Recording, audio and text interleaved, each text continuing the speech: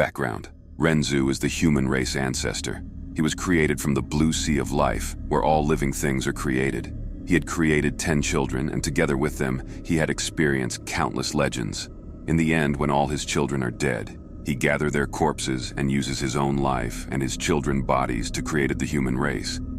The life story of him and his children were made into a book known to every human called The Legends of Renzu. Even till the present, the book is widely spread and read by the human race. The book secretly contained the true inheritance of the human path.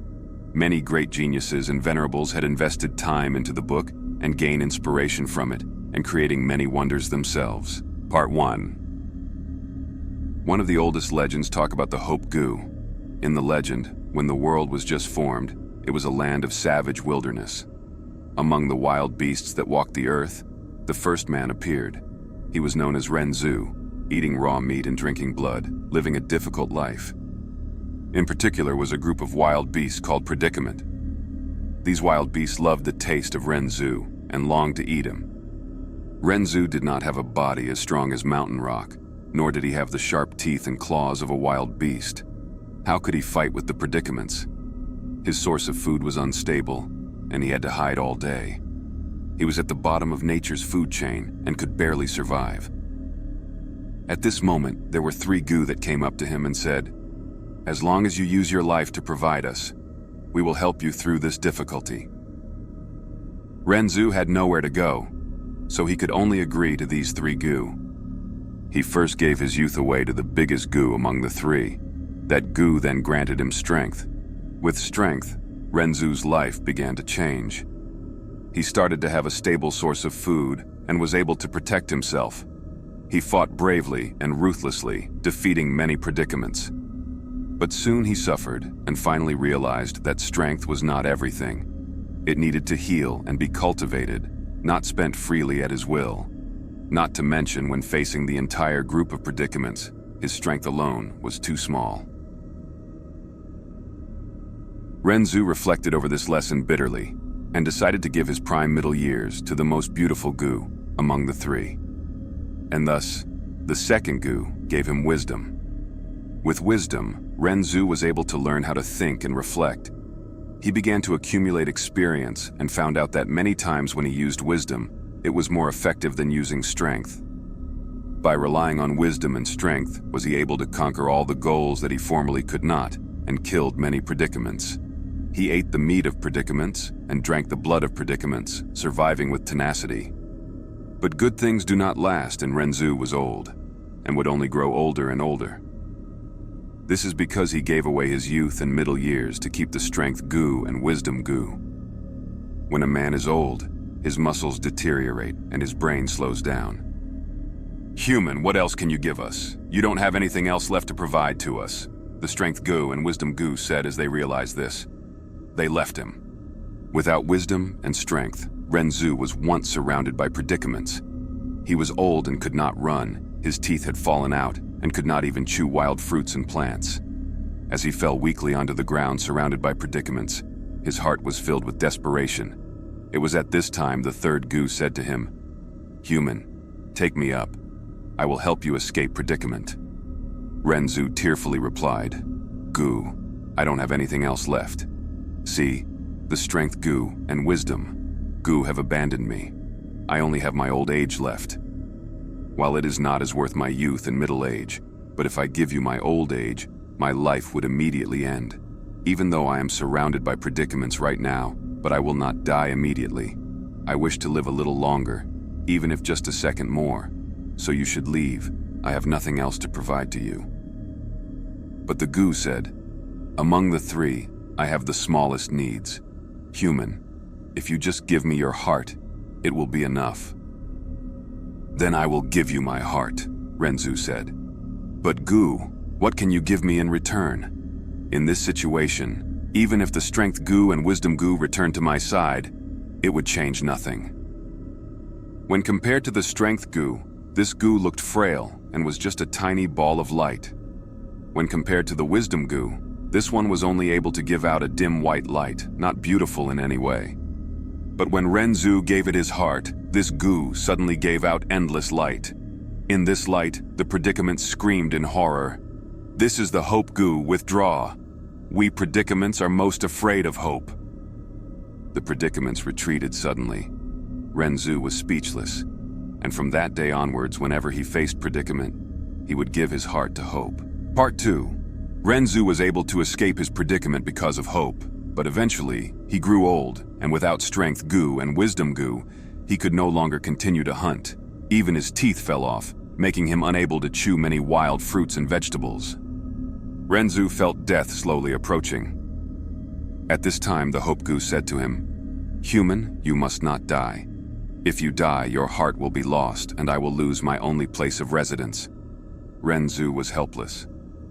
Who wishes to die? But if the heavens and earth want me dead, I have no choice.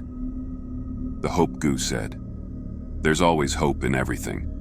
As long as you can catch a longevity Gu, you will be able to increase your lifespan." Renzu had heard of the existence of the longevity Gu long ago, but he waved his hand helplessly. When the longevity Gu stays still, nobody can detect it, and when it flies, it is faster than light. How can I possibly catch it? It's too hard. The Hope Gu then told Renzu a secret. "Human, don't give up hope no matter what.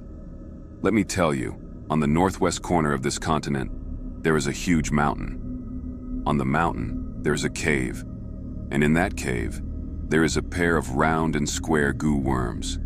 As long as you can subdue them, there is no Gu in this world that you cannot catch, including the longevity Gu." Renzu had no choice. This was his last remaining hope. He braved all difficulties and finally found the mountain. He then risked his life and ventured through countless dangers to ascend the mountain.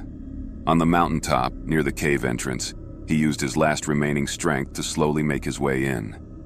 The inside of the cave was completely dark, and one would not be able to even see their own fingers. Renzu walked in the darkness. Sometimes he would bump into things not knowing what they were. This caused himself to get injured and wounded all over. At times, he felt that this dark cave was huge beyond words, as if this was a world of its own. He felt as if he was the only person in the area. He spent a lot of time, but he could not walk out of the darkness, not to mention subduing the two Gu worms. Just when he was at a loss about what to do, two voices spoke to him from the darkness. One voice said, "Human, you're here to catch us? Go back, for even if you had the Strength Gu, it would be impossible." The other said, "Human, go back. We will not take your life. Even if you had the Wisdom Gu to help you, you may not be able to find us." Renzu laid exhausted on the ground, panting.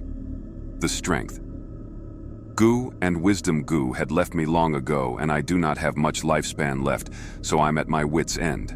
But as long as there's hope in my heart, I will not give up.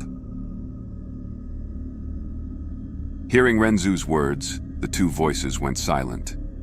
After a while, one of the Gu said, "I understand, human. You have already given your heart to the Hope Gu. You will not give up no matter what." The other continued, "In that case, we shall give you a chance. As long as you can say our name, we will allow you to use us." Renzu was stunned. To find their names among all the words in the world, it was akin to finding a needle in a haystack. Furthermore, he did not even know how many words were in their names. Renzu quickly asked the Hope Gu, but it did not know either. Renzu had no alternatives and had no choice but to randomly guess their names. He said many names and wasted a lot of time, but the darkness did not respond to him, so evidently he was wrong. Eventually, Renzu's breath got weaker as he turned from an old man into a dying man. It was like the scene of the evening's setting sun. The sun that was slowly descending had already been lowered halfway across the horizon, becoming a sunset. The food he had brought was gradually reduced, his brain becoming slower, and he barely had any energy to speak anymore. The voice in the darkness urged, "Human, you are almost dead, so we will let you go. Using your remaining time, you can climb out of the cave and take a final look at the world. But you have offended us, and as punishment, the Hope Gu shall stay here as our companion." Renzu clenched his heart and rejected, "Even if I die, I will not give up hope. The Hope Gu was very touched and answered Renzu's call enthusiastically, emitting a bright light.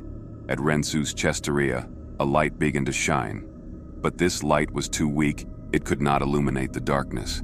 In fact, it could not even cover Renzu's entire body, but only engulfed his chest area. Yet Renzu could feel a renewed surge of energy gushing into his body from the Hope Gu. He continued to speak, shouting out names. But he was already muddled. A lot of names had already been said, but he could not remember that and repeated them, wasting a lot of effort in the process.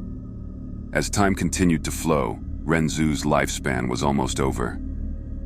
Finally, when he was on his final day, he set out the word regulation. A sigh came from the darkness as a voice spoke. Human, I admire your perseverance. You have said my name, so from today onwards, I will obey your commands. But only with my brother can I aid you in capturing all the Gu in the world. Otherwise, with my ability alone, it is impossible. Thus, you should give up. You're almost dead. You might as well use this chance to take a final look at the world. Renzu was determined and shook his head. He made use of all his time to continue saying out names as he tried to guess the other Gu worm's name. Seconds and minutes went by, and soon he only had 1 hour left. But at this time, he unknowingly said the word rule. Immediately, the darkness dissipated.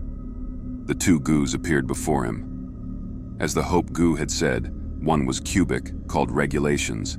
The other was spherical, called rules. Together, they made up rules and regulations. The two Gu said together, "No matter who it is, as long as they know our names, we will listen to them. Human, since you know our names already, we will be at your service. But you must remember, it is important to not let others know of our names. The more people that know our names, the more people we have to obey them. Now that you are the first to subdue us, tell us your request." Renzu was overjoyed. "Then I order you both, go and catch me a longevity Gu." The rules Gu and regulations Gu worked together and captured an 80-year longevity Gu. Renzu was already 100 years old, but after consuming this Gu, the wrinkles on his face vanished and his frail limbs became muscular again. A vibrant aura of youth oozed from him. With a belly flop, he jumped up onto his feet. He ecstatically looked at his body, knowing that he had regained the body of a 20-year-old. Part 3.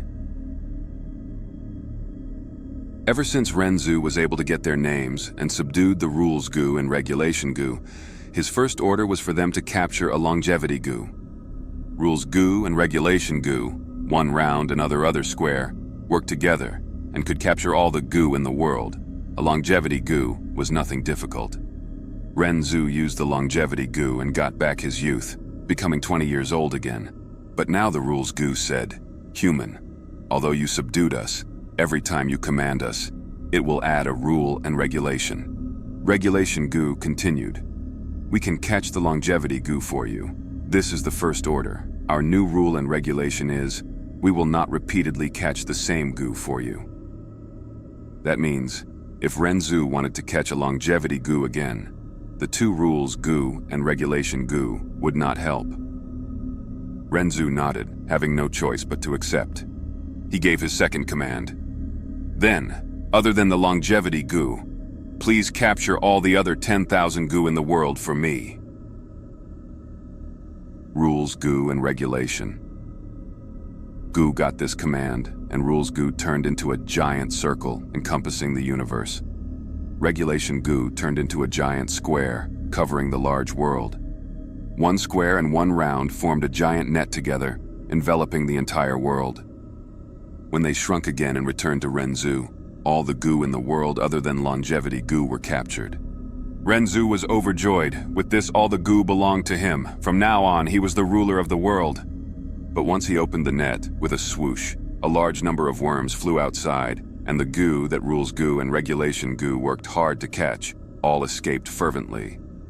When Renzu closed the net, only 5 Gu were left. "Why is this?" Renzu was astonished. Rules Gu and regulation Gu answered him. "Human, the world has over 10,000 Gu with all sorts of abilities. You have no strength or knowledge, How can you subdue them? We can only capture Gu for you. To subdue them, you have to rely on yourself to get them to work for you.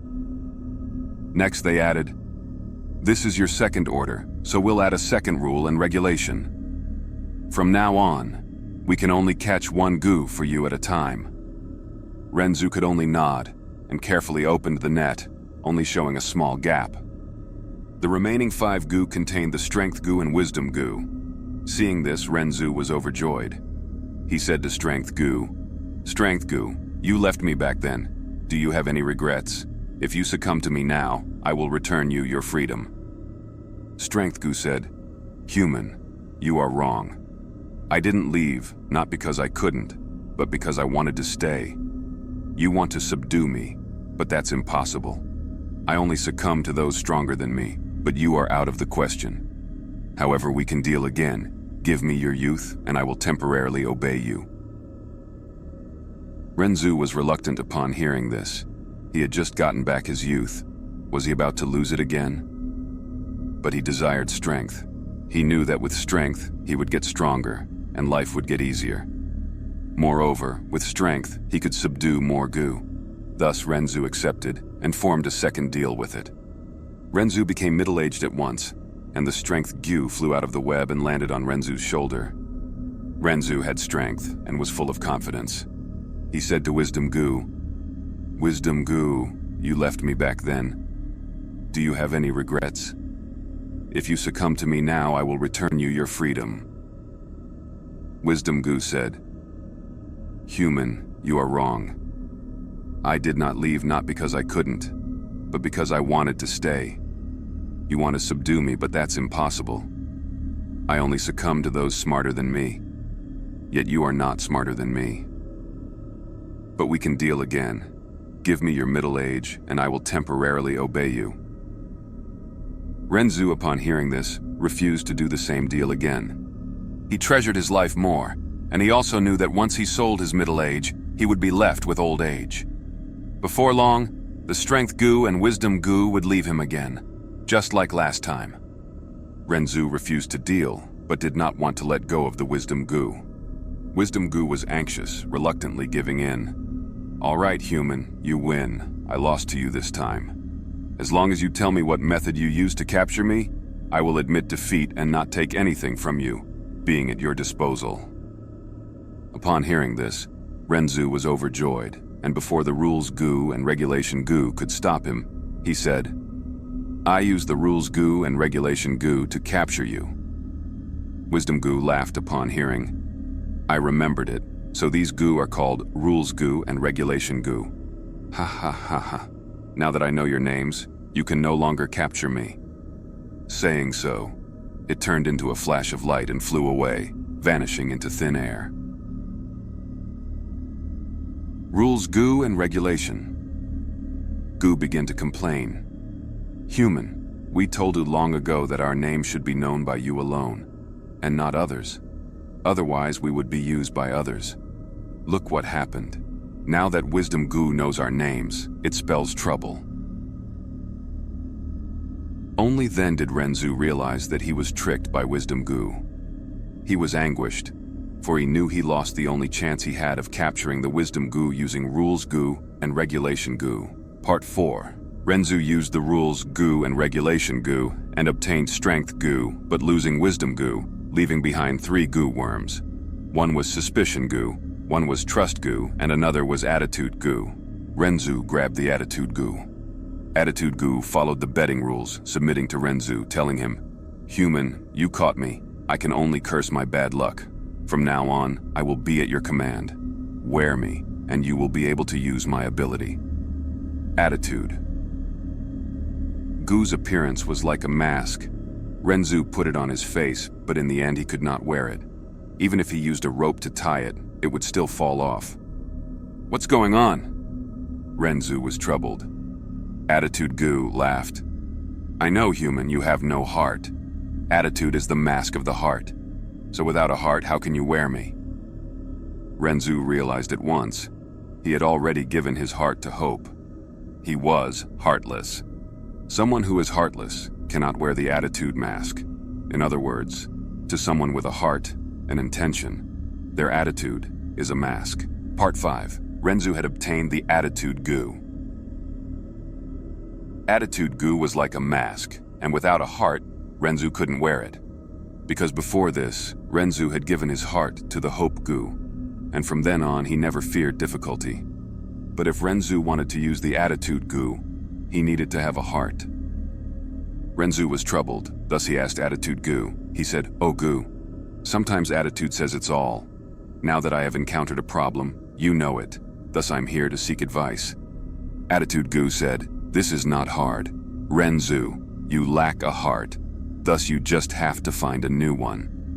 Renzu was confused, asking again, "Then how can I find a new heart?" Attitude Gu sighed. "Heart is nowhere and everywhere. Finding a heart, it is both easy and difficult. With your situation, you can obtain a heart now." Renzu was overjoyed. "Quick, tell me, how?" Attitude Gu warned him.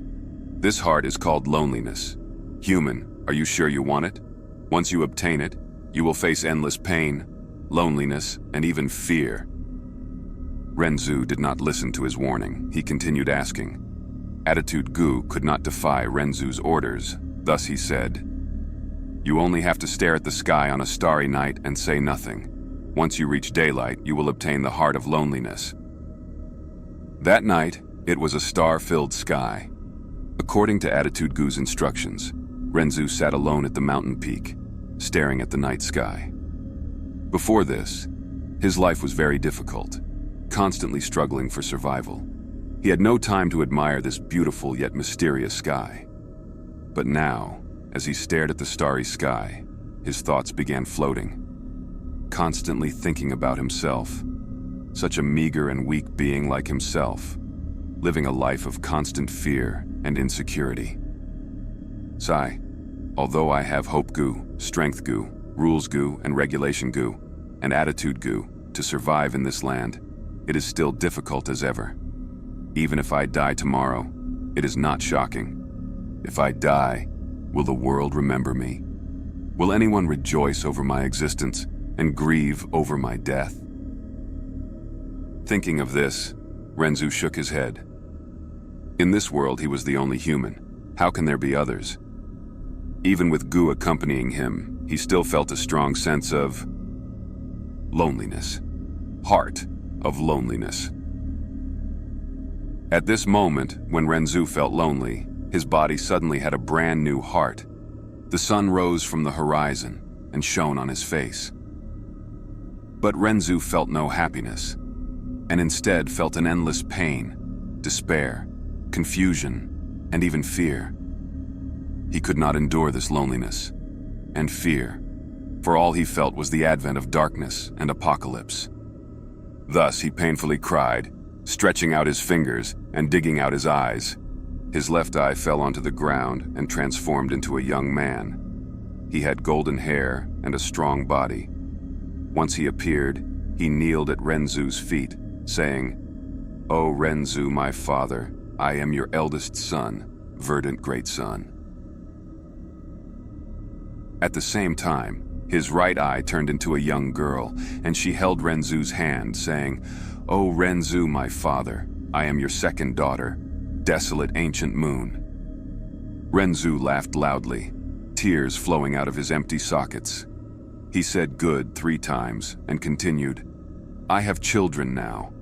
I can finally endure the pain of the heart of loneliness. From now on, there will be people celebrating my existence and grieving for my death. Even if I die now, you will remember me. Only that." Finally, he sighed. "I lost both my eyes and can no longer see the light. From now on, you two shall observe this world for me." Part 6. Renzu was unable to endure the heart of loneliness, thus he dug out both eyes, turning them into a son and daughter. This alleviated his sense of loneliness. But good things do not last, for his children started to crave the scenery of the outside world, forgetting all about their father Renzu, and always going out to play until they forgot the time, and even forgot to take care of Renzu. Renzu could not see anything, it was total darkness, but at times he could see a little bit of light. To this, he felt perturbed and asked the Attitude Gu. Attitude Gu told this to him. "Oh, this is the eternal light given out by the Faith Gu." Part 9. Renzu dug out his two eyes, which turned into a son and a daughter. The son was Verdant Great Sun, and the daughter was Desolate Ancient Moon. Verdant Great Sun liked to drink wine a lot. One time he caused an incident while being drunk and was trapped at the depths of the ordinary abyss. In the end, he profited from the disaster and obtained Reputation Gu, which looked like chrysanthemum, and was able to escape alive. Because of Reputation Gu, Verdant Great Sun's reputation gradually became bigger. Soon, news that Verdant Great Sun was a huge drunkard spread all over the world. One day, a group of tiger-striped honeybees brought their beehive and found Verdant Great Sun. "Verdant Great Sun, we heard you really like drinking wine, and you have been saying, the wine made by the 4 heaven and earth monkeys are the most delicious in the world. But how could the wine they brewed compare to our honey wine? Today, we have specially brought our honey for you to have a taste." Each of these honeybees was the size of a leopard with patterns on their body resembling tiger stripes, golden with black stripes on top. They were speaking politely, but their tone contained a threatening and forceful intent. Verdant Great Sun complained in his heart. This was truly misfortune befalling on someone who merely stayed home. Tiger-striped honeybees were very powerful. He was not a match against one of them, let alone a whole group. Verdant Great Sun could only reluctantly taste the honey wine inside the beehive. He had only taken a sip when his eyes brightened. Honey wine was sweet, but not overly sweet. The wine fragrance was mellow and very delicious, absolutely a treasure of the world. Delicious, delicious, really delicious. This honey wine makes one feel like the most fortunate person in the world. Verdant Great Sun drank a mouthful of wine, praising it to the high heavens. Tiger-striped honeybees laughed, feeling very happy. The leader asked Verdant Great Sun, "Tell us which tastes more delicious? Our honey wine or the wines of the 4 heaven and earth monkeys?" Verdant Great Sun was already drunk and forgot about the terror of the tiger-striped honeybees. Speaking frankly, they all have their own merits. It is very difficult to compare them. Tiger-striped honeybees were furious. "He said our wine is actually at the same level as those mere monkeys? This Verdant Great Sun is too hateful. We need to teach him a lesson." They were just about to attack when suddenly Verdant Great Sun disappeared. This intoxication of Verdant Great Sun lasted for 7 days and 7 nights. In his haziness, he heard a voice calling out for him from the darkness. "Verdant Great Sun, wake up quick. If you don't wake up, you will be eaten." Verdant Great Sun was startled awake. He discovered he was bound up and was being carried by a group of savage people. This group of savage people had hair all over their body, and their 2 eyes were dark blue. There was already a bonfire burning, and above the bonfire was a cauldron. The savage people quietly sat down, speaking pleasant-sounding words. "We are refining eternal Gu, and we're just lacking a human to be the catalyst. Now heaven has sent us Verdant Great Sun. It is truly worthy of celebration. Human is the spirit of all living beings. Renzu is the spirit ancestor. Verdant Great Sun was born from his left eye and has ample spiritual energy. The way I see it, the refinement will succeed this time. Throw him into the cauldron quick. We will obtain eternal Gu and live for eternity." Verdant Great Sun turned pale from fright at these words, immediately shouting out and struggling with all his strength. However, these savage people remained unmoved. At this very moment, Verdant Great Sun again heard the voice from before in his mind. "Sigh, it is no use. These savages are the hairy men, loved by the world. They have an innate talent in refining Gu worms." Verdant Great Sun instantly forgot his predicament and curiously asked in his mind, "Who are you?" That voice laughed. "I am Divine Travel Gu. As long as any person drinks 4 different top-tier wines in the world, they will give birth to me in their hearts. I can let you teleport to any place you wish." Verdant Great Sun was exalted. Then please quickly bring me out of here. Divine Travel. Gu sighed. It is no use. You can only use me when you are drunk. Your mind is sober now, and so you can't use me. Verdant Great Sun suddenly realized. So that is why I was trapped in the isolated island and almost starved to death that time. Fortunately, I obtained reputation Gu and could leave the ordinary abyss. So it was you who harmed me. Divine Travel. Gu replied, Sigh, human. I did not have any intent to harm you. It was all because you used my strength after you became drunk. You don't need to blame me. Last time you were almost captured by the tiger-striped honeybees, but you were able to escape thanks to me. One harm and one rescue. We can call it even. Verdant Great Sun also thought of the tiger-striped honeybees and no longer blamed Divine Travel Gu. He was thrown into the cauldron by the hairy men. The huge fire was burning hotter under the cauldron, and the liquid temperature inside also soared. Add agates and red pepper. A hairy man threw precious agates and red pepper into the cauldron. The liquid inside the cauldron immediately changed to red and dyed Verdant Great Sun's body red. Add blue smoke fox child. A hairy man grabbed a small fox and threw it into the cauldron. The small fox's whole body was hairy and looked extremely cute with its eyes like black diamonds. But the moment it touched the liquid, it turned into blue smoke and blended into the water. The liquid in the cauldron slowly boiled, and Verdant Great Sun also felt more despair, feeling it would be difficult to escape the disaster this time. Hairy men continued to add in many supplementary materials and Gu worms. Add Vanity Gu! A hairy man threw a Gu into the cauldron. This Gu was strange and looked like a huge blue crab. But different from real crabs, its crab shell was hollow. The moment it saw Verdant Great Sun, the huge crab-like Vanity Gu was very excited.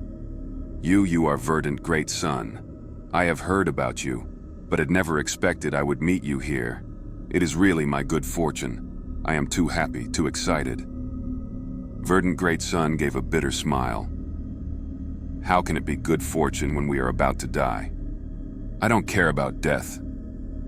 I only wanted to ask, how did you become so famous? I really admire you.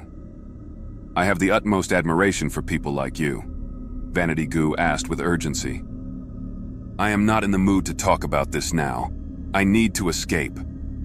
Verdant Great Sun struggled in the cauldron and tried to climb up, but was quickly pressed down into the cauldron by a watching hairy man.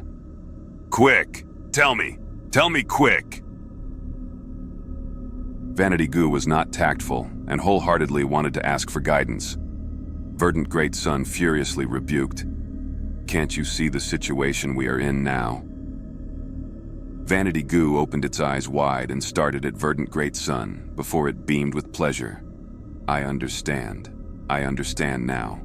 If I want to be popular, I need to endure the heat. Thank you for the guidance, thank you. Verdant Great Sun, as thanks, I will do a favor for you. Saying so, the Vanity Gu exploded. This explosion was not intense and was very light, only giving off a soft bang sound. The Vanity Gu turned into a formless poisonous wind and attacked the hearts of all the hairy men. The crystal clear, dark blue eyes of the hairy men turned red. Verdant Great Sun was dazed for a good while before coming back to his senses. He could not help sighing at Vanity Gu's sacrifice and immediately shouted, Although you hairy men can refine Gu, but it is nothing. Even if you all live for eternity, so what? You are so ugly with hair all over your body. You are simply an abomination. The hairy men were stupefied. If it was before, they would not care about Verdant Great Sun. But now, the poison of vanity had spread in the depths of their hearts, shrouding their intelligence. Hearing Verdant Great Sun's shouts, the hairy men started refuting loudly. Nonsense, nonsense! We hairy men are the most perfect. There can be nothing more beautiful than hair all over the body. Verdant Great Sun was suddenly hit by an inspiration. No matter how beautiful your hair is, could it be as beautiful as my hair? Because he had drank Vajra Monkey's strong wine, his hair had become blazing fire. The hairy men were baffled at his words. The beautiful fire was flickering and changing all the time. Even they could not help but admit the movement of Verdant Great Sun's hair was beautiful. Verdant Great Sun continued to stimulate them. Even if you obtain eternity, you won't be as beautiful as me. Look at my hair. It is as colorful and charismatic as fire. The hairy men were spurred on by Verdant Great Sun, and finally, someone could not endure it.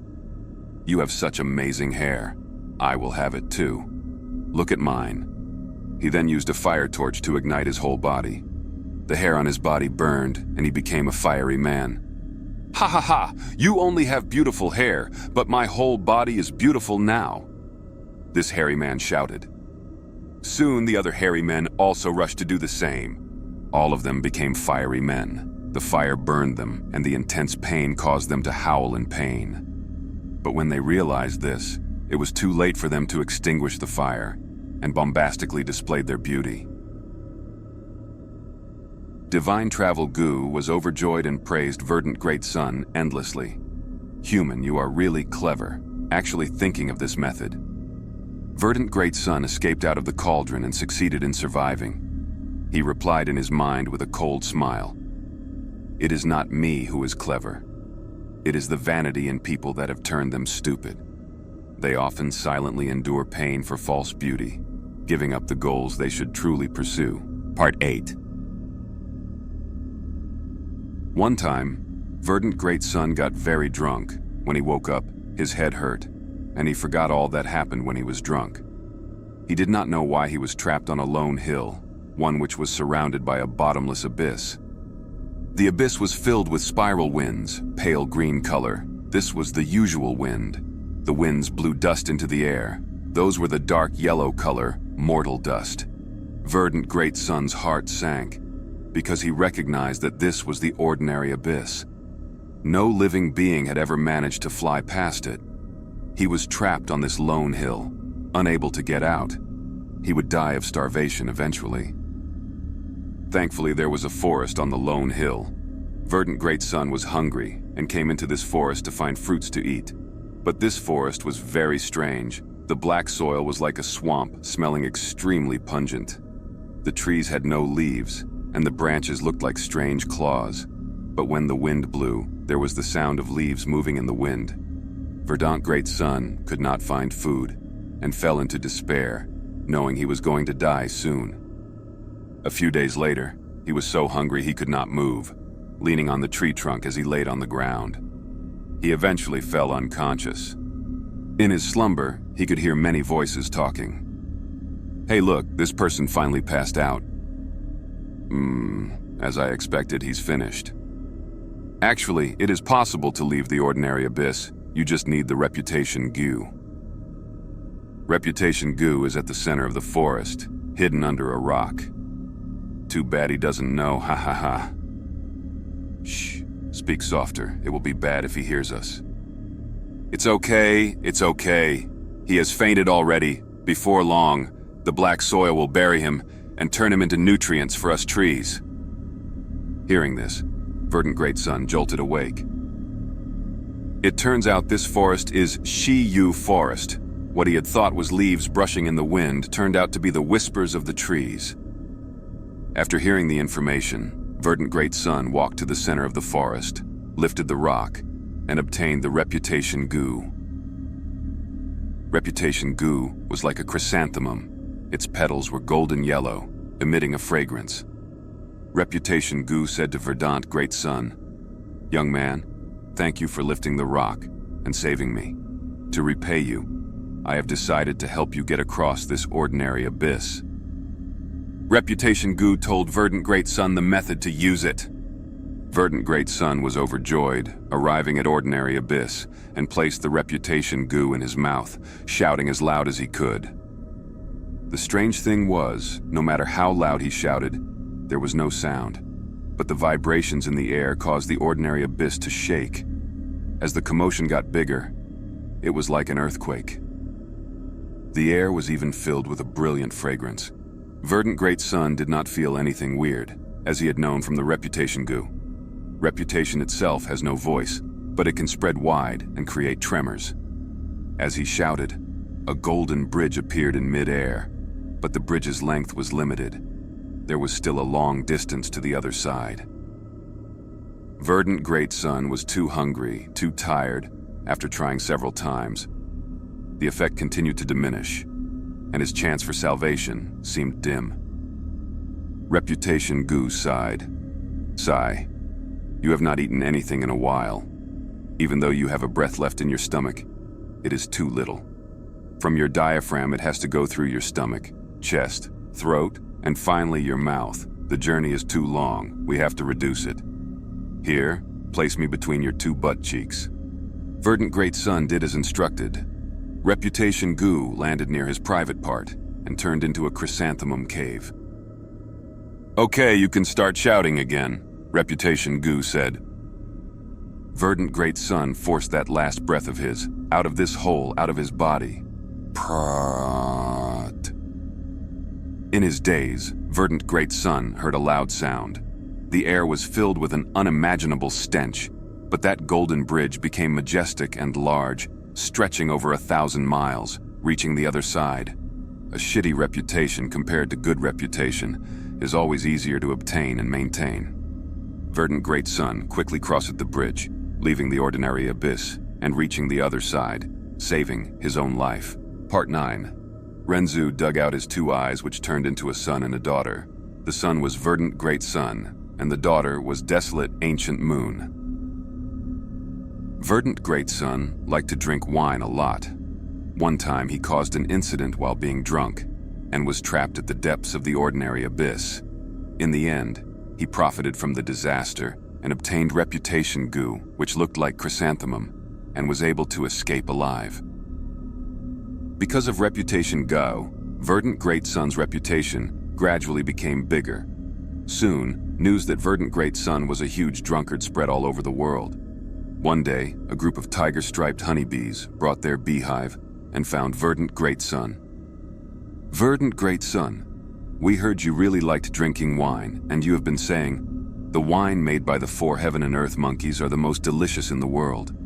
But how could the wine they brewed compare to our honey wine? Today, we have specially brought our honey for you to have a taste. Each of these honeybees was the size of a leopard, with patterns on their body resembling tiger stripes, golden with black stripes on top. They were speaking politely, but their tone contained a threatening and forceful intent. Verdant Great Sun complained in his heart. This was truly misfortune befalling on someone who merely stayed home. Tiger-striped. Honeybees were very powerful. He was not a match against one of them, let alone a whole group. Verdant Great Sun could only reluctantly taste the honey wine inside the beehive. He had only taken a sip when his eyes brightened. Honey wine was sweet, but not overly sweet. The wine fragrance was mellow and very delicious, absolutely a treasure of the world. Delicious. Delicious, really delicious. This honey wine makes one feel like the most fortunate person in the world. Verdant Great Sun drank a mouthful of wine, praising it to the high heavens. Tiger-striped honeybees laughed, feeling very happy. The leader asked Verdant Great Sun, "But tell us which tastes more delicious, our honey wine or the wines of the 4 heaven and earth monkeys?" Verdant Great Sun was already drunk and forgot about the terror of the tiger-striped honeybees. Speaking frankly, they all have their own merits. It is very difficult to compare them. Tiger-striped honeybees were furious. He said, "Our wine is actually at the same level as those mere monkeys. This Verdant Great Sun is too hateful. We need to teach him a lesson." They were just about to attack when suddenly Verdant Great Sun disappeared. This intoxication of Verdant Great Sun lasted for 7 days and 7 nights. In his haziness, he heard a voice call, calling out for him from the darkness. "Verdant Great Sun, wake up quick. If you don't wake up, you will be eaten." Verdant Great Sun was startled awake. He discovered he was bound up and was being carried by a group of savage people. This group of savage people had hair all over their body, and their 2 eyes were dark blue. There was already a bonfire burning, and above the bonfire was a cauldron. The savage people quietly sat down, speaking pleasant-sounding words. "We are refining eternal Gu, and we're just lacking a human to be the catalyst. Now heaven has sent us Verdant Great Sun. It is truly worthy of celebration. Human is the spirit of all living beings. Renzu is the spirit ancestor. Verdant Great Sun was born from his left eye and has ample spiritual energy. The way I see it, the refinement will succeed this time. Throw him into the cauldron quick. We will obtain eternal Gu and live for eternity. Verdant Great Sun turned pale from fright at these words, immediately shouting out and struggling with all his strength. However, these savage people remained unmoved. At this very moment, Verdant Great Sun again heard the voice from before in his mind. Sigh, it is no use. These savages are the hairy men, loved by the world. They have an innate talent in refining goo worms. Verdant Great Sun instantly forgot his predicament and curiously asked in his mind, "Who are you?" That voice laughed. "I am Divine Travel Gu. As long as any person drinks 4 different top-tier wines in the world, they will give birth to me in their hearts. I can let you teleport to any place you wish." Verdant Great Sun was exalted. "Then please quickly bring me out of here." Divine Travel. Gu sighed. "It is no use. You can only use me when you are drunk. Your mind is sober now, and so you can't use me." Verdant Great Sun suddenly realized, so that is why I was trapped in the isolated island and almost starved to death that time. Fortunately, I obtained Reputation Gu and could leave the ordinary abyss, so it was you who harmed me. Divine Travel. Gu replied, "Sigh, human. I did not have any intent to harm you. It was all because you used my strength after you became drunk. You don't need to blame me. Last time you were almost captured by the tiger-striped honeybees. But you were able to escape, thanks to me. 1 harm and 1 rescue. We can call it even." Verdant Great Sun also thought of the tiger-striped honeybees and no longer blamed Divine Travel Gu. He was thrown into the cauldron by the hairy men. The huge fire was burning hotter under the cauldron, and the liquid temperature inside also soared. "Add agates and red pepper." A hairy man threw precious agates and red pepper into the cauldron. The liquid inside the cauldron immediately changed to red and dyed Verdant Great Sun's body red. "Add blue smoke fox, child." A hairy man grabbed a small fox and threw it into the cauldron. The small fox's whole body was hairy and looked extremely cute, with its eyes like black diamonds. But the moment it touched the liquid, it turned into blue smoke and blended into the water. The liquid in the cauldron slowly boiled, and Verdant Great Sun also felt more despair, feeling it would be difficult to escape the disaster this time. Hairy men continued to add in many supplementary materials and goo worms. "Add Vanity Gu." A hairy man threw a goo into the cauldron. This goo was strange and looked like a huge blue crab, but different from real crabs, its crab shell was hollow. The moment it saw Verdant Great Sun, the huge crab like Vanity Gu was very excited. You are Verdant Great Sun. I have heard about you, but had never expected I would meet you here. It is really my good fortune. I am too happy, too excited." Verdant Great Sun gave a bitter smile. "How can it be good fortune when we are about to die?" "I don't care about death. I only wanted to ask, how did you become so famous? I really admire you. I have the utmost admiration for people like you." Vanity Gu asked with urgency. "I'm not in the mood to talk about this now. I need to escape." Verdant Great Sun struggled in the cauldron and tried to climb up, but was quickly pressed down into the cauldron by a watching hairy man. "Quick, tell me quick!" Vanity Gu was not tactful and wholeheartedly wanted to ask for guidance. Verdant Great Sun furiously rebuked, "Can't you see the situation we are in now?" Vanity Gu opened its eyes wide and started at Verdant Great Sun before it beamed with pleasure. I understand now. If I want to be popular, I need to endure the heat.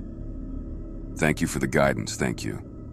Verdant Great Sun, as thanks I will do a favor for you."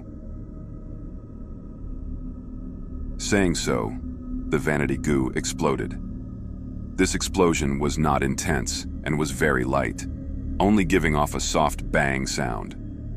The Vanity Gu turned into a formless, poisonous wind and attacked the hearts of all the hairy men.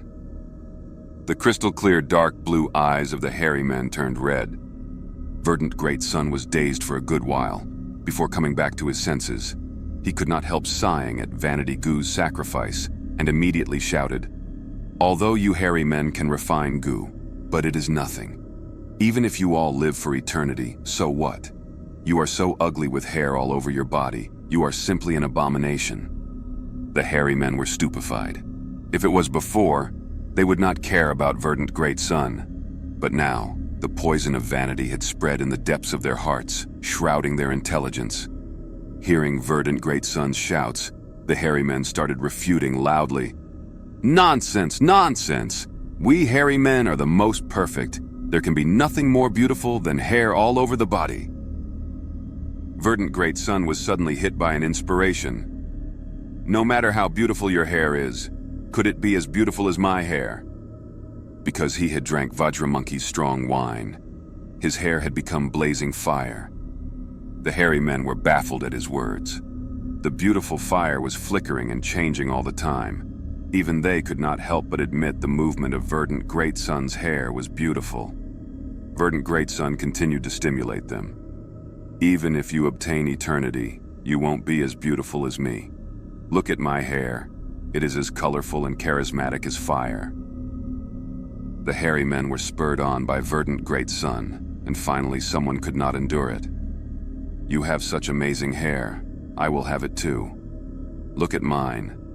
He then used a fire torch to ignite his whole body. The hair on his body burned, and he became a fiery man. "Ha ha ha! You only have beautiful hair, but my whole body is beautiful now," this hairy man shouted. Soon the other hairy men also rushed to do the same. All of them became fiery men. The fire burned them, and the intense pain caused them to howl in pain. But when they realized this, it was too late for them to extinguish the fire, and bombastically displayed their beauty. Divine Travel Gu was overjoyed and praised Verdant Great Sun endlessly. "Human, you are really clever, actually thinking of this method." Verdant Great Sun escaped out of the cauldron and succeeded in surviving. He replied in his mind with a cold smile. "It is not me who is clever. It is the vanity in people that have turned them stupid. They often silently endure pain for false beauty, giving up the goals they should truly pursue." Part 10. How can flying type Gu be easy to control? By nature, humans walk on the ground. If they want to fly and soar freely, they need a lot of painstaking practice, and to battle while flying, it needs even more bitter training. Even Verdant Great Sun, son of the great Renzu, died while flying. Humans were creatures that walked on ground and did not have wings. Even Renzu did not have ability to fly. Being able to fly by itself was a miracle in defiance of heaven. Now, in this world, there is a thing that is more precious than life. That is glory. Eons ago, Renzu's eldest son, Verdant Great Sun, gave up his life while chasing for glory. Part 11. The sunlight of the immemorial antiquity era shone on all living beings. Cicadas made noises, giving off the clamor of life. Dense green trees formed a large area of shade as they swayed with the wind. A large vat of delicious wine was in front of Verdant Great Sun, but he frowned, having no desire to drink. "Divine Travel Gu, oh Divine Travel Gu, you have harmed me so deeply. Right now, I do not even dare to drink wine. I am afraid of getting drunk and end up transported to a dangerous land by you." Verdant Great Sun sighed in anguish. The previous 2 times he was sent into the ordinary abyss by Divine Travel Gu, as well as the cauldron of the hairy men. Thankfully, he was lucky and made it out of both the incidents alive. Divine Travel Gu said, "Prince of Humans, I was not intentionally harming you. In fact, every time you got drunk, you were the one who used my power. I am innocent. In fact, I even saved your life once, didn't I?" Divine Travel Gu had, in fact, saved Verdant Great Sun's life from the tiger-striped honeybees before. Verdant Great Sun's expression was dejected. Sigh. Don't mention the past. Now, because of you, I do not dare to drink wine. My life has become meaningless and boring." Hearing this, Divine Travel Gu felt ashamed. "In that case, let me teach you a method. Go up into the sky, and in the azure heaven among the 9 heavens, there is a bamboo forest. Inside the bamboo forest, pluck a jade bamboo that is jade sky in color. Next, go to blue heaven, and during the nighttime, collect the 8-sided diamonds inside the star fragments. Next, when it is dawn, fly into the sky and use the light of glory of the rising sun to turn me into fixed Immortal Travel Gu. Once I become that Gu, I will no longer send you to random places when you are drunk." Verdant Great Sun heard this, and he was overjoyed. But he thought about it and felt that hope was slim. "O Gu, I have stepped on the earth since I was born. I am not as light as clouds, nor do I have wings like birds. How can I fly into the azure heaven and pluck the jade bamboo? How can I collect the 8-sided diamonds in the star fragments? Not to mention flying towards the rising sun." Divine Travel Gu said, "That is right, humans cannot fly. But it is not a problem. We can ask Wisdom Gu. It has the greatest wisdom in this world. There has to be a way." Verdant Great Sun and Wisdom Gu were old acquaintances. The reason Verdant Great Sun started drinking was because of Wisdom Gu's teachings. But Wisdom Gu taught him to drink merely because it did not want to be disturbed. Sensing that Verdant Great Sun was going to find it again, Wisdom Gu quickly went into hiding. Verdant Great Sun did not find Wisdom Gu and felt dejected. But Divine Travel Gu said again, "If we can't find Wisdom Gu, we can find Cognition Gu. It is the mother of Wisdom Gu." Verdant Great Sun quickly found Cognition Gu and requested for the methods of flying. Cognition Gu answered, "You found the right person, because cognition is the wings of freedom. But everyone's thoughts are different. What wings you have depends on yourself." Saying so, Cognition Gu turned into a warm light and shone on Verdant Great Sun. In the light, a pair of white pure-feathered wings appeared behind Verdant Great Sun's back. This pair of wings was very beautiful, white and pure, like snow, without a trace of impurity. It was like the wings of a white crane. Cognition Gu took a look and said, This pair of wings is called self.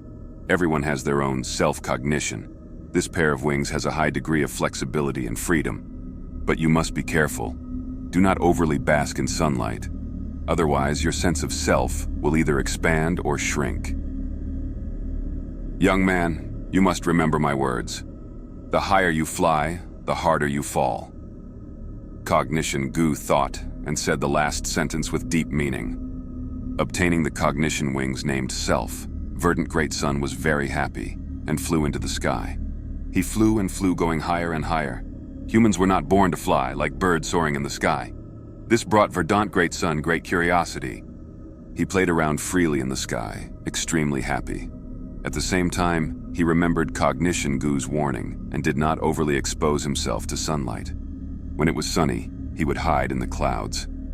Like this, Verdant Great Sun flew higher and higher, finally reaching the limits of heaven, the end of azure heaven. There, jade bamboos grew in the air, having lustrous green leaves.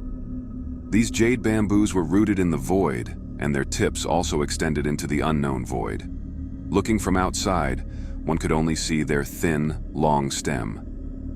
Verdant Great Sun retrieved one segment of the bamboo casually. This dark green bamboo stem was like jade, palm-sized and hollow in the middle, giving off a cold feeling. Verdant Great Sun obtained the jade bamboo and was very happy. He continued flying upwards. The sky of the immemorial antiquity era had 9 levels. White heaven, red heaven, orange heaven, yellow heaven, green heaven, azure heaven, blue heaven, purple heaven, and black heaven. Verdant Great Sun plucked the jade bamboo in azure heaven. A few days later, he flew to the higher blue heaven. It was nighttime, and stars were shining the sky. The stars flew around happily, raining down stardust. These stardust gathered into a sea, a beautiful river of light made of silver stars, flowing across the entire blue heaven. Verdant Great Sun willed his wings and plunged into the Star River to swim. He searched painstakingly in the endless stardust. He did not want those 7-sided or 16-sided fragments. He only wanted the 8-sided ones. These star fragments were like diamonds, crystal clear and flawless. He searched for a long time before finding one. On the second day, Verdant Great Sun flew towards the rising sun at the break of dawn. The sunrise was like a large red lantern, emitting a warm light. This sunlight was not ordinary. It was the light of glory. It could shine on all living beings and penetrate the river of time. Verdant Great Sun's left hand was holding into the jade bamboo. His right hand was holding the 8-sided diamond as he flew towards the sun and summoned Divine Travel Gu. Basking under the light of glory, Divine Travel Gu swallowed the star fragment and entered the jade bamboo. "O Verdant Great Sun, I need time to metamorphosize and become fixed Immortal Travel Gu. During this period, you have to fly towards the sun and do not leave the light of glory. But you have to be more careful," Cognition Gu had said. "Pay attention to the self-wings on your back. Once my transformation ends, you should fly towards the cloud cover immediately. Do remember, remember." Divine Travel Gu reminded. Verdant Great Sun laughed heartily. "Oh, Gu, rest assured, I have even survived the ordinary abyss and lived after the hairy men. I have the reputation, Gu, and have transcended vanity. The light of glory can do nothing to me. Then I can stop worrying." Divine Travel Gu's voice weakened as the sunlight turned into threads, forming a cocoon and wrapping the Divine Travel Gu and the jade bamboo. Verdant Great Sun moved his pure white wings, flying towards the sun. During this process, the light cocoon became thicker and heavier. A moment later, the cocoon was burst open, and a butterfly glowing in green light flew out. "I succeeded. From today onwards, I am not Divine Travel Gu, but Fixed Immortal Travel Gu. Ha ha ha." Fixed Immortal Travel Gu flew around Verdant Great Sun, happily dancing, but suddenly shouted, "Ah, oh no, Verdant Great Sun, look at your wings." Under the light of the sun, Verdant Great Sun's wings had expanded to 3 times of its original size. "Do not fluster, I noticed it long ago, but so what? The larger my wings, the stronger they are, and the higher and faster I can fly." Verdant Great Sun laughed loudly. "Quickly heat in the clouds, stop flying," Fixed Immortal Travel Gu said worriedly. Don't worry. Verdant Great Sun was not worried at all. The self-wings on his back grew larger and larger, becoming even larger than his body. Verdant Great Sun's speed also became faster and faster. "Fixed Immortal Travel Gu, what do you think is above the 9 heavens?" He shot up towards greater altitudes. Stop flying. If you fall down, I cannot save you." Fixed Immortal Travel Gu was very worried. "What's the problem? How could I fall down? Look at my wings. How strong are they? How powerful are they?" Verdant Great Sun was just rebuking when suddenly his wings expanded to their limits and exploded. Losing his wings, Verdant Great Sun fell towards the ground immediately. Eventually, he landed on the ground as an unrecognizable, grotesque corpse. Renzu, eldest son, met his end. Part 12. Verdant Great Sun flew towards the sky and ended plunging to his death. Renzu, as his father, was extremely upset after receiving the news, finding Wisdom Gu for an explanation. It was Wisdom Gu who taught Verdant Great Sun to drink, causing the series of events thereafter. Wisdom Gu quickly said, "Renzu, oh Renzu, don't find trouble with me. Although your son died, it is not impossible to revive him. As long as you enter the door of life and death and lead him towards the road of life. Walking under the sunlight, he would be revived." Renzu was shocked before becoming overjoyed and then extremely furious. He grabbed Wisdom Gu and questioned, "Wisdom Gu, oh Wisdom Gu, do you still think I am that ignorant boy from before? The door of life and death is a dangerous place. Once I enter, I will never be able to leave. After harming my son, you want to kill me too?" Wisdom Gu quickly said, Other living beings do not know the secret of the door of life and death. Thus, they cannot leave. But I can teach you all of these secrets. You are a living person. To enter the door of life and death, you have to enter from the road of death. This road is extraordinary. It was the road left behind by Destiny Gu when it left Fairness Gu. The road left behind was called Path of Destiny. There are many suffering Gu inside the path of life. You have to enter from the road of death, and you need to own courage, Gu. That way, you will not fear the torture of suffering. When you enter the door of life and death and see Fairness Gu, you are already dead. But at the same time, you will see your eldest son, Verdant Great Son's soul. You will bring him away and go out from another road, the road of life. Road of Life was the path treaded on by Destiny Gu when it visited Fairness Gu. It is also called the Path of Destiny. But during this path, you will meet 3 obstacles. One is Donghun Mountain, another is called Luopo Valley, and lastly the Reverse Flow River. To climb past Donghun Mountain, you have to smash the gutstones on it and obtain Guts Gu's help.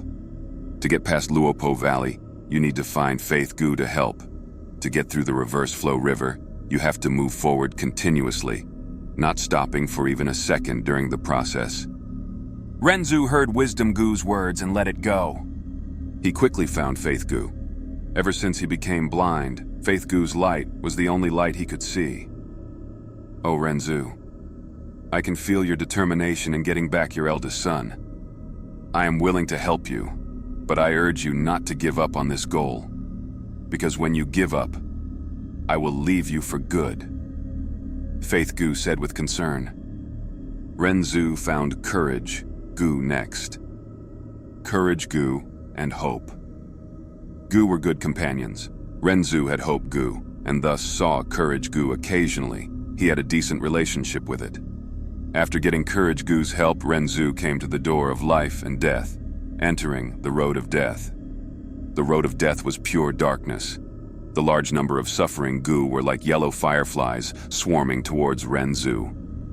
At this time, Courage Gu shone brightly, chasing away the suffering Gu for Renzu. Courage was needed to face death. Renzu succeeded in going down. His body turned whiter as it turned hollow, gradually turning into a ghost. He could see again. When he got to the end of the road, amidst the calm darkness, he saw Fairness Gu. He was extremely shocked by Fairness Gu's huge body, exclaiming, "You are Fairness Gu?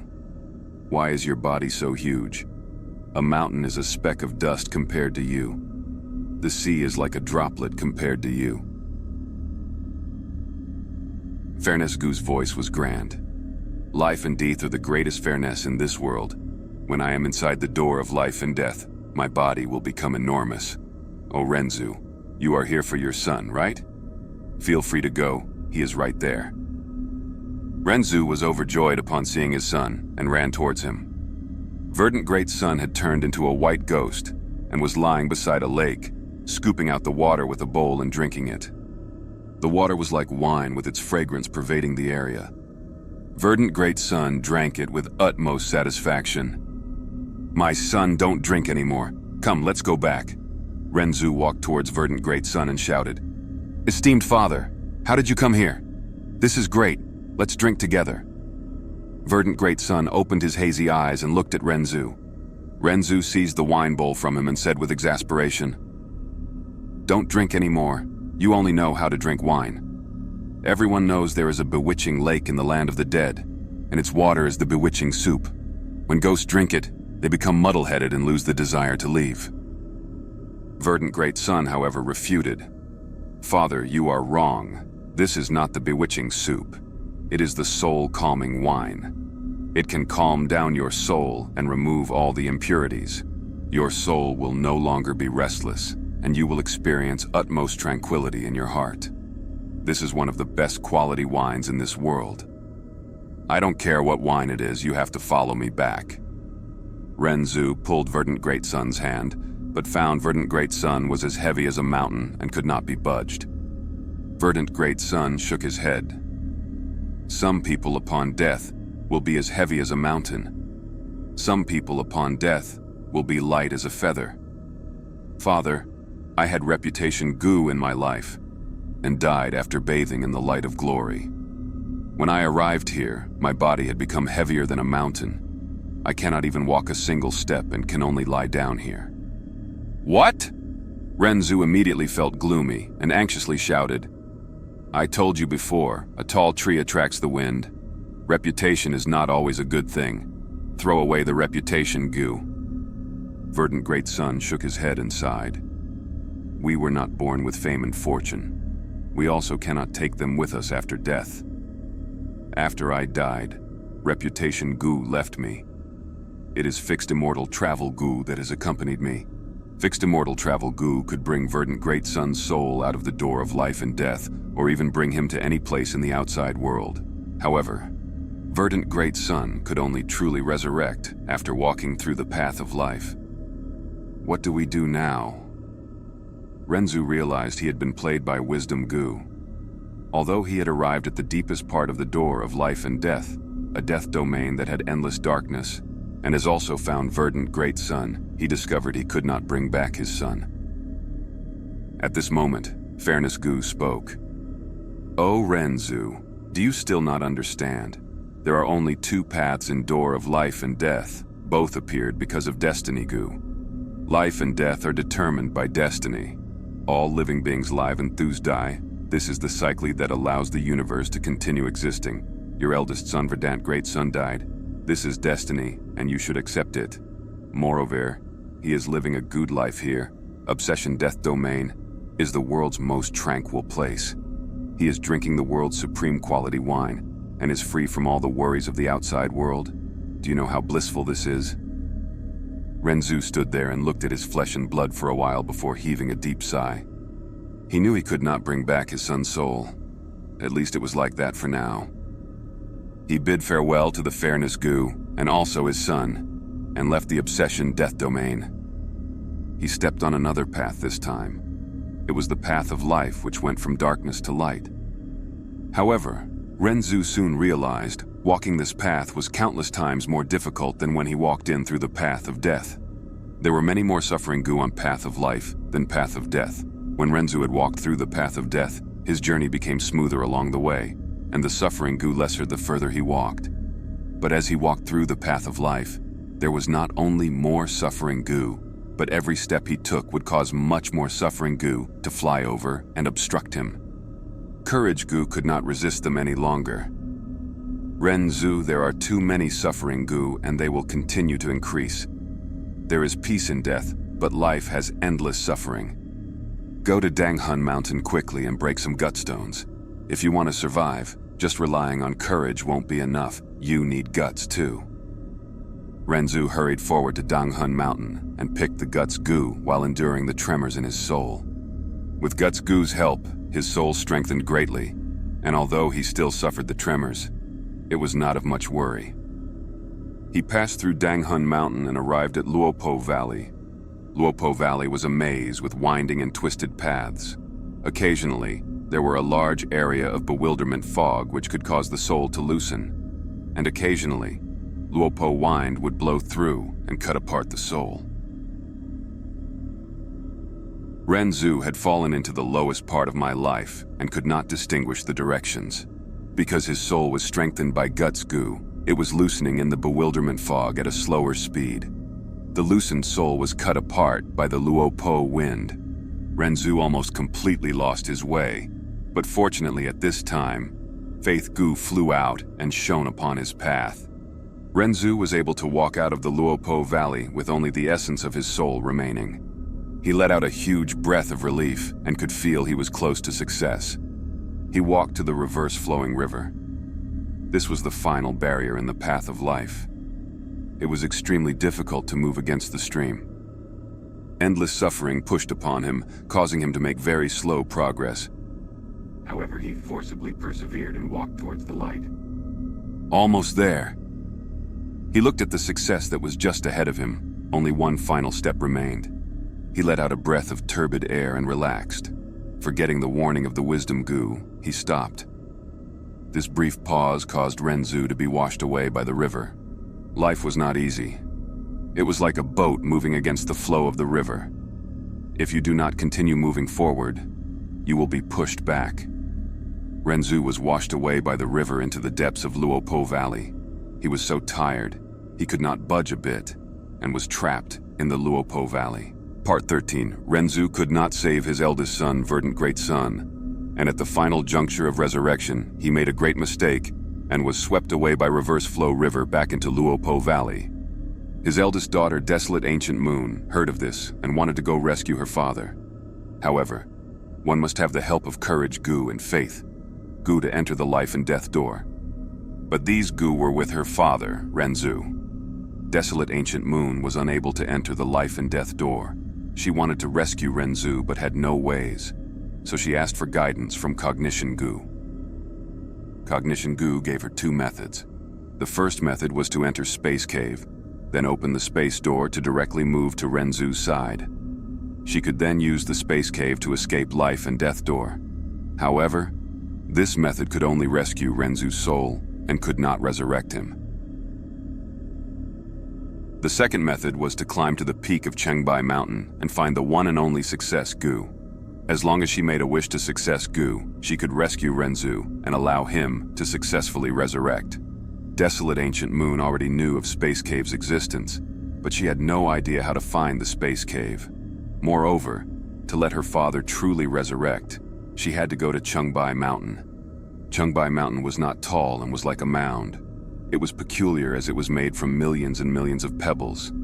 These pebbles were actually Failure Gu, and there was only one Success Gu at the peak of Chengbai Mountain. Desolate Ancient Moon walked to the foot of the mountain and began to ascend the mountain. Her movement woke up Love Gu, who was sleeping nearby. Love Gu was very angry at having its sleep disturbed and wanted to take revenge against Desolate Ancient Moon. It used its unique power to awaken a piece of stone. The stone gained life because of Love Gu and became a Rockman. The Rockman was tall and might, his body filled with gold, silver, copper, and iron, looking very dazzling and gorgeous. After the Rockman was born, the first thing he saw was Desolate Ancient Moon. Her shocking beauty immediately conquered his heart. He started following behind Desolate Ancient Moon, and as he looked at her fair back view, his heart was filled with love. Finally, he could not endure it anymore, and ran past Desolate Ancient Moon and blocked her, shouting loudly, "Beautiful lady, your appearance is so dazzling, your body is so elegant, and your temperament is so noble. The very first moment I saw you, I was subdued by you. You are my love. Please accept my love for you." The Rockman's physique was huge, completely blocking Desolate Ancient Moon's path. Desolate Ancient Moon slightly furrowed her brows and sized up the Rockman before speaking coldly. "Love, what is that thing? You want me to accept your love, but where is it?" The Rockman immediately took off the iron pieces from his body and offered them to Desolate Ancient Moon. "Beautiful lady, this is my firmness. I give it all to you. This is my love." Desolate Ancient Moon disappointedly shook her head. She had no interest in these iron pieces. The Rockman was dazed before taking out the copper pieces from his body and piling them above the iron pieces. "Beautiful lady, this is my obstinance. I give it all to you, because this is my love." Desolate Ancient Moon impatiently said, "Please move away. I have no interest in love. I need to rescue my father." The Rockman panicked, seeing that the goddess of his heart was unmoved. He kneeled down and made up his mind, taking out all the silver pieces in his body and piling them above the copper pieces.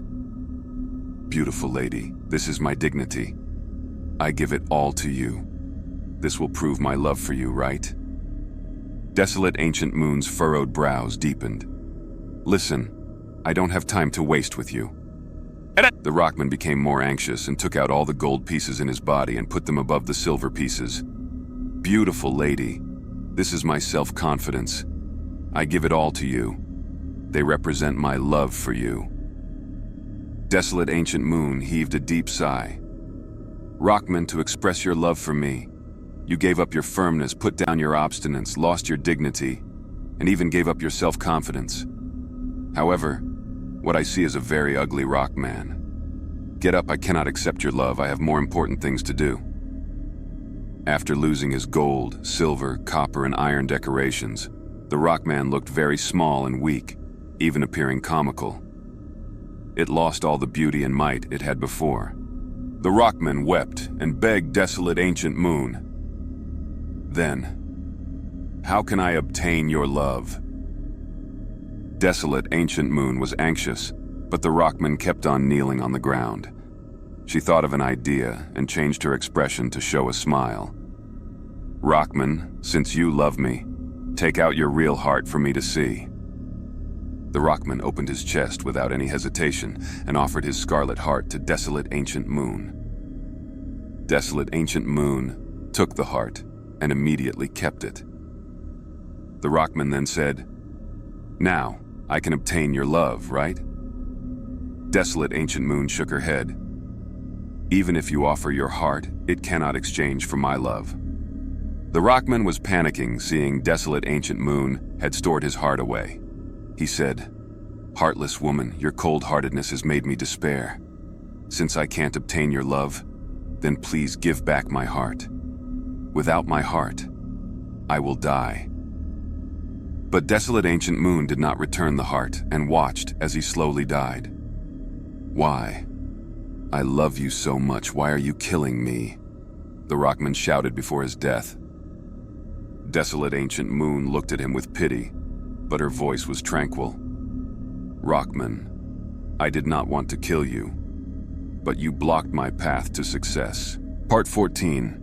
When Renzu was in a certain death situation after he fell into Luopo Valley and had no way to get out. Desolate Ancient Moon, in order to save her father, climbed up Chengbai Mountain and tried to get to the top in order to get that one and only success Gu. As long as she made a wish to success Gu, Desolate Ancient Moon would be able to save Renzu. But when Desolate Ancient Moon got to the foot of the mountain, she was obstructed by the rockman. It turns out that when Renzu's second daughter arrived at Chengbai Mountain, she ruined Love Gu's wonderful dream. Out of anger, Love Gu awakened the rockman in order to obstruct Desolate Ancient Moon.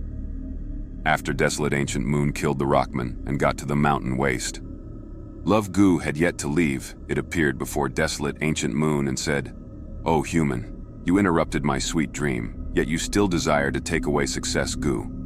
Now I will topple the entire Chengbai Mountain. You can have fun finding that one and only success Gu out of billions of rocks. Ha ha ha." Saying so, Love Gu crashed towards Chengbai Mountain. Chengbai Mountain was not an ordinary mountain. It was a mound entirely made up of stacked rocks. After Love Gu crashed into it, the entire mountain crumbled. Love Gu left smugly, leaving behind Desolate Ancient Moon, who looked at this huge pile of rocks in a daze. How was she going to find that one and only success Gu among this chaotic pile of rocks? Desolate Ancient Moon was troubled. Without a choice, she had to return to Cognition Gu to seek advice. After Cognition Gu heard Desolate Ancient Moon's description, it sighed. Love Gu had always been demanding and unreasonable. Even if it was me or my child Wisdom Gu, we would not want to confront it. Right now, Chengbai Mountain had collapsed. You can only look at these rocks one by one to find the real success Gu from among them. There are no other ways. Cognition Gu said again, "But you have to be careful. There are two Gu on Chengbai Mountain. One is success Gu at the peak of the mountain. The other is failure Gu at the bottom of the mountain. Failure is the mother of success, but it also has many other children. Those rocks are success Gu's siblings. When you pick those rocks, many unthinkably bad situations will occur. I will tell you a secret here. As long as you continue to affirm the belief of me in your heart, these disastrous situations will gradually disappear." Desolate Ancient Moon heard this, and her heart sank. She asked again, "Then how do I differentiate the rocks in my hand? What do success Gu and failure Gu look like?" Cognition Gu sighed. They look almost the same, but it is easy to differentiate them. Just hold them in your hands. You will learn about their identities.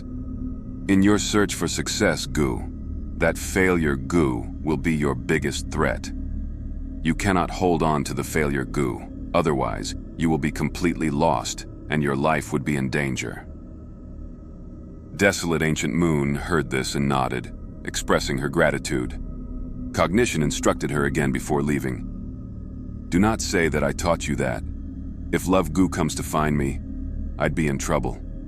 In the face of fanatic and toyful love, wisdom and cognition can only run away. Don't worry, I won't expose you. Desolate Ancient Moon agreed, returning to Chengbai Mountain. Seeing the huge pile of rocks, her heart was gloomy. Success was not easily obtainable. To obtain success, she would need to bend down and search while taking great risks. Desolate Ancient Moon breathed in deeply, picking up the first rock. This rock was ordinary, but when Desolate Ancient Moon held it in her hand, it shook slightly. A light wound appeared on Desolate Ancient Moon's hand. This was not Success Gu, but one of Success' siblings, one of the children of failure Gu. Desolate Ancient Moon's heart was shocked. She touched the wound on her hand as she recalled what Cognition Gu said. When you pick those rocks, many unthinkably bad situations will occur. You have to affirm the belief of me in your heart. So this is the terrible situation. Desolate Ancient Moon understood. She chanted in her heart, me, me, me, me. As she chanted, the wound on her hand miraculously healed. Only a light scar was left. She tossed the first rock away and picked up the second rock. When she held this rock in her hand, Desolate Ancient Moon's heart jumped, as an intense feeling of fear assaulted her. Desolate Ancient Moon was shivering in fear. She almost ran away to escape, away from this place. But she held on and chanted me. After a long time, she slowly recovered as the fear in her heart was gone by half, finally picking up the third rock. This rock made her dejected. She could not help but think, I want to find that one and only Success Gu among these billions of rocks. How difficult is that? How long would it take me? She could barely move anymore. She felt that the future was shrouded in darkness. It was too difficult to find Success Gu. She almost wanted to give up, but she thought about her father who was trapped in life and death door. If I give up, who will save father? Desolate Ancient Moon shuddered. Oh no, I forgot to chant me. Desolate Ancient Moon chanted again, getting rid of the despair in her heart, bending down to pick up another rock. Once she held the fourth rock in her hand, Desolate Ancient Moon was shocked to find out that her nose had changed. It turned into a pig's nose. She chanted me once again, allowing her nose to recover. Spending a lot of time, she exerted all her effort to get rid of the pig nose, but her nose was still slightly deformed compared to before. Like this, Desolate Ancient Moon continued to pick up rocks, hoping to find that Success Gu. But days passed, and all she found were Failure Gu's children. Among these rocks, some made her injured, some made her dejected, despair, or fear, while some made her grow a pig head, rat's tail, etc. Despite Desolate Ancient Moon chanting me continuously, some of the scars still remained on her. As they accumulated, these scars turned her into a monster. She grew 6 heads, 3 arms, 5 tails, and looked like a centaur. She had 16 legs, and some of her legs had soft fur. Some had snake-like scales. Some had sharp claws. Some had tough hooves. In the search for success, people often transform and become completely different. But Desolate Ancient Moon also became much stronger because of this. After going through so much, she had become several hundred times as strong as before. These rocks could no longer trouble her. Success, oh Success, where in the world are you? Her 7 mouths opened together. Some were screaming, some were shouting, some were whispering while others were growling. The more she failed, the more she desired success in her heart. After her great effort, The number of unpicked rocks became fewer and fewer. Eventually, when there were only 2 rocks left, Desolate Ancient Moon was stuck between 2 difficult choices. Undeniably, among these 2 rocks, one was Success Gu, while the other was Failure Gu. If she obtained Success Gu, that would be the best. But if she picked Failure Gu, then Desolate Ancient Moon would become completely lost. She would be in danger of dying. Even if Desolate Ancient Moon became a monster, becoming so much stronger. 1 step to heaven, 1 step to hell. What should she choose? Desolate Ancient Moon could not help but become hesitant. If I do not dare to take the next step for fear of failure, then I will never succeed. I am already so strong. Success is a step away from me, even if I take Failure Gu. As long as I chant me, I should be able to endure it, right? Eventually, she mustered her courage and stretched out her palm, picking one of the rocks. Unfortunately, she picked Failure Gu. An unforeseen feeling of lost self-doubt assaulted her. Me. Desolate Ancient Moon continued to chant, me. But her voice became softer, as her 7 mouths stopped moving eventually, her expression turning into a daze. She had fallen into endless perplexity. She had completely lost herself. The biggest tragedy for a human is to lose your sense of self. Part 15. Renzu's second daughter. Desolate Ancient Moon climbed Chungbai Mountain and searched for success.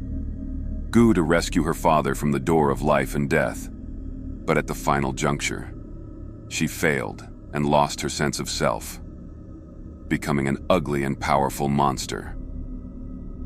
Without his daughter to rescue him, and his eldest son, Verdant Great Son, still addicted and dejected, Renzu was trapped in Luopo Valley, unable to return to life. Luopo Valley was like a giant maze, its paths twisted and turned. Occasionally, boundless bewilderment fog would spread and cause the soul to slacken, and occasionally, Luopo wine that was as sharp as a knife would blow and cut down souls. Renzu had a spiritual body now, and was unable to find the way out of the bewilderment fog. His soul was cut down by Luopo wind, becoming weaker and weaker, and the situation turned even more dangerous. The soul fragments cut down by Luopo, wind started to converge gradually, and turned into a youth. Like this, Renzu's 3rd son was born. He was Northern Dark Ice Soul. My son, thank you for your company. I do not have much time left, having you to accompany me in my final days. Father did not have to feel lonely. Renzu sighed with deep emotions. Northern Dark Ice Soul had a cold appearance but was warm-hearted, and although he did not speak much, he was very filial to Renzu. And as he looked at Renzu growing weaker and weaker every day, his mood also became heavier. He decided to rescue Renzu. Renzu sensed his determination and felt both happiness and heartache. Don't be worried, my son. I know of your filial heart. I now understand that life and death cannot be forced. Humans will die in the end. This is our fate. Northern Dark Ice Soul said in a sobbing tone. Father, I know your words are right. I also know my efforts might be in vain. But looking at you growing weaker like this, if I do not make an effort, my heart will feel even more pain. Let me do something for you. Renzu sighed and could only let him go. Northern Dark Ice Soul wandered in the vast Luopo Valley. He was born here as such. Luopo wind could not cut down his soul, and the bewilderment fog could not obstruct his vision. He searched bitterly, but could not find the exit. Right as he was becoming more desperate, he came across a Gu worm. Well, to think I would be discovered by you. This Gu was like a ladybug with a chubby spherical body, but it was extremely agile, and was flashing around Northern Dark Ice Soul's body. Northern Dark Ice Soul's eyes brightened as he asked in curiosity, "What Gu are you?" "I'm known as Unexpected." This Gu worm replied. Northern Dark Ice Soul's gaze dimmed down. "So you are Unexpected Gu. It is a pity you are not Success Gu." Unexpected Gu sneered. "Young man, do not look down on me. I have a love-hate relation with Success Gu. The strength of unexpectedness is very powerful. Do you know what your encounter with me here represents? What? Unexpected Gu shook its chubby body and said proudly, "What kind of place is this? This is Luopo Valley, a death realm. You being here means you are already dead. But by encountering me, you have come across an unexpected event in death, that is, life. Grab me. I will take you out to the human world, and you can be resurrected again." Really? Northern Dark Eye Soul was exulted. "Can I bring my father along?" Unexpected Gu shook its head. "It is you who encountered me, not your father, so I can only take you." Northern Dark Eye Soul was extremely disappointed, refusing. "Since I cannot take my father with me, then I will not go. I will accompany my father till his final moment." Unexpected Gu laughed loudly and spoke in a domineering tone. "Unexpectedness in life is beyond your control. Young man, you must come with me." The moment it finished speaking, Unexpected Gu forcibly took Northern Dark Eye Soul and instantly left Life and Death Door, arriving in the human world. Northern Dark Eye Soul obtained flesh body and was feeling extremely bewildered facing this vast world alone. Unexpected Gu disappeared. He suddenly remembered Renzu once saying he had an elder sister who was called Desolate Ancient Moon. At this moment, Cognition Gu took the initiative to find him. "Young man, do not be suspicious. Cognition has always been the friend of humans. I am here to help you."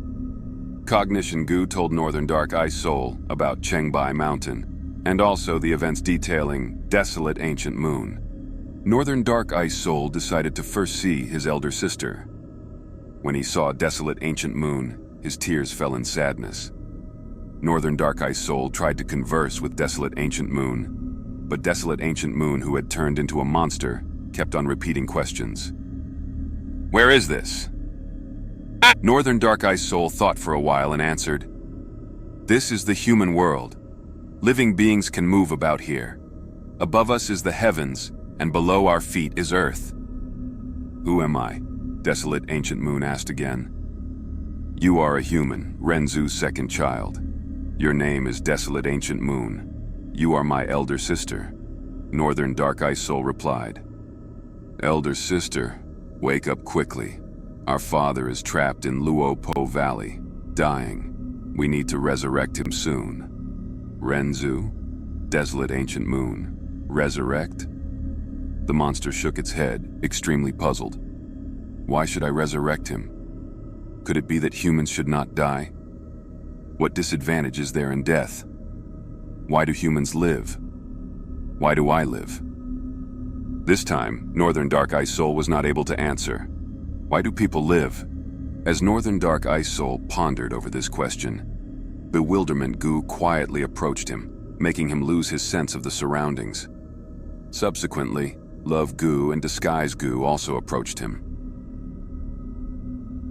Cognition. Gu felt a big headache when it saw them.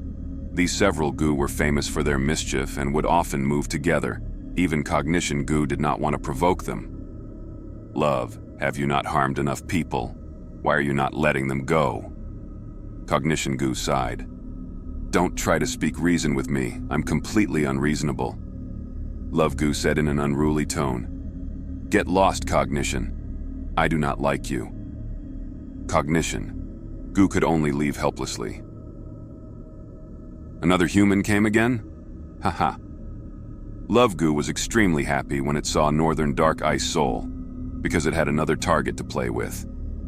It and Disguise Gu were sworn brothers, and on the spot, it used Disguise Gu's power to disguise as Cognition Gu. "Young man, your elder sister has lost herself. If you want to save her, you need to find meaning, Gu." Northern Dark Eye Soul regained his senses and asked Love Gu without doubting. "I have seen Unexpected Gu. Please tell me where this meaning Gu is. How should I look for it?" Love Gu deceived him in a serious tone. "Oh, human, you should know. There is a meaning to why you are all living in this world. As long as you find meaning Gu, your elder sister can awaken. Follow the direction I point towards and keep moving forward. You will eventually find meaning Gu." Northern Dark Ice. Soul expressed his gratitude before immediately setting off. Love, bewilderment, and disguise. Gu guffawed as they looked at his receding figure. In this world, how could there be a meaning, Gu? There was simply no such Gu.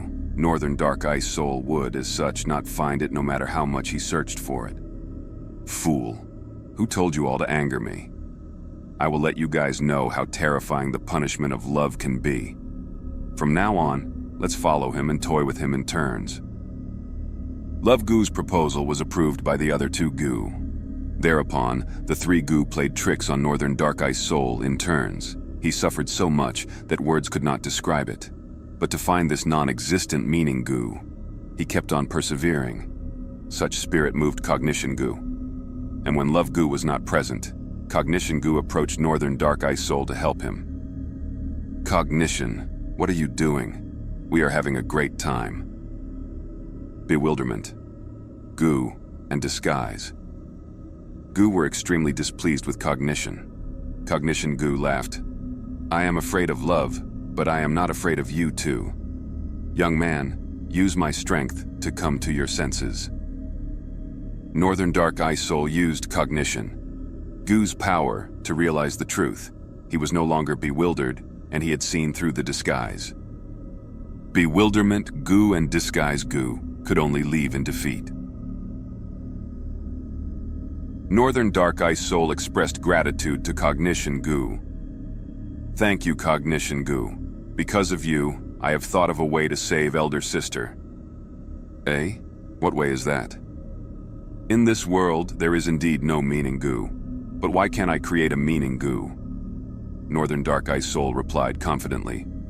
Human life might have no meaning, but they could give a meaning to it. Northern Dark Ice Soul came back to Desolate Ancient Moon's side, and personally created a meaning Gu and pressed it into Desolate Ancient Moon's head.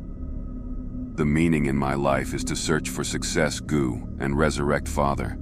I understand now. I get it. Desolate Ancient Moon's eyes brightened. Part 16. Northern Dark Ice Soul awakened his elder sister, Desolate Ancient Moon, and the two again asked for advice from Cognition Gu on how to save their father. Cognition Gu said, Humans, Chengbai Mountain has disappeared. Who knows when it will form again? I am also not clear on other ways to bring your father back to life, but no need to be dejected. You can try asking Wisdom Gu. I am its mother. Wisdom is the crystallization of cognition. The student surpasses the master. The things Cognition Gu did not know, Wisdom Gu might not necessarily be unknowing of. Under Cognition Gu's directions, Northern Dark Ice Soul and Desolate Ancient Moon found Wisdom Gu. Wisdom Gu had somewhat of a connection with Renzu. Back then, Renzu had used rules and regulations Gu to capture it, but it was able to escape in the end. At first, Wisdom Gu was not willing to help Northern Dark Ice Soul and Desolate Ancient Moon, but seeing that they were introduced by its mother Cognition Gu, it reluctantly said, "Oh humans, I can show you the right path, but I need remuneration. One of you need to hand over your middle age to me.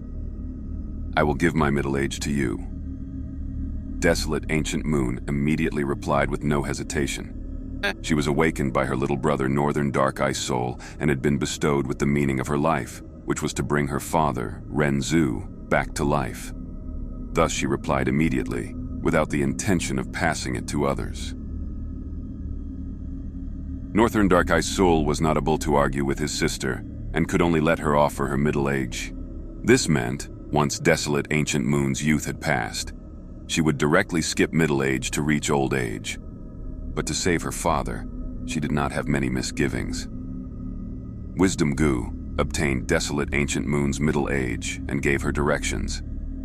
In the center of the Golden Desert in the west, there is a still blue sea with no ripples, as flat as a mirror. That is the source of all living beings. All lives in the world originates from there, and in the depths of the blue sea lie many life Gu shining upon all living beings. You need to infiltrate the sea, catch a human-shaped life Gu and bring it to shore. This human-shaped life Gu can bestow your father a new life. But remember, You cannot spend over 15 minutes in the sea. Otherwise, you will be assimilated by the sea. Wisdom Gu added another sentence in the end.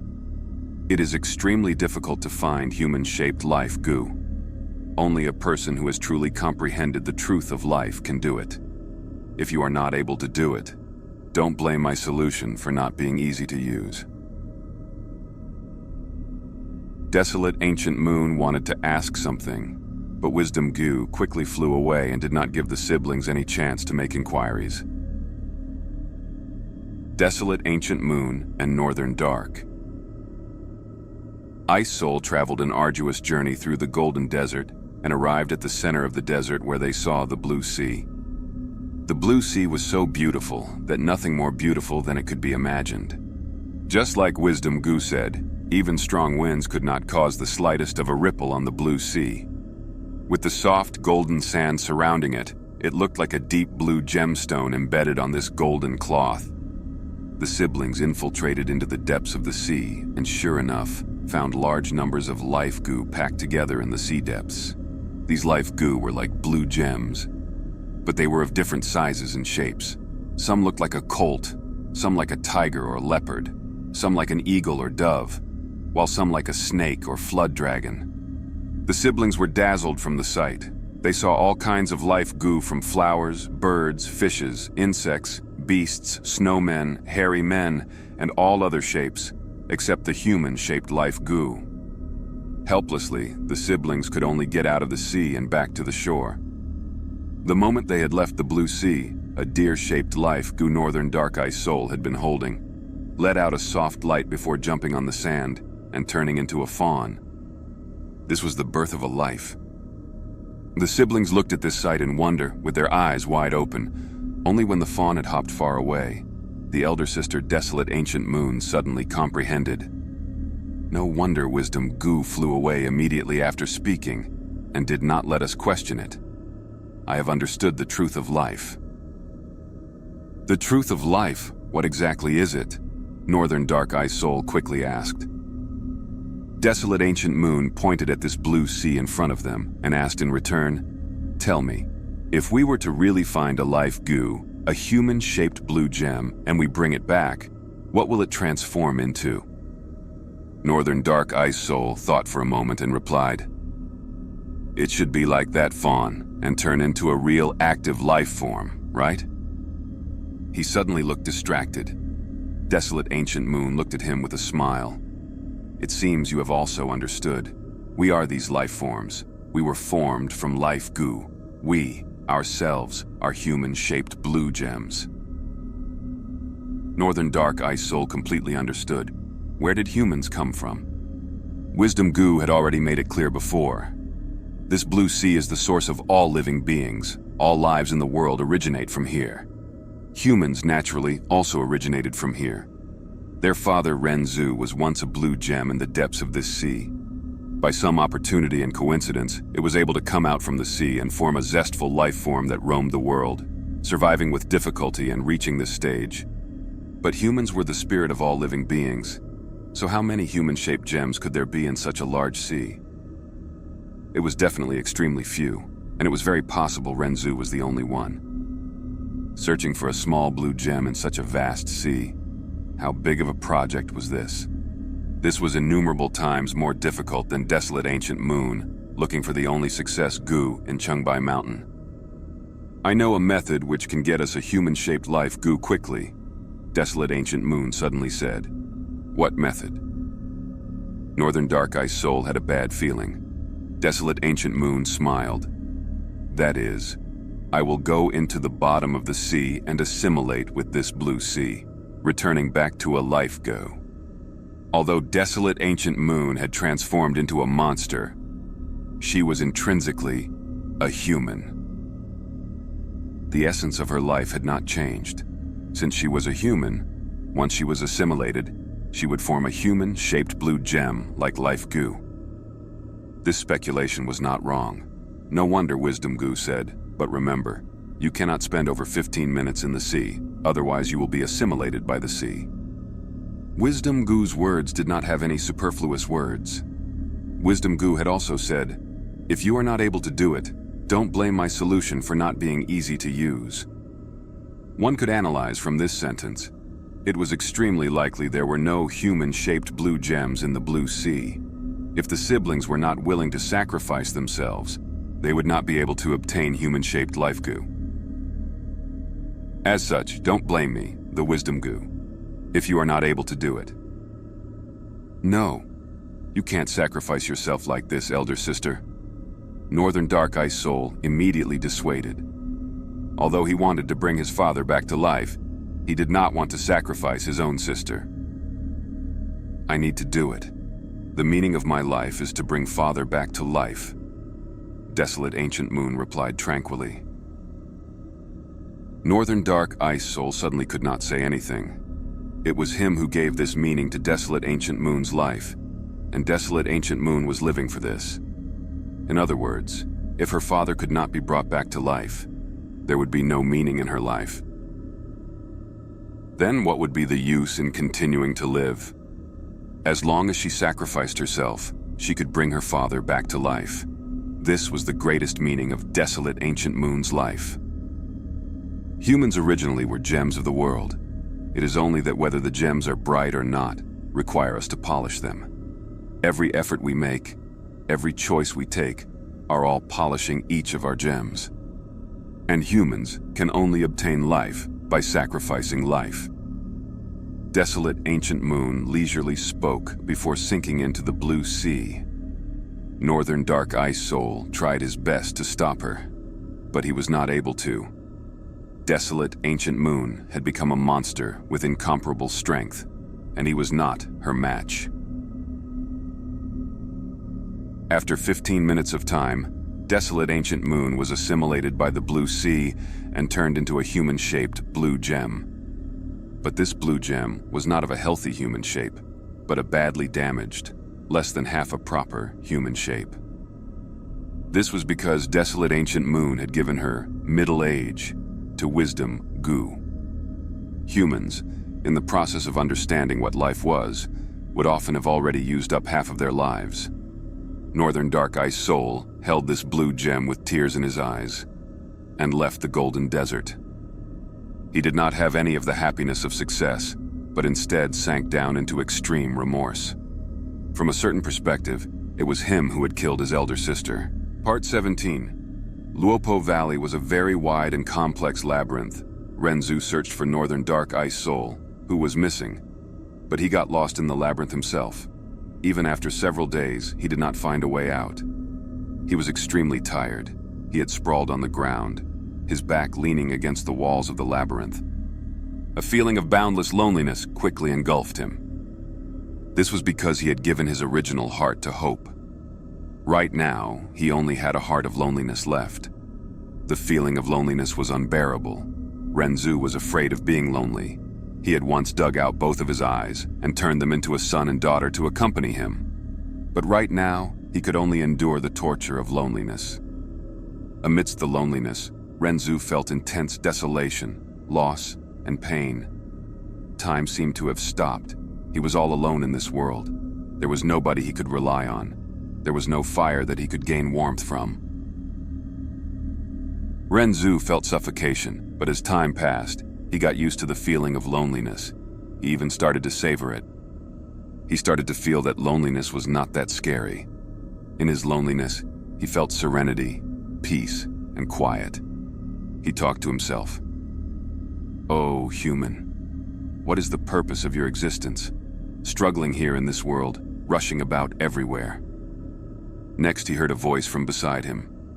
"Oh, human, you are the spirit of all beings. You are lonely, thus you wanted to be comforted, to be understood, to be recognized. Right now, the thing you want to do most is to find the way out of this damned place." Renzu was shocked. Who is talking to me?" That voice laughed as it said, "I am a Gu, called Self. If you look inside yourself, you will find me." Renzu quickly inspected his heart of loneliness. As expected, in the deepest part of his heart, he saw a Gu worm. This Gu looked very real, almost like himself, but it was many times smaller than him, like the CZ of an ant. Renzu was curious. "Hey, you are a Gu worm. Why are you inside my body?"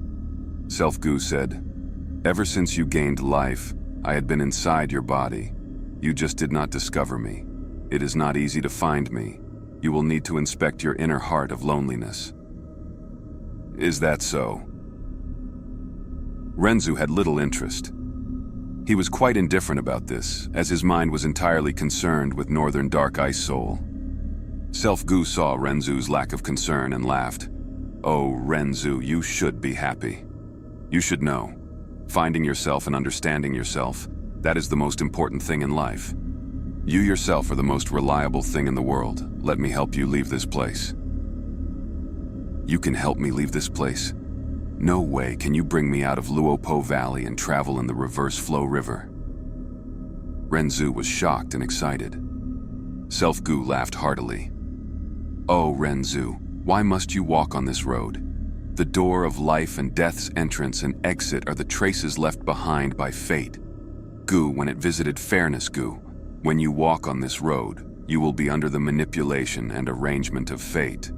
If you want to revive, to leave this place, you should walk on a brand new road." Renzu was perplexed.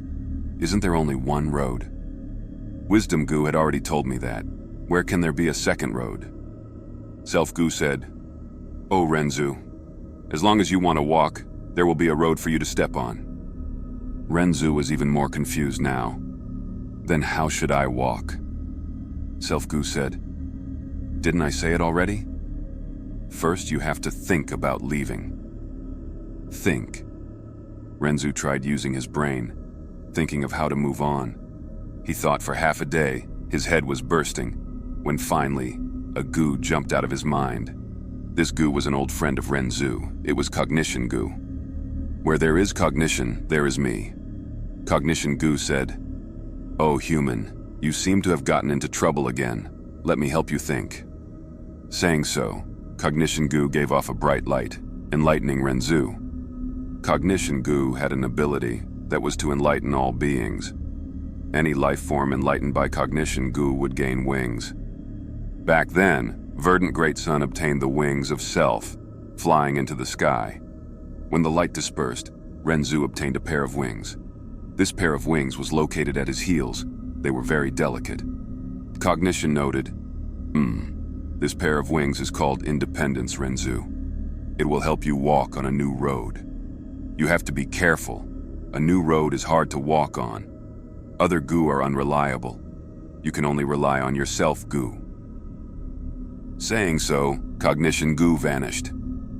Renzu was still very much confused. How should I walk? Walk ahead and carve the path of your road of life. This is a road that is unique to yourself. Only you can walk on it, Self-Gu said excitedly. Renzu took the first step forward. Bam! The next moment, his vision changed. At the next moment, he stepped into the mud. He raised his foot, wiping it with his hand. It was full of mushy mud and extremely smelly. He was hesitant to move forward. At this moment, Self-Gu said, "Oh, human, do not hesitate. If you want to walk on your own road, you will need to rely on your own legs. When your leg steps on the road, do not be afraid of dirtiness." Part 18. Renzu's third son, Northern Dark Ice Soul, was revived by unexpected Gu and was wandering outside. After encountering his sister, Desolate Ancient Moon, he gave her a new meaning in life.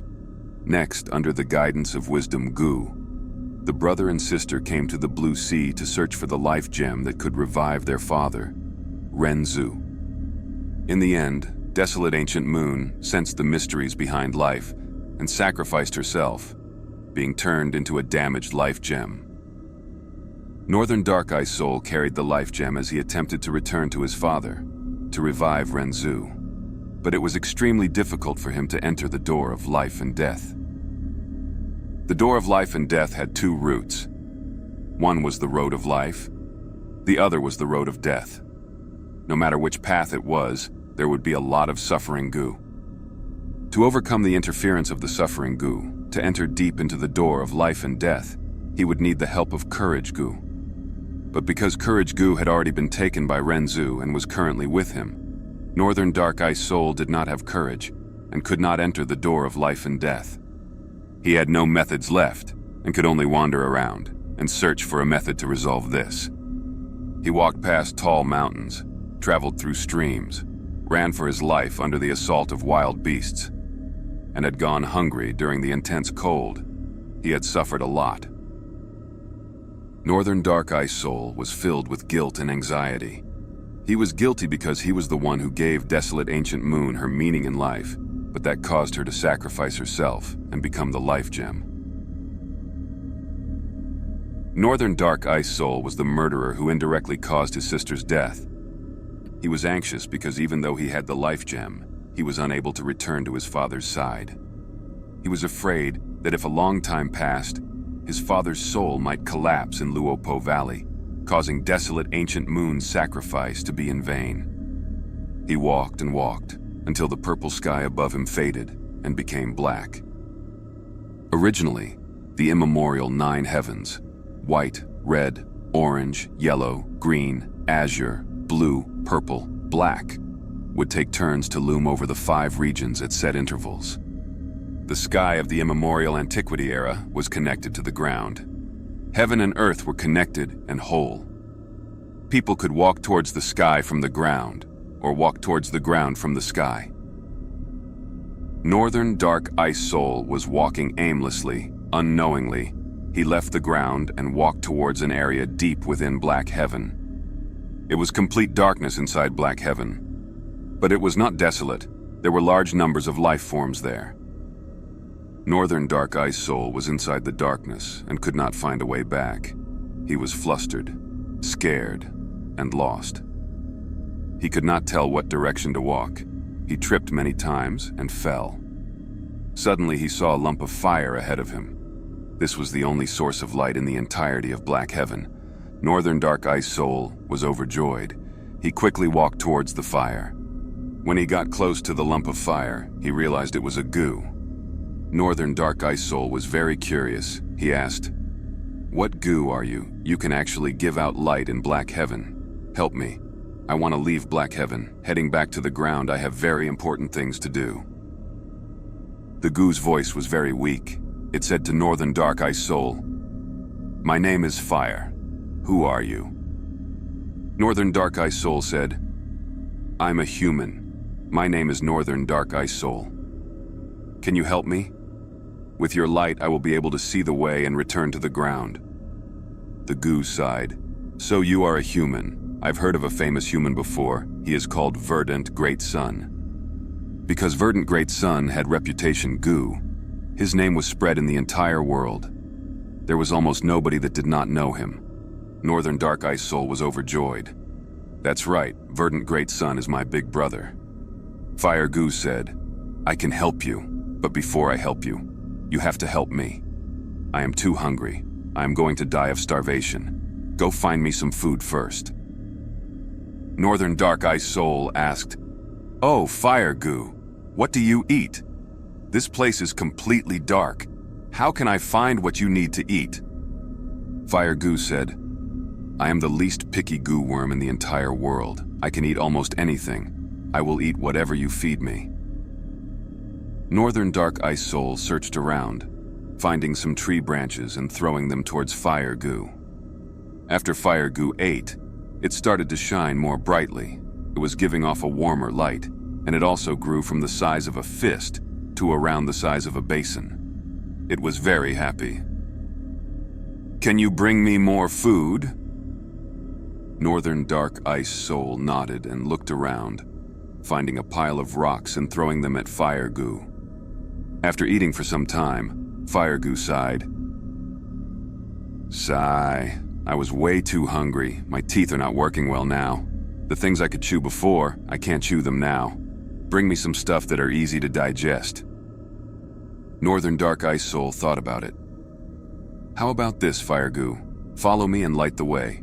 Along the way, whatever you feel like eating, I will feed to you. Is that all right?" Fire Gu agreed and condensed into a small lump, letting Northern Dark Ice Soul hold it.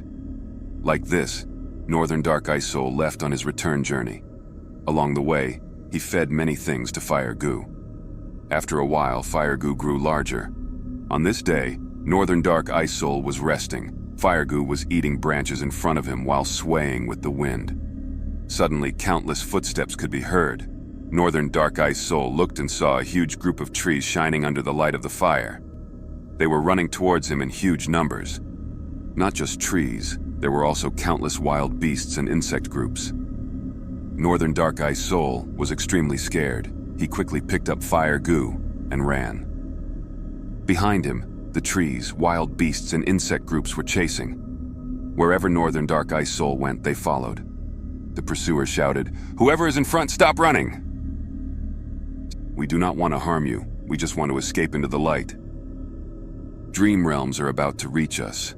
Please help us, and let us live under the light of the fire." Northern Dark Ice Soul was breathing roughly.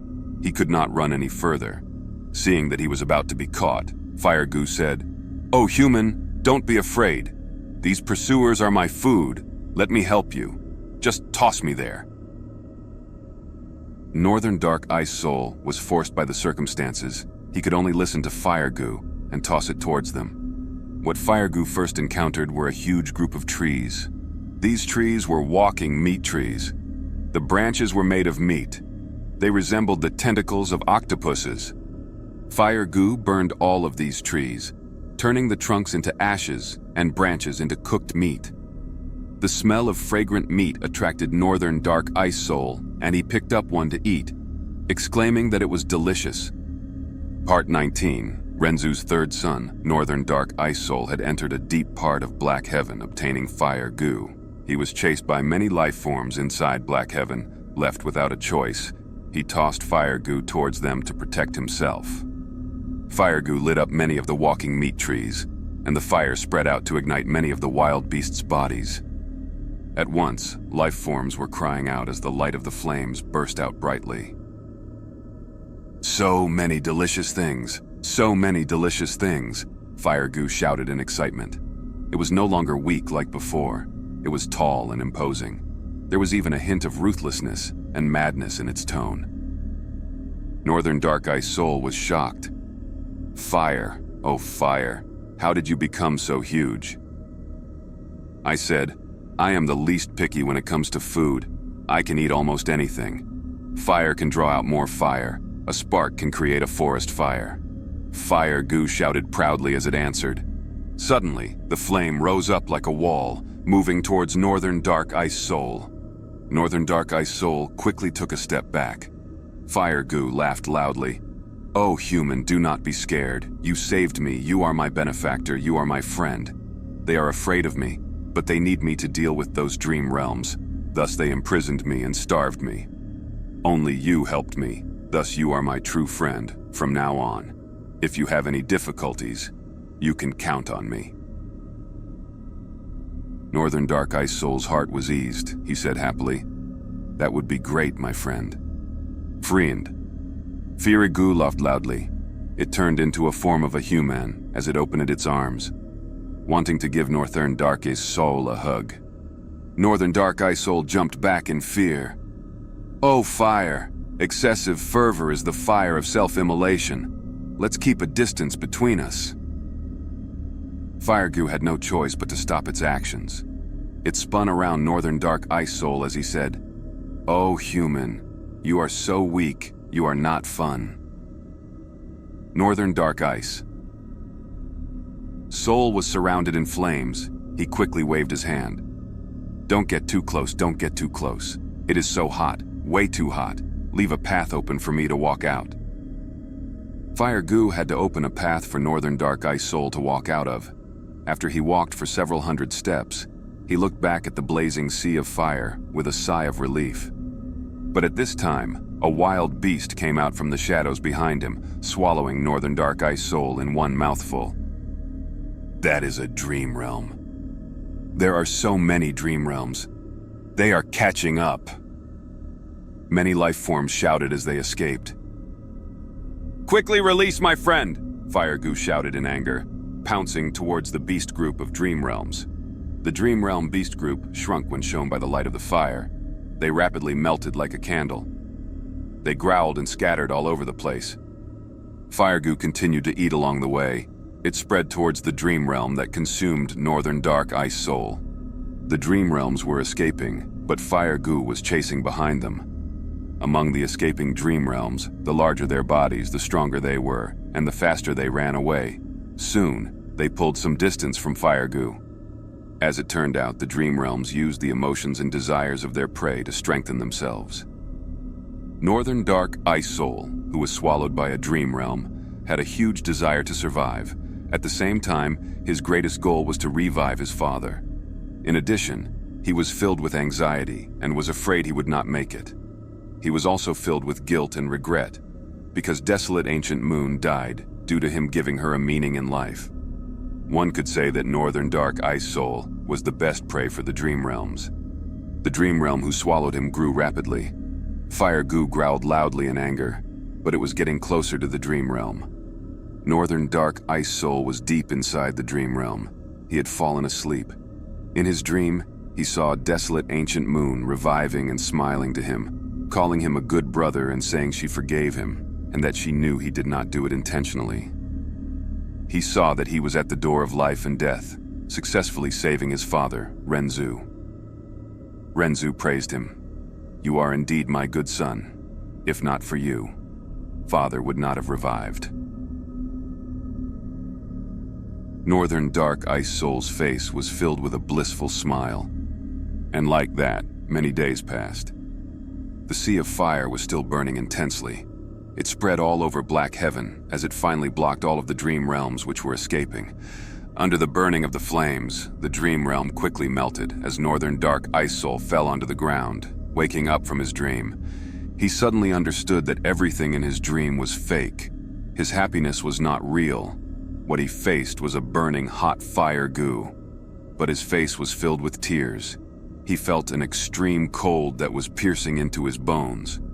He cried out loud, questioning Fire Gu. Why did you wake me up? I still want to dream. I want to be eaten by the dream realm." Fire Gu reminded him helplessly, "Oh human, you must know. Dreams are often the opposite of reality. They are fake." "I don't want to listen. I don't care." Northern Dark Ice Soul cried out as he covered his ears and shook his head. Fire Gu was anxious. "I am your friend. I do not want—" Northern Dark Ice Soul interrupted it before it finished. "Since you are my friend, you should not restrict me or obstruct me." Sigh. Fire Gu let out a long sigh. It fell into silence, giving Northern Dark Ice Soul a path leading out without a better choice. Northern Dark Ice Soul quickly ran out, wanting to find another dream realm within the darkness to have him eaten once again. Part 20. At the end of The Legends of Renzu, it said, Renzu's 10 children died one after another. Even Renzu himself was going to die of old age. He was at the end of his life.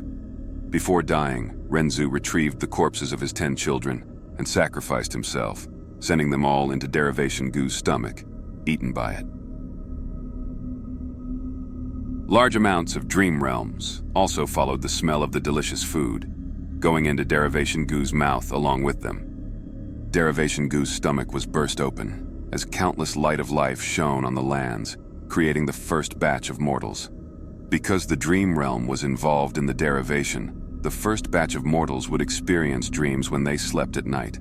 Humans often sink deep into dreams, like Northern Dark Ice Soul, and are unable to free themselves from it.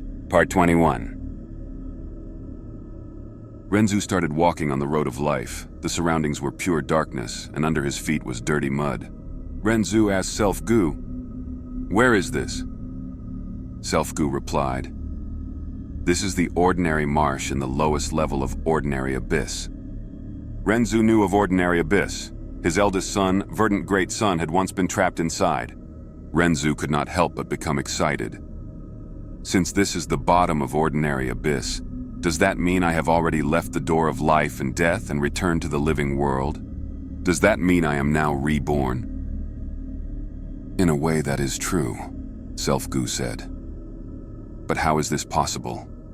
I have not passed Luopo Valley, and have not charged through the reverse flow river. Renzu said in an incredulous tone. Self Gu said, "O human, You should know that you are talking about the path Fate Gu traveled, and this path you have walked on is a completely new path, a path created by you. Where this path goes is all decided by your own intentions. Like I said before, as long as you want to walk, there will be a road for you to step on. Renzu suddenly came to a realization. So, it was like this. He then felt doubtful. Then how did I walk to this place? Self-Gu. Humans are born ordinary. Although they are the spirit of all living beings, they do not have the claws of a tiger, nor the ability to absorb nutrients from the earth like plants, and also cannot transform like clouds and rain. You came to the ordinary marsh. What's strange about it? It is not only you. Look at the mud under your feet carefully. You will see traces of many other footprints. Renzu lowered his head close to the ground before he was able to see clearly. Like Self-Gu said, ordinary marsh was filled with all kinds of marks. Claws prints of wild beasts, root imprints of vegetation, traces of water flowing, and also traces of stones rolling past. How can there be so many marks?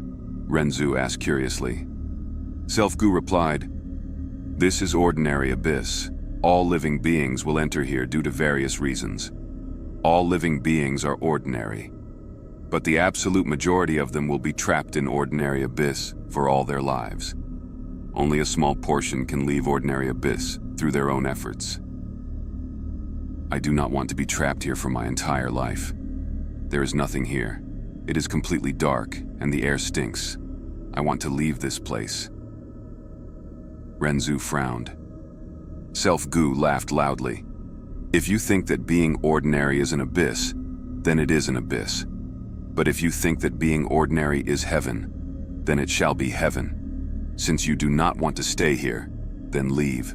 Use your 2 legs to walk out of the ordinary marsh step by step and become extraordinary." Renzu took the first step. Suddenly, his body bent. His front leg was deeply embedded into the marsh. It was not easy to walk in the marsh. One step was deep, another was shallow. The path, which looked almost uniform, had some parts that were rather solid, while some were very loose. Renzu walked several steps when his eyes suddenly brightened as he thought of a trick. He purposely chose to walk on the spots which had the claw marks, since these spots could hold the marks. Its soil texture was also much more solid. Thus, Renzu was able to walk very smoothly, almost like he was running when compared to his previous speed. He said with a burst of emotion, "So it turns out that in ordinary marsh, walking in the footsteps of predecessors is much faster than finding the way on your own." Part 22. Renzu stepped on his own road of life. He left the door of life and death, but ended up in ordinary abyss. He walked around in the bottom of the abyss, moving forward aimlessly. After a long time, even though he wanted to get out of ordinary abyss, he could not find the exit. In his anguish, Cognition Gu gave him pointers. "Human, oh human, you walked in the footsteps of other existences, although this road is simple and safe, if you want to become extraordinary and walk out of ordinary abyss. There is little hope if you follow other people's trails. Since you walked on your own road of life, all the difficulties need to be challenged by you personally. You need to innovate and carve out your own footprints." After Renzu received this advice, he came to a realization. He was overjoyed as he followed Cognition Gu's instructions. He walked out of the footsteps that already existed. He started to step on the ground that was not too firm. The ground of ordinary abyss was not easy to walk on. Some places were swampy. It was easy to get stuck in the mud, and the stench was foul. Some places were full of thorns. Sharp, pointy tips were everywhere. Renzu was full of injuries. In some parts of the ground, there were also blade Gu. When Renzu stepped on the ground, his soles were injured by the sharp blades. His injuries became larger as blood flowed. When he walked, the pain could be felt striking deep within himself. The injuries on his feet caused huge pain. Renzu decided to walk softly. But as he walked, Renzu lost his way in ordinary abyss. Many times he would end up on the same route and waste extra effort traversing the same path. Renzu gradually found out this problem. He was perplexed. How could he not lose his way in the abyss? Cognition Gu told him, Renzu, if you do not want to lose your way, that is entirely up to you. You were afraid of pain, thus you walked softly. The footprints you created were too shallow.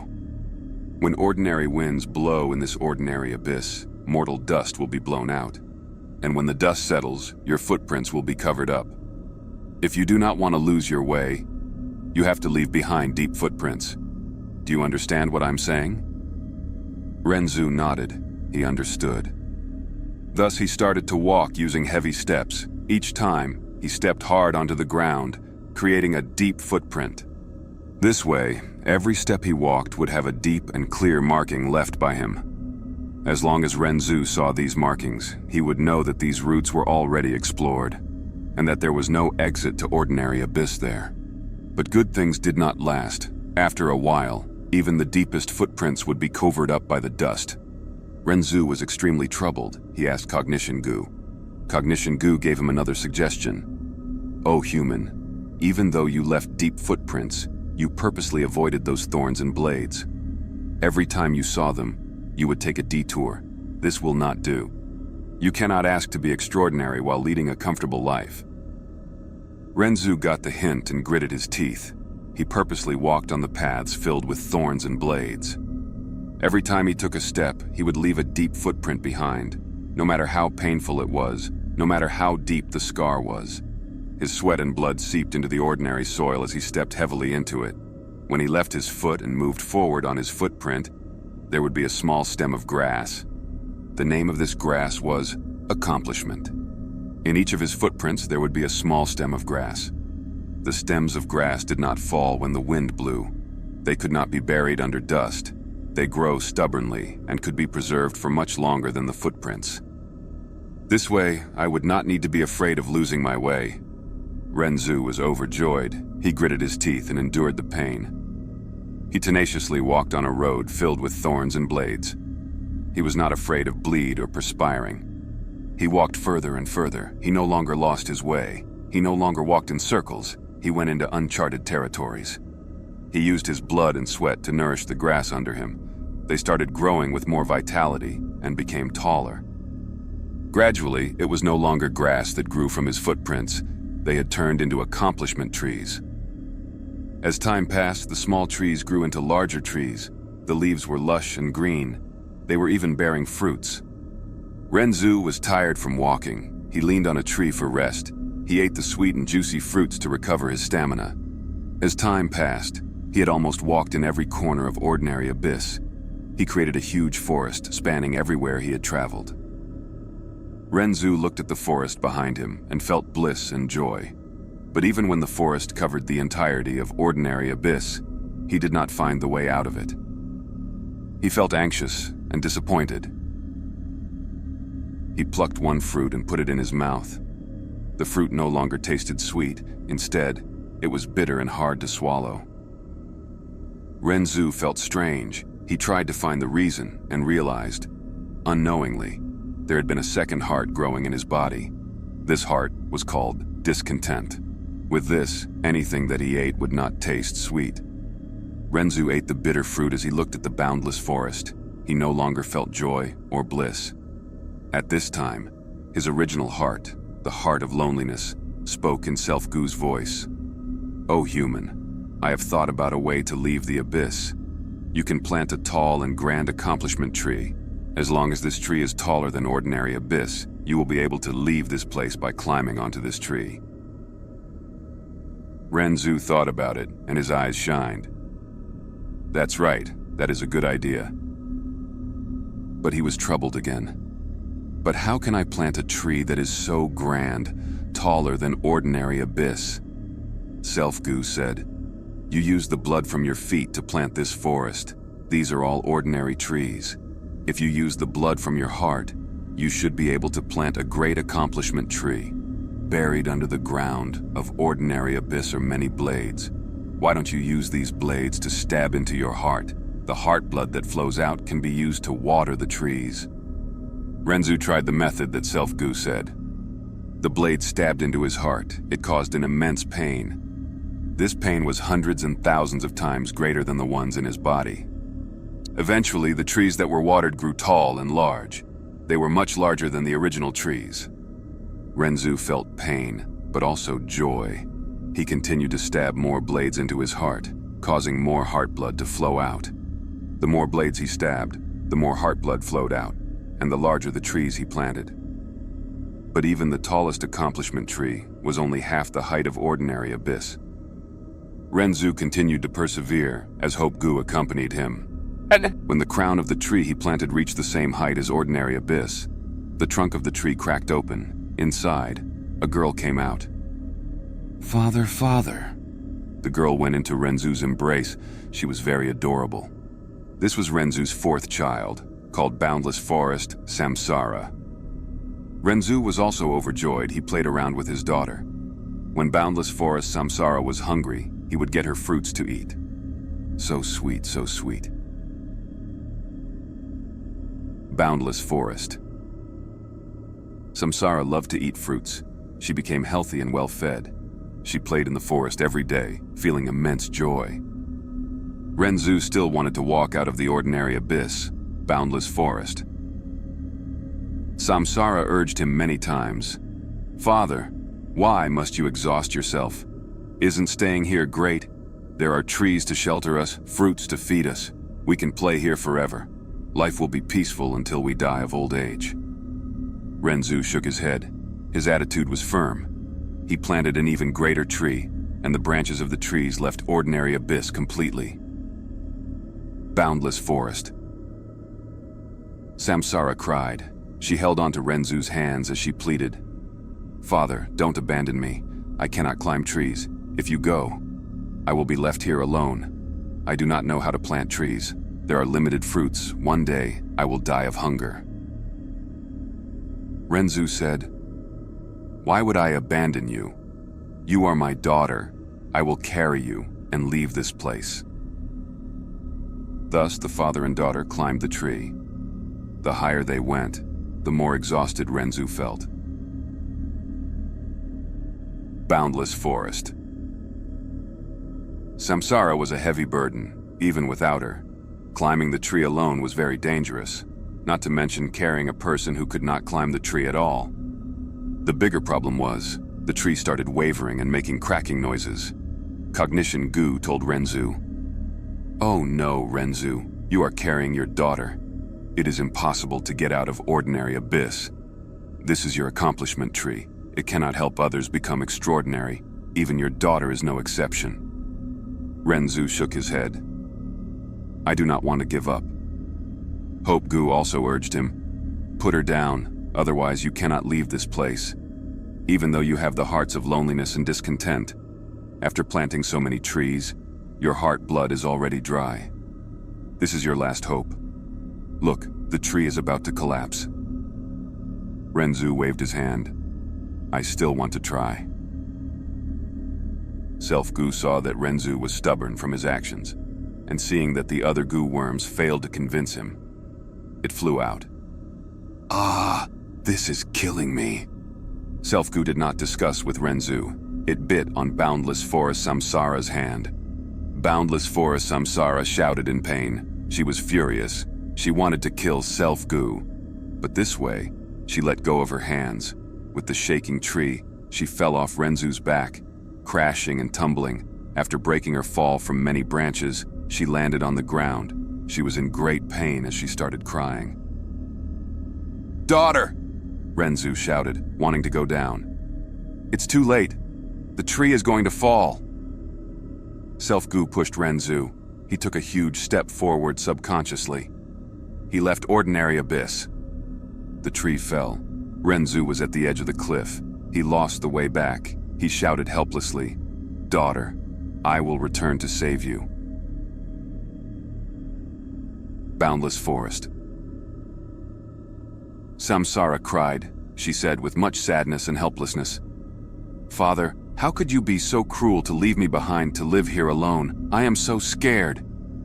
Renzu heard her cries and felt extremely anguished. He checked around ordinary abyss, but could not find a way in. "It is no use."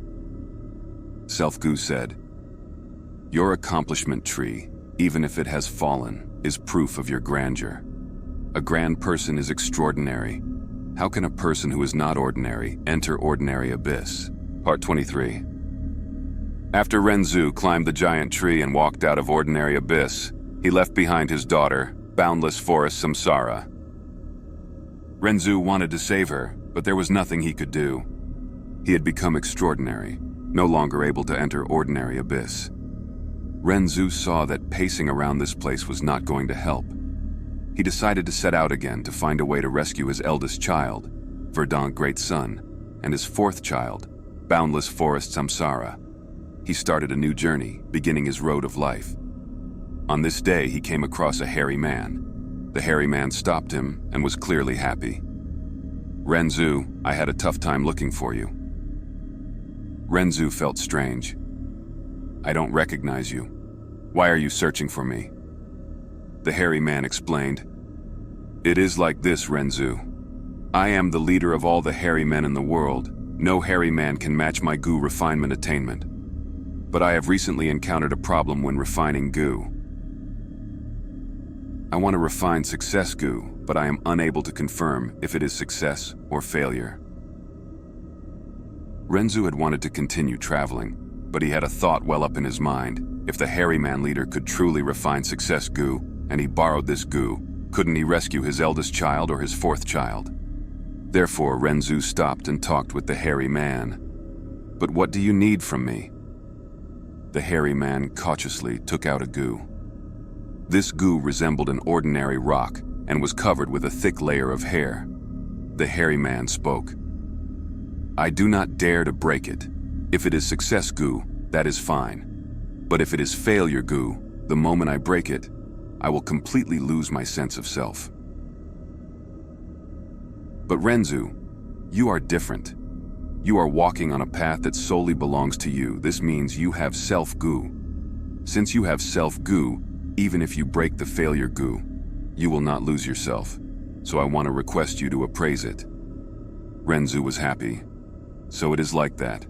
I can help you, but if it is success Gu, please give it to me. I have an urgent need for it. The hairy man said, All right, that is no problem. Renzu touched the Gu worm in front of him. He made a wish upon this Gu. Please return my fourth child, boundless forest samsara, to my side. At the next moment, the Gu worm crumbled. Failure. The hairy man was dejected. It seems I refined a failure Gu. Courage Gu on Renzu flew out. Renzu, you are a failure. I am leaving you. Courage Gu left Renzu and flew away. The hairy man, however, was invigorated. It doesn't matter, I can improve the Gu recipe. Renzu, wait a moment, I will refine it again. Renzu wanted to chase after Courage Gu and take it back, but he had an even greater desire for success Gu to rescue his children. He thought for a moment, and decided to wait for the hairy man leader to refine the Gu. The hairy man refined the second Gu and gave it to Renzu for inspection. Renzu touched the Gu and made a wish. The Gu worm crumbled again. Another failure Gu. The hairy man sighed in dejection. Faith Gu on Renzu flew out. Renzu, you are a failure. You are not worthy of me. Faith Gu also left Renzu. Renzu stamped his foot and wanted to chase after it, but the hairy man tugged him. Don't be in a hurry. I have thought it through. This time I can definitely refine success. Gu. Faith Gu had already flown far away. Renzu realized he could not catch up to it and said with a sigh, Hairy man, refine it quickly. This is the last time I am trusting you. The hairy man's third Gu worm was still the failure Gu. Strength Gu also flew out. Renzu, you are a failure. You are unworthy of possessing me. Strength. Gu flew away. Renzu felt bitter as he knew chasing after it would not give any result, so he could only gaze as strength. Gu flew far away. However, right at this time, Self-Gu in his heart suddenly flew out and bit Strength Gu. Strength Gu shrieked and flew even faster as a piece of it was bitten away. It soon disappeared like a streak of smoke. Renzu and the hairy man watched with stupefied expressions. Self-Gu leisurely flew back. and said proudly to Renzu, "Any failure has its value. Renzu, I went through repeated failures and absorbed them to become stronger. Just now, I took a bite of strength, Gu. From now on, you will have your own strength. I can still become stronger. I can devour any Gu worms to possess all their strength." Renzu was shocked. The hairy man leader slapped his thigh, shouting, "I know how to refine success, Gu. It is through failures. The more failures there are, the closer I will be to success. I understand. I understand now." He shouted happily as he rushed away, leaving Renzu behind. Part 24. Renzu walked on his own road of life. After separating with the hairy man leader, he encountered feathermen in Green Heaven. Renzu was extremely happy when he saw these feathermen, because feathermen had wings on their back, and since the feathermen could understand Renzu's words, both sides could communicate. Renzu requested the feathermen, "Feathermen, please help me. My daughter is in ordinary abyss and cannot come out. Please fly down and rescue my daughter. Let us father and daughter reunite." The feathermen laughed loudly. "Human, how can you order us? Us feathermen are the most free-living beings in the world. No one can order us or bind us. You want us to listen to your request and follow your wish. That is impossible." Renzu kept on persuading and even pleaded with them, but the feathermen simply kept on flying in the air, enjoying the pleasure of freedom.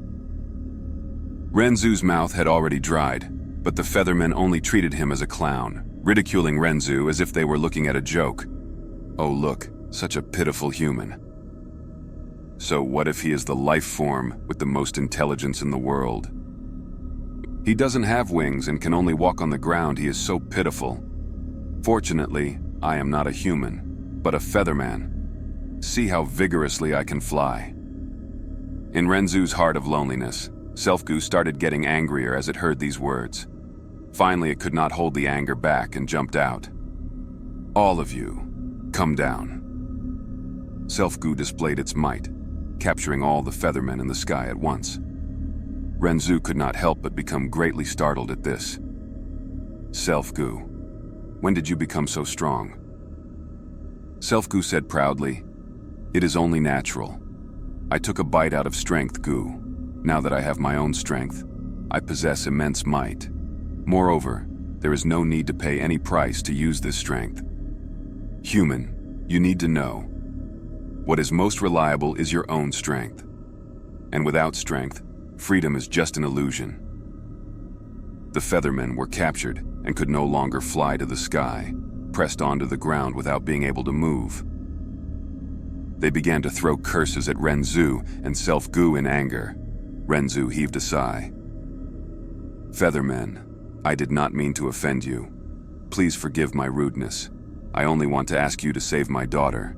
When I reunite with her, I will definitely reward you." "Impossible. We feathermen are the most free. Even if our bodies lose freedom, our hearts are still free." Right. "Cruel human, you can't impose your will on any featherman." The feathermen kept on shouting without any intention to compromise. Renzu persuaded them for 3 days and 3 nights, but it was in vain. Helpless, he could only let go of these feathermen. Self-Gu spoke bitterly. "Human, how could you release them so easily? Don't you want to rescue your 4th child?" Renzu, however, replied confidently, "I have already understood that these feathermen cannot be forced. After these days of contact with the feathermen, I have found these feathermen might be free, but they don't have dens to shelter themselves from wind and rain, and they also don't have enough food to fill their stomachs. To make them help, I have to make them do it willingly." Thereupon, Renzu built a house near the feathermen.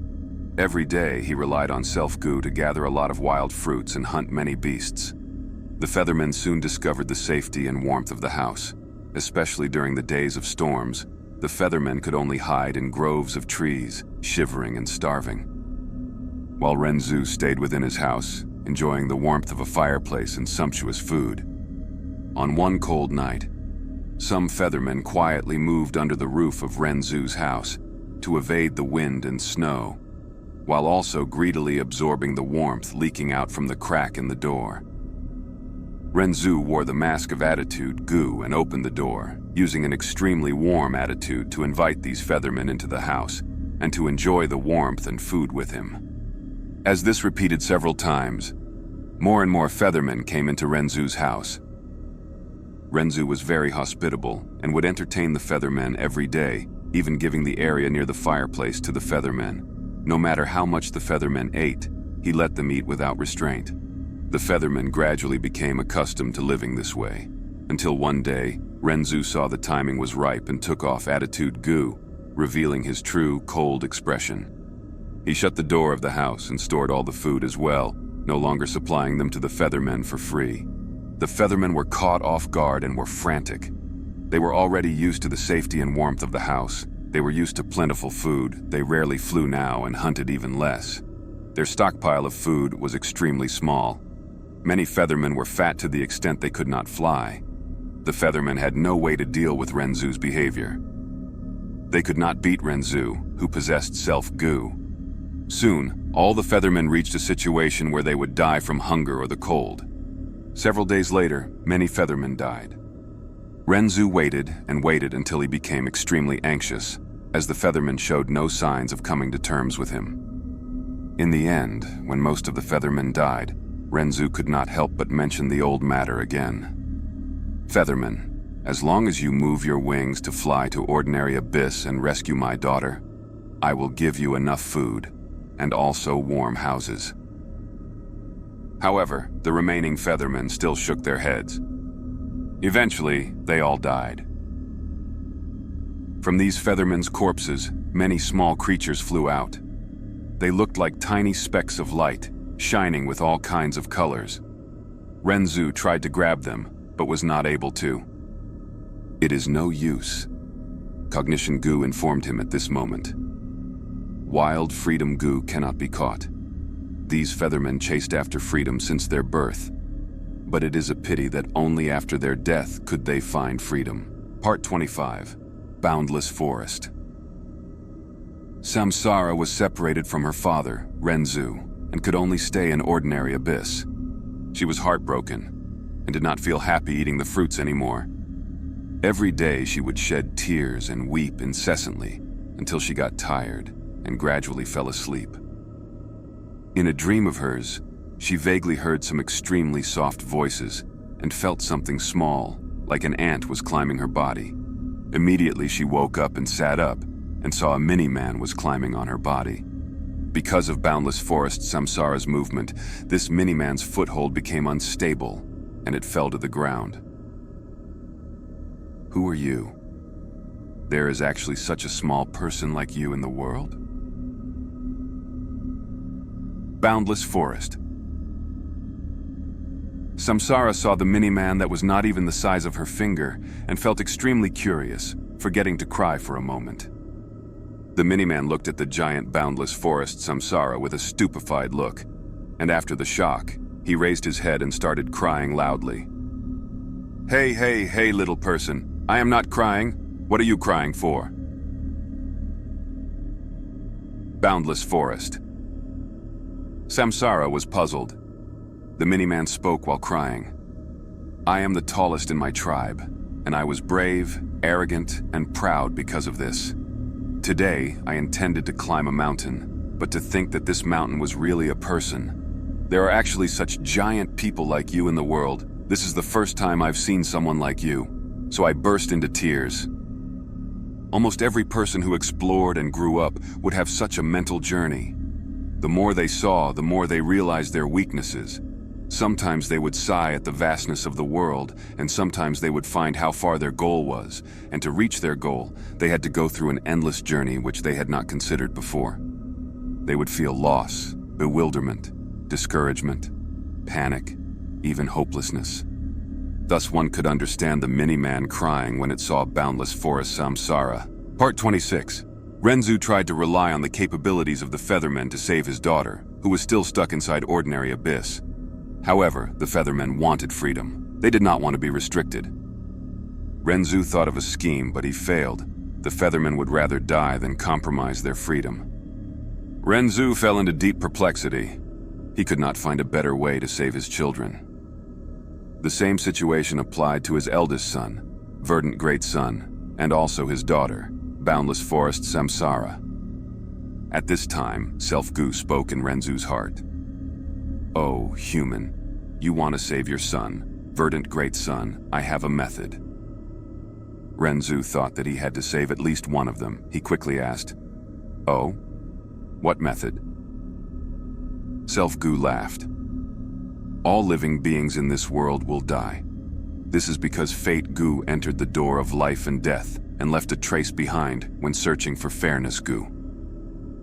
Oh human, you can enter the door of life and death and walk on the road of life and death. As long as you do not walk on the traces of fate, you will step on a road that belongs to you solely. When you walk into the door of life and death and leave again, you will form a brand new road that would be part way to success. Next, as long as you bring Verdant Great Son onto the path that you walked on and leave the door of life and death, you will be able to return to the human world where the sun shines. Your son, Verdant Great Son, will be able to escape death and revive." Renzu heard the method of Self-Gu and was very hesitant, but there was no better solution available. Thus, he decided to let Boundless Forest Samsara stay inside Ordinary Abyss for a while longer, while he used the method taught by Self-Gu to save his eldest son, Verdant Great Son. Renzu set off towards the door of life and death. As he walked one day, he met with a beastman. This beastman was very muscular. His muscles were like rocks. The fangs in his mouth were sharper than blades. He took huge steps, sprinting in the wilderness as he shouted, "Don't get any closer! Don't come here! I am afraid!" Renzu was very curious. He asked, "Oh, Beastman, what are you afraid of?" The Beastman said, "I am afraid of my own shadow. It keeps following me. I cannot get rid of it. I am so afraid that I can only run around in all directions. I am tired, hungry, and thirsty. I am going to die." Renzu felt that this was funny. "Oh, Beastman, you have such a powerful body, yet you are afraid of a harmless shadow. Do you have a cowardly heart? What is there to be afraid of?" At this time, a Gu worm came out of the Beastman's heart. It laughed at Renzu. "Oh, human, do not speak so shamelessly.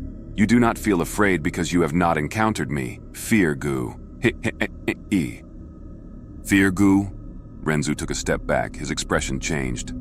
Once Fear Gu appeared, fear started to well up in Renzu's heart. He was afraid. Fear Gu laughed even more arrogantly now. It said to the Beastman, "I will let you off now, little Beastman, you pitiful worm." The Beastman was free now. It fell to the ground, weeping in extreme joy. Fear Gu turned around, facing Renzu. "Oh human, you dared to look down on me. Fear Gu, now I will torture you with endless fear." Saying this, Fear Gu flew into Renzu's heart with a whooshing sound. Renzu felt immense fear. He was afraid of this and afraid of that. Fear Gu made him scared of the wind. Every time the wind blew, Renzu screamed in horror. Fear Gu made him afraid of sunlight. Renzu could only travel at night and often lost his way. During daytime, he would enter caves or hide inside thick bushes. Fear Gu also made Renzu afraid of tree leaves. Thus Renzu ran away from the forests. Every tree he saw made him shriek. Fear Gu made Renzu afraid of snakes. In the end, Renzu even stopped using the grass ropes that he made himself. After that, Fear Gu made Renzu scared of rain. Whenever it rained, Renzu would shrivel up and look at the sky that was raining continuously, feeling extreme fear. Renzu wanted to go to the door of life and death, but after being struck by Fear Gu, he could not move much. He could not make any progress. When Fear Gu understood Renzu's motive, it made Renzu scared of death. Renzu no longer dared to walk towards the door of life and death, because once he entered the door of life and death, he would be walking from life towards death. Renzu was afraid that he would die. He could only stay in place. Self-Gu sighed.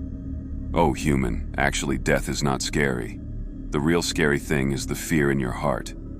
"That is right." Fear Gu heard this and said proudly, The only thing worth being afraid of is fear. Part 27. Renzu's fourth child, Boundless Forest Samsara, fell from the tree. She did not follow after Renzu. Instead, she was trapped inside Ordinary Abyss. One day when she was sleeping, she met a mini-man. The mini-man was crying. Boundless Forest Samsara asked him why. The mini-man spoke while crying. "I am the tallest in my tribe, and I was brave, arrogant, and proud because of this. Today, I intended to climb a mountain, but to think that this mountain was really a person. There are actually such giant people like you in the world. This is the first time I've seen someone like you, so I burst into tears." Since then, Boundless Forest Samsara and the Miniman became good friends. They were inseparable. "Miniman, oh Miniman, where is your father? Do you not have siblings? Why have I never seen your family?" One day, Boundless Forest Samsara asked the Miniman. The Miniman directed Boundless Forest Samsara to a well, saying, "Look at this well. My former home is inside." Boundless Forest. Samsara sprawled in front of the well, extending her head to look inside. Next, she shouted, "Ah, there are so many Minimen." She saw that there were countless Minimen inside the well. They were living together. They built many houses. They lived among each other. There were markets, flowers. It was a harmonious scene. They were very happy. The Miniman in the well also shouted, "Why did the sky become so dark? It's nighttime already?" There was thunder, but no rain. I don't see lightning either. The Minimen were in panic, they discussed as the entire city went into commotion. "Your family is here? Why did you go outside the well? You don't want to live with them?" Boundless Forest, Samsara asked. The Miniman shook his head. "They were the ones who exiled me. They think I am a monster." "Oh? Why is that?" Boundless Forest. Samsara was curious. The Miniman answered with sadness. "I told them that the world we were living in was just a well. The outside world is very big, but they did not believe me. They told me to stop spouting nonsense. Zhen? I also told them that the mountain at the fringe of our city is a very small mound, but they refused to believe me. They think that it is the tallest mountain in the world. They told me to stop spreading lies." "Which mountain is it?" Boundless Forest Samsara asked. "That's Minuscule Mountain." The Miniman pointed. Boundless Forest Samsara started to giggle. "You call that a mountain? It can fit in my palm." Suddenly, Boundless Forest Samsara clapped. "Then let me tell them the truth." The Miniman shook his head. "It is useless." Boundless Forest. Samsara did not believe him. She faced the well as she shouted. The Minimen inside started to panic even more. They felt that today was too strange. Not only did the sky turn dark, there was thunder rumbling, and it was getting louder and more frequent. "Heaven is raging. I want to repent. I want to confess." "No, it is a monster. A monster ate heaven. It is burping now. Save me, this world is getting destroyed." Some Minimen knelt on the ground and begged. Some had despair on their faces, while others were running around crazily. Boundless Forest. Samsara's breathing became a tornado inside the well. Boundless Forest. Samsara's saliva became a huge rainstorm when it went into the well. Boundless Forest. Samsara's words were like rumbling thunder in the Minimen's ears. Their eardrums almost burst from it. Boundless Forest. Samsara eventually gave up. She sprawled outside the well. Exhausted, she said weakly, "Why are these Minimen so stupid? Can't they be like you to get out of the well and see the world?" The Miniman shook his head as he sighed. "They think that they are big enough. They think the sky is round. They think the mountain is only that tall. They think life is just like this." "Then why did you climb out, Boundless Forest?" Samsara opened her eyes wide as she asked with curiosity. The Miniman smiled bitterly. "Because I realized how small and insignificant I was, therefore, I got out to see how big the world is." Part 28. Renzu wanted to save his own children, but he encountered a beastman along the way. He was affected by fear. Gu. Fear Gu made Renzu fear everything. He was unable to advance due to his fears. Renzu was tormented by his fear. He was in deep agony. He consulted Self Gu. Self Gu answered, "Then let me eat it."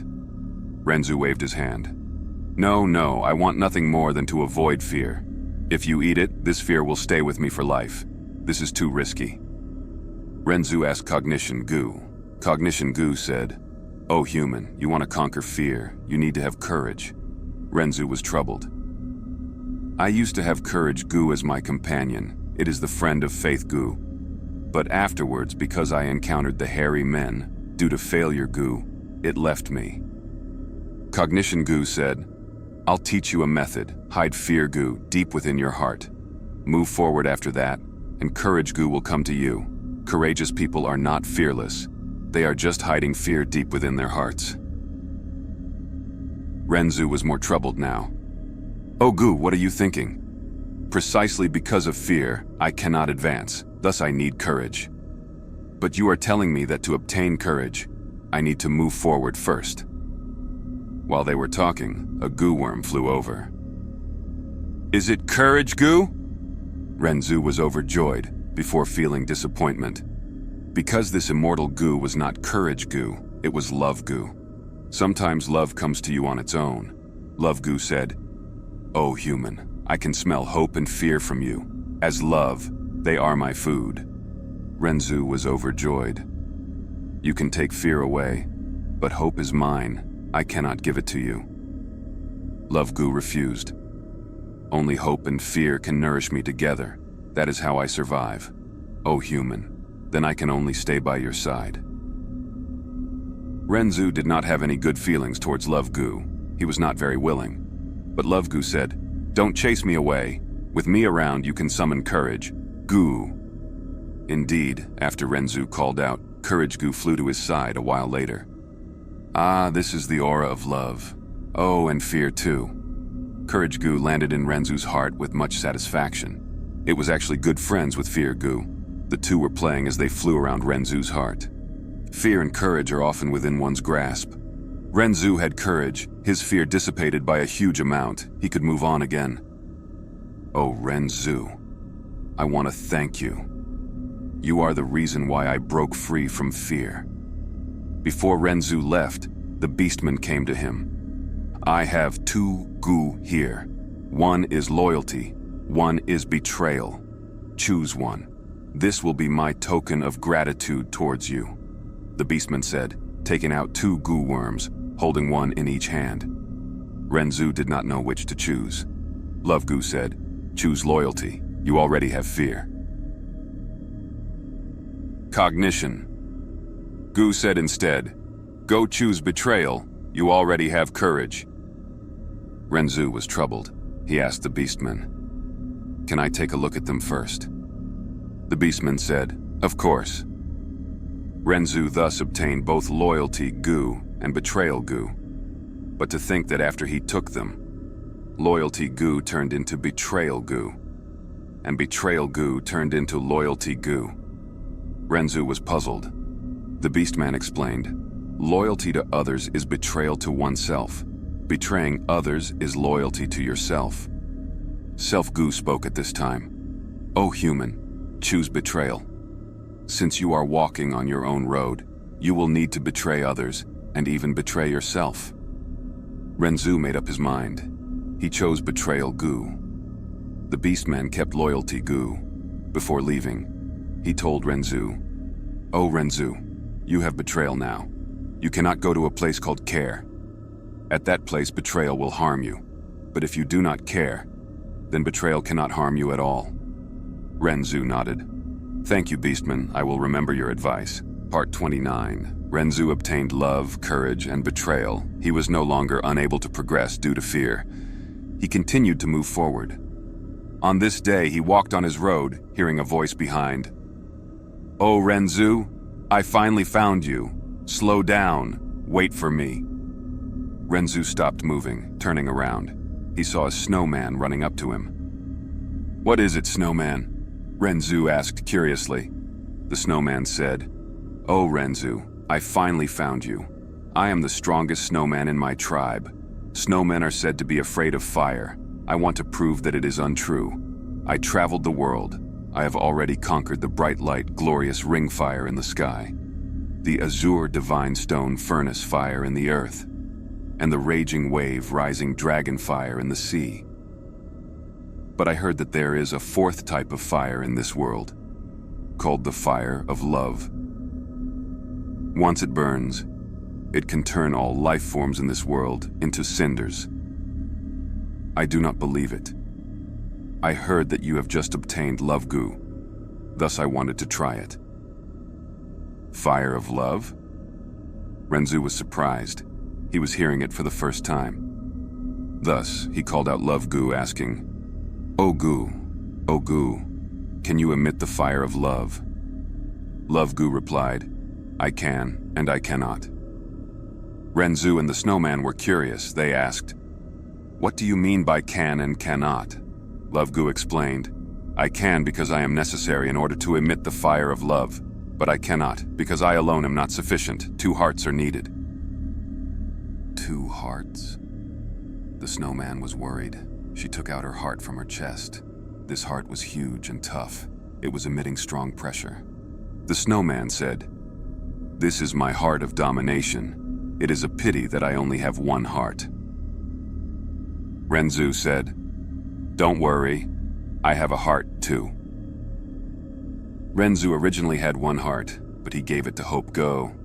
He next obtained a heart of loneliness. Self Gu was residing within it. He also had a heart of discontent. Thus, right now, he took out the heart of discontent. The heart of discontent was dry and shriveled.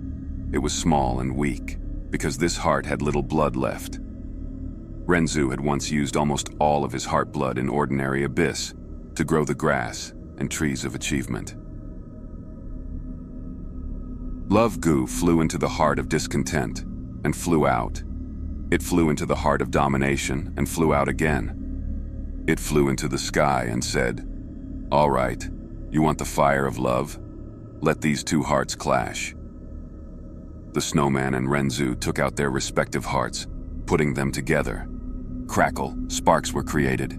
The sparks grew rapidly, turning into a blazing flame. Fire of love. The fire of love burned on Renzu's heart of discontent. It instantly turned this heart into ashes. Renzu was stunned. Love Gu said, Love has a price. It makes people willing to sacrifice. The snowman laughed. Oh, Renzu, thankfully you have 2 hearts. Otherwise, without a heart, you would die. The snowman turned to look at the heart of domination in her hand. The fire of love enveloped this heart, but this heart shone brighter and brighter. The snowman was nonchalant. Oh, what? This fire of love only has an impressive appearance. It neither has the heat of bright light glorious ring fire, or the heaviness of azure divine stone furnace fire, or the chaos of raging wave rising dragon fire. As she said, she placed the heart of domination into her chest. Next, her body started bursting out in flames. She started melting like snowflakes under the sun. She turned pale from shock. She quickly patted and attempted to put out the fire of love. But the fire of love could not be extinguished. Eventually, the snowman completely melted. Only her heart was left, burning in raging flames. Renzu was extremely shocked. He felt that this snowman was very strong, to think that she would vanish like this. The fire of love is so scary. Renzu was shocked. Love Gu said, The result of love varies from heart to heart. The heart of the snowman was domination, but you had the heart of discontent, and it was completely burned from the fire. Thus, this was the result. Actually, there are good results that can occur when the fire of love burns. The results of love varied. Each experience of love was a risk and gamble. Renzu suddenly thought of something, becoming stirred up. Oh, Love Gu, you said that love can make people willing to sacrifice. This is wonderful. I will fall in love with the feather men and make them willing to fly for me so that they can save my daughter from ordinary abyss. Right at this moment, a voice could be heard. "Father, Father." From the burning flames of the heart of domination, a boy jumped out. He was Blazing Glory Lightning Brilliance. Blazing Glory Lightning Brilliance jumped into Renzu's arms as he said, "Father, Father, so I have a sister as well. I support you. Let's go save sister." Renzu was extremely overjoyed. He rubbed Blazing Glory Lightning Brilliance's head as he said, "My son, you are so smart and sensible." Renzu brought Blazing Glory, Lightning Brilliance, and went on a journey again. Not long after, they returned to the gathering spot of the Feathermen. Renzu took out his heart of loneliness, saying to the Feathermen, "Do you all have hearts?" The Feathermen answered, "We all have the heart of freedom." Renzu laughed. "Then let us fall in love. I have a heart too, as well as love Gu." The Feathermen shook their heads. The heart of freedom will be completely burned in the fire of love. The process of pursuing love was also the process of losing freedom. Renzu was persistent. The results of love vary from hearts to hearts. Don't just look at one heart. My heart of loneliness is part of the process too. But no matter how Renzu urged, the Featherman would not agree. Renzu was helpless. He asked Love Gu, "Oh Gu, oh Gu, they don't want to love me. You have to help me, and ignite the fire of love in our hearts." Love Gu sighed. "This is beyond my abilities. I cannot force others to love, no matter what heart. It has to collide on its own free will." Renzu shook his head. "No, this is a good chance to save my daughter. I cannot give up. Self Gu, I will rely on you." Self Gu nodded, using its own strength. It had once eaten a mouthful of strength Gu. Right now, Renzu had his own strength. Thus, these Feathermen were all captured by Renzu, their hearts to dug out and used to collide with Renzu's heart. But no matter how they collided, there were no hearts that created the spark of love. Love Gu sighed. "Oh, Renzu, forcing others to love is impossible. You will only create hatred." As it said that, a Gu worm appeared before Renzu. Renzu took a look. It was Hatred Gu indeed. Hatred Gu made all of the Feathermen feel hatred. They shouted, "Oh Renzu, you are too much. You are bullying us. We will make you pay the price." Thus these Feathermen flew up together. Shining worms were flying out of their bodies. They were wild Freedom Gu. The Freedom Gu fused together into a gigantic Freedom Gu. This Freedom Gu easily took away Renzu's Love Gu. "Henceforth love is free," this giant Freedom Gu said. Renzu's Self Gu quickly flew out. It wanted to snatch Love Gu, but it could not overpower Freedom Gu. It only managed to take a bite of Love Gu. Self Gu said angrily, "Love also belongs to oneself." Part 30. Renzu's daughter, Boundless Forest Samsara, was trapped inside Ordinary Abyss. She made friends with a Miniman. The Miniman brought Boundless Forest Samsara to see his home, City Well. After Boundless Forest Samsara saw City Well, she raised her head at the sky. "I understand now." Boundless Forest. Samsara looked above her. She was trapped inside Ordinary Abyss. She was just like the Minimen who were trapped under the well. The Minimen raised their heads and saw the sky within the well. It was like the sky that Boundless Forest Samsara saw when she looked up at Ordinary Abyss. "I have decided I will work hard and get out of this abyss to meet with Father again." Boundless Forest. Samsara raised her fists, making up her mind. The Miniman was overjoyed. "Sure, I want to leave Ordinary Abyss and see the world outside as well. I see that there are many trees here in Ordinary Abyss. We can chop them down and make a ladder to climb up." Boundless Forest. Samsara gasped, looking at the Miniman. "Oh, Miniman, don't you have wings? Why can't you fly out?" The Miniman smiled bitterly. "Oh, human, I might have a pair of wings, but they are flimsy and weak. They can only carry me for a short distance. When I left City Well, I also used a ladder."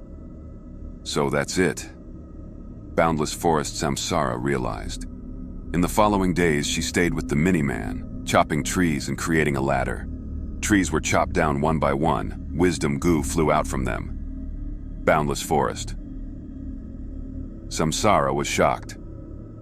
Wisdom Gu, why are you here? Wisdom is hidden in the ordinary. Of course I can be here. Wisdom Gu answered. Next, Wisdom Gu said, you are all very smart. You know how to use the achievements of predecessors to escape from being ordinary. But if you too want to leave ordinary abyss, you need to build your own ladders and complete them alone. Otherwise, you cannot leave. Boundless forest. Samsara quickly nodded. Oh, Wisdom Gu, thanks for reminding us. We will take note. She and the mini-men made their own ladders. The ladders became taller and taller. Soon, boundless forest. Samsara's ladder surpassed the mini-man. The mini-man's ladder was short and small. The distance between each step was also small. In comparison, boundless forest Samsara's ladder was long and tall. Boundless forest Samsara teased the mini-man. Mini-man, oh mini-man. The ladder I make in half a day is as tall as the one you make in half a month. At this rate, when can you make a proper ladder to step on and escape from ordinary abyss? The mini-man was helpless. I can't help it. I'm already doing my best, but this is all the wood I can carry after spending half a day, while you only need one hand to carry this over. I need to use a long time to chop down a small tree, but you only take 3 swings. I am already doing my best to reach this extent. Boundless forest. Samsara nodded. It is a pity we can only make our own ladders. The mini-man replied. That's right. To leave ordinary abyss, we can use our predecessors' achievements, but we truly need to rely on ourselves. Let's continue working hard. Boundless forest. Samsara and the mini-man continued to chop down trees to make their ladders. Trees fell one by one from within. Strength Gu flew out. Boundless forest. Samsara was shocked. Oh, Strength Gu, why are you here? Strength is hidden in the ordinary. Of course I can be here. Strength Gu answered. Boundless forest Samsara thought about it and asked, Oh, Strength Gu, can you give us any advice, like Wisdom Gu? Strength Gu said, I have no advice to give you, but I can grant you great strength, as long as you give me your youth. Boundless forest. Samsara fell into hesitation. Strength Gu said, According to your current strength, when will you be able to build a ladder tall enough to escape ordinary abyss? Boundless forest. Samsara thought, Very long. I will need 20 to 30 years. Strength Gu said, Yes, by then you will no longer be young. You will lose your youth and become middle-aged. Rather than that, you might as well give me your youth. Even though you will become middle-aged, you only need a few years to build the ladder. Boundless forest. Samsara thought about it and nodded. You are absolutely right, Strength Gu. I will rely on you. Thus, Boundless forest Samsara obtained Strength Gu. Her speed in building the ladder became very fast. She could chop more trees at once. A year later, her ladder was extremely tall. She stood at the top of the ladder and looked down. She saw that the trees were very small. The grass was a field of green. She was very happy. So when I stand at a high point, things that are big usually will become small. It is just like City Well. She looked down at the mini-man's ladder. It was very short, less than 1% of hers. She pouted. Boundless forest. Samsara walked down and said to the mini-man, Why are you still so slow? My ladder is already so tall. The mini-man looked at her ladder in admiration, saying helplessly, I really admire you. Your strength surpassed me to begin with. But now you also have strength. Gu, it is too bad that I have no help. I can only rely on myself. I have already tried my best every day, other than eating and resting. I spend all my time building this ladder, but it cannot match yours. Boundless forest. Samsara nodded. That is natural. Another year passed. Boundless forest Samsara continued to build the ladder even taller. She stood at the peak and looked down. The trees were like grass, while everything smaller than trees could not be seen clearly. She looked at the mini-man's ladder. Even though it was taller than most trees, it was less than 1,000th of hers. Boundless forest. Samsara walked down the ladder, laughing at the mini-man. Mini-man, oh mini-man, stop wasting your efforts. Your strength is too low. You will not be able to build that ladder even if you spend an entire lifetime. You might as well use this time to enjoy your life. Actually, you are already very amazing. Compared to those minimen, you actually walked out of city well. You should just enjoy your life now. The mini-man thought about it and shook his head. I am not satisfied with being ordinary. When I am not happy with being ordinary would be like an abyss to me. I want to go out. Even if I cannot succeed, I want to try. If I do not try hard enough, I will not be happy. Thus the mini-man continued building his ladder. The third year passed. Boundless forest Samsara's ladder was extremely tall. She stood at the peak and looked down, only to see that clouds were blocking her vision. She wanted to look at the mini-man's ladder, but she could barely see it. It was less than 1/10,000th of her ladder. Boundless forest. Samsara sighed. She felt lonely. When the wind blew, she shuddered, feeling cold. So when I stand at this tall point, not only will I feel lonely, I will also feel cold. Boundless forest. Samsara walked down the ladder and told the mini-man about this. The mini-man shook his head. My ladder is not tall enough. I don't know how you feel. Boundless forest, Samsara felt bored. She continued to build the ladder, but the time she spent on it was decreasing. Strength Gu asked her, "Oh, human, why are you not building your ladder?" Boundless forest. Samsara answered, "The ladder is too tall and cold. I need to rest and regain warmth." Another year passed. Boundless forest Samsara felt extremely bored. She was still building her ladder, but she was spending less and less time on it. Strength Gu asked her, "Oh human, why are you not building your ladder?" Boundless forest.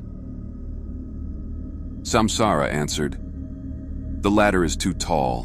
When I look down, I get afraid. I need to rest and let my heart calm down." Another year passed.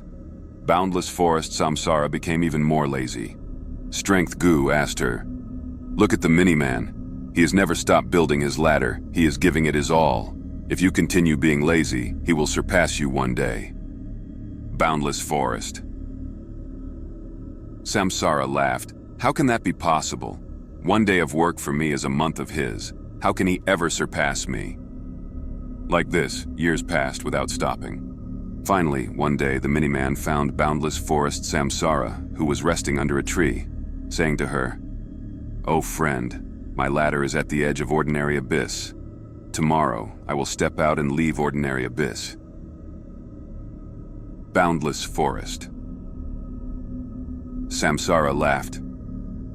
"Oh, Miniman, don't lie to me. This is too funny." The Miniman shook his head, saying seriously, "Grandness and being laughable is merely an inch apart. But I am not laughable anymore. I am grand and can finally leave this ordinary abyss. If you do not believe me, watch as I leave." Thus, the Miniman started to climb his ladder. Boundless forest. Samsara was shocked at this. The Miniman was really at the edge of the abyss. He could leave if he continued like this. Boundless forest. Samsara shouted, "Oh, Miniman, do you not feel cold?" The Miniman said, "Of course, but I want to build my ladder and climb out of here." Boundless forest. Samsara shouted again, "Oh, Miniman, do you not feel lonely?" The Miniman said, "Of course, but I want to build my ladder and climb out of here." Boundless forest. Samsara shouted again. "Oh, Miniman, do you not feel afraid?" The Miniman said, "Of course, but I want to build my ladder and climb out of here." After saying those 3 lines, a bright light flashed on his body, rapidly forming into a Gu worm. "My name is Perseverance, O Miniman. Thank you for giving me life." Perseverance Gu thanked the Miniman. The Miniman laughed. "Great! Even though I do not have strength, I have perseverance," the Miniman said as he climbed out of Ordinary Abyss, stepping into the outside world. He first saw someone. It was Renzu. The rate of time inside Ordinary Abyss was different from the outside world. Renzu sighed as he saw the Miniman. "This is perseverance, Gu. What a pity. If I had it, I would have been able to conquer Reverse Flow River." Part 31. Legend says that the Miniman surpassed boundless forest Samsara and persevered to build the ladder and made his way out of Ordinary Abyss. When the Miniman saw Renzu, Renzu sighed. If he had perseverance Gu back then, he would have conquered Reverse Flow River and would not have created such a mess. Renzu wanted to save his children, but until now, he had not achieved anything. Renzu saw that the Miniman had perseverance Gu and gained new hope. He said to the Miniman, "Miniman, oh Miniman, I need your help." The Miniman asked, "Oh Renzu, how do you want me to help you?" Renzu told the Miniman that he wanted to borrow and use perseverance Gu. The Miniman said, "Oh Renzu, the reason why I could leave Ordinary Abyss was because I used the trees that you planted. I chopped down those trees and built my ladder. Thus I owe you a favor." The Miniman agreed to lend perseverance Gu to Renzu. But after Renzu gained perseverance Gu, he realized he could not use it. "This is the perseverance of the Miniman, not yours, Renzu." Cognition Gu appeared at this time and told Renzu this fact. Renzu was anguished. He sighed deeply. He asked Cognition Gu, "Then what should I do? I know that perseverance Gu can help me, but I cannot use it. I know the Feathermen can help me, but love cannot control them." Cognition Gu told Renzu, "Nobody can force anyone to love them, but you can create a Gu to lure the Feathermen into helping you do things. Think about it. How did the Miniman gain perseverance Gu?" Cognition Gu's words were a huge inspiration to Renzu. Renzu was overjoyed. "Oh, Cognition Gu, thank you for the great idea. I know what to do now. I want to create my own Gu." Cognition Gu was curious. "What Gu is that?" Renzu shook his head. "I am not sure, but I have an idea.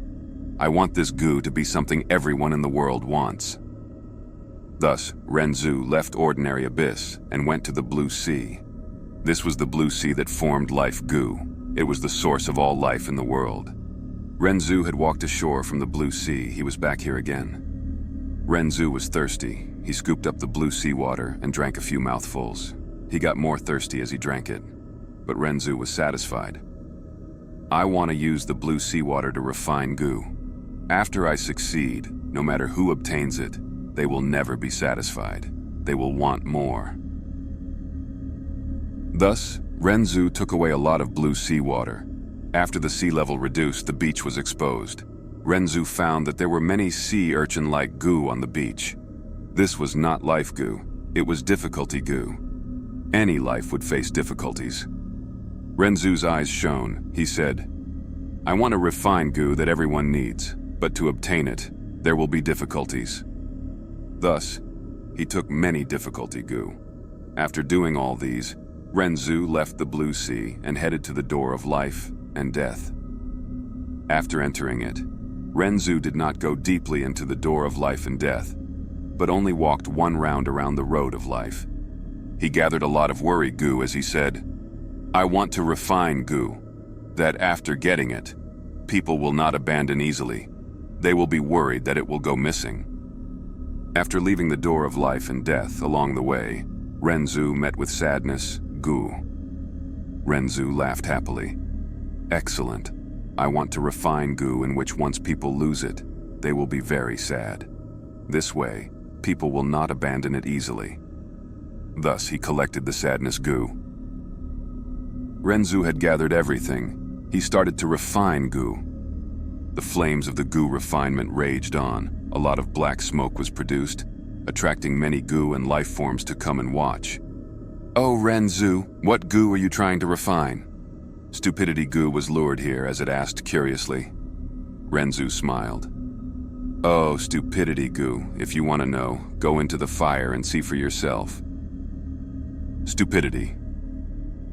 Gu went inside and never came out again. Not long after Wisdom Gu came here as well, it asked, "Oh, Renzu, what are you trying to refine?" Renzu laughed. "Oh, Wisdom Gu, if you want to know, go into the fire and see for yourself." Wisdom Gu flew in too.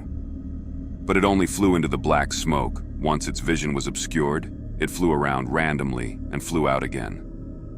"Renzu, oh Renzu, I was almost deceived by you. I already know what you are refining. I am leaving." Saying this, Wisdom Gu flew away.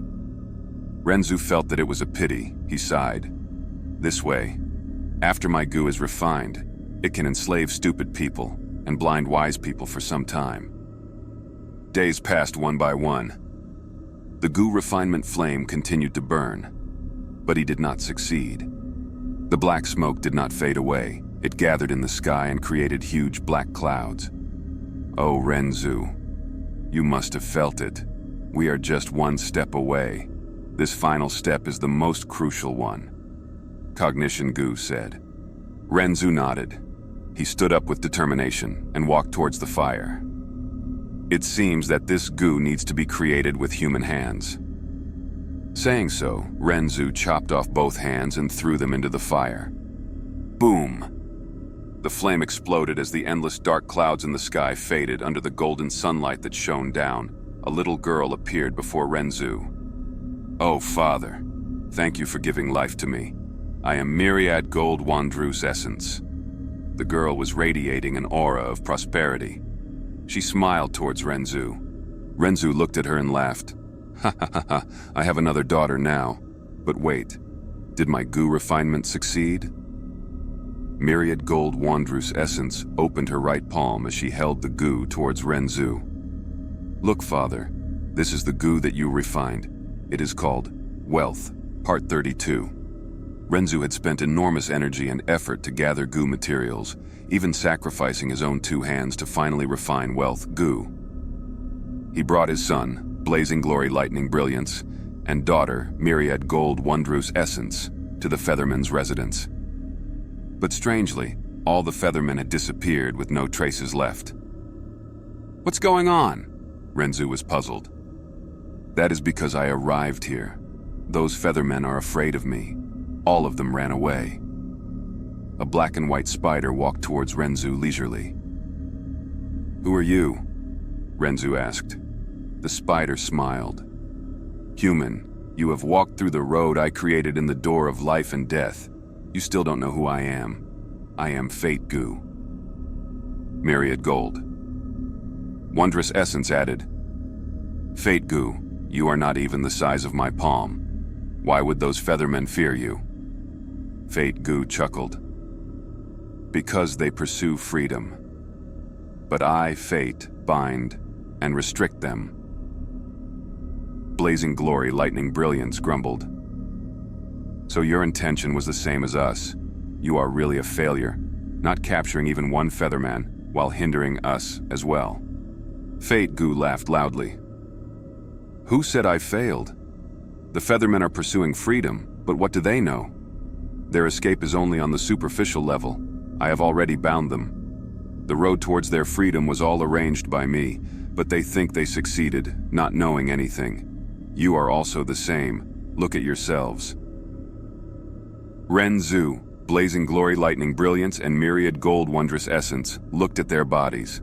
They discovered that white spider silk had stuck to their limbs and body for some unknown time. They also discovered that not just themselves, even the surrounding flowers, grass, trees, rocks, water, everything was bound by the spider silk. These spider silk gathered together to form into a spider web, which spread out endlessly in the sight of Renzu and his children. "This is the web that I weaved. It is called All-Encompassing Web. Everything in the world is bound by this web, to be arranged and controlled by me. Fate. Everyone you encountered and all the things that have happened are all controlled by me. Fate Gu said. Renzu and his children felt a chill in their hearts and began to struggle fiercely. Fate Gu smiled. It is useless. You cannot escape. Fate cannot be altered. Renzu glared at Fate Gu furiously. Oh, Fate. Why do you have to manipulate and toy with us? From what you said, all the hardships and misfortunes I encountered were all your doings. The loss of my children was also due to you. Fate Gu said calmly, Human, I know you want to save your eldest son, Verdant, great son, but he is already dead. Death is a necessary fate of humans. You simply cannot save him. Moreover, you want to rely on wealth, Gu, to save your daughter, boundless forest samsara. That is also impossible. As fate willed, a thread of spider silk bound Renzu's wealth Gu and dragged it in front of Fate Gu. Release it. That is our Gu worm. Blazing glory, lightning brilliance shouted. Myriad gold, wondrous essence's eyes reddened, sobbing. Father sacrificed his own hands to painstakingly refine this wealth Gu. How dare you take it away? Renzu struggled fiercely, but the spider silk continued to become tighter, firmly binding them. Fate Gu laughed loudly. Life and death is decreed by fate. Prosperity is up to heaven. Human, you are fated to be poor and menial, tormented and humiliated till you become insane, and in the end, you will also die. Although you refined wealth Gu, you don't have the fate to enjoy it. If you are fated to be poor, even if you dug out gold, it will turn to copper. If you are fated to be rich, even if you pick up paper, it will turn to silk. All these things are under my control. Renzu, blazing glory, lightning brilliance, and myriad gold wondrous essence started cursing Fate Gu furiously. Fate Gu was not the least bit angry, still carefree and at leisure. Many have cursed me, but so what? Humans, no matter how you curse me, it won't change anything. Fate Gu suddenly moved the spider silk, throwing blazing glory, lightning brilliance, and myriad gold wondrous essence far away, completely out of Renzu's sight. My children, Renzu howled. Fate Gu said darkly, Human, don't blame me. This is your fate, not just you. Loneliness is the fate of every person. Even if they are your own children, they will not accompany you for life and will eventually leave you. Every encounter is temporary, separation is normality. Renzu, however, kept on struggling, but the more he struggled, the tighter the spider silk bound him. Renzu felt an increasingly enormous pressure pushing him down to the point of suffocation. He panted heavily. He gradually lost the strength to struggle. Renzu started crying, tears rolling down his cheeks. Why does my fate have to be so pitiful? Fate Gu was silent. But at this time, a voice emerged from the depths of Renzu's heart. The voice belonged to Self Gu. Human, believe in your own strength rather than blaming your fate. Renzu stopped crying as he suddenly realized. Right, although I don't have strength Gu. Self Gu has taken a bite of strength Gu. I have my own strength now. Self Gu, I can only rely on you. Self Gu then erupted with a dazzling light as it attempted to break the spider silk. Some spider silk was torn, but even more came to bind Renzu. My own strength is not enough? Renzu was anxious. Right, Self Gu. You have also taken a bite of love Gu. If strength does not work, let us rely on love instead. Thereupon, Self Gu let out a gentle light as it attempted to break the spider silk, but this also failed. Fate Gu said, "Oh human, why can't you understand? Love is a type of fate. I arranged it to make Verdant great sun fall in love with Desolate ancient moon. I also arranged it to make the Rockman fall in love with Desolate ancient moon. I also arranged success and failure in their lives, so they eventually ended up dead." No! No! Ka! Renzu screamed and bawled. Fate Gu listened quietly. Renzu gradually lost the strength to cry. He mumbled powerlessly. I understand now. I know why the Feathermen pursue freedom. Fate Gu smiled. Human, you also want to pursue freedom? Renzu nodded. Yes. If I have freedom, I will no longer be bound by you. Fate Gu. But look at those feathermen. Even though they pursue freedom, aren't they still under my control? Renzu shook his head. My freedom is different from them. I will pursue absolute freedom. Fate Gu laughed loudly. A person's absolute freedom is insanity. Oh, human, see for yourself. You are seeking freedom, but you are actually moving towards insanity. I already said this earlier. You will lose your mind. That is the road I arranged for you. You cannot escape my control. No, I don't believe you. I will use my own strength and wisdom to obtain freedom. I don't believe your words. I will escape your control, Renzu retorted. Fate Gu's laughter became louder. Oh, human, you are truly going crazy. You are already deranged. Did you forget? Yourself Gu has only taken a bite of strength, Gu and love Gu. So you only have your own strength and love, but not your own wisdom. Oh, human, when you think you are intelligent, it will be the sign that you are going crazy. Ha ha ha ha ha ha. It was Renzu's turn to laugh. I don't believe you, oh Fate Gu. I don't believe you. I don't believe that this world has fate.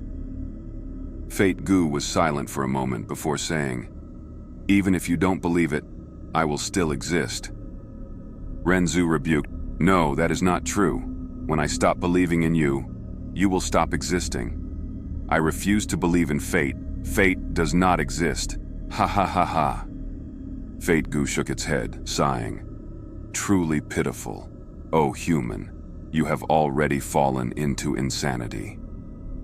Renzu scratched his hair and skin, his tears and mucus mixed together. He struggled. He knelt on the ground as he rolled around. It was like how fate declared.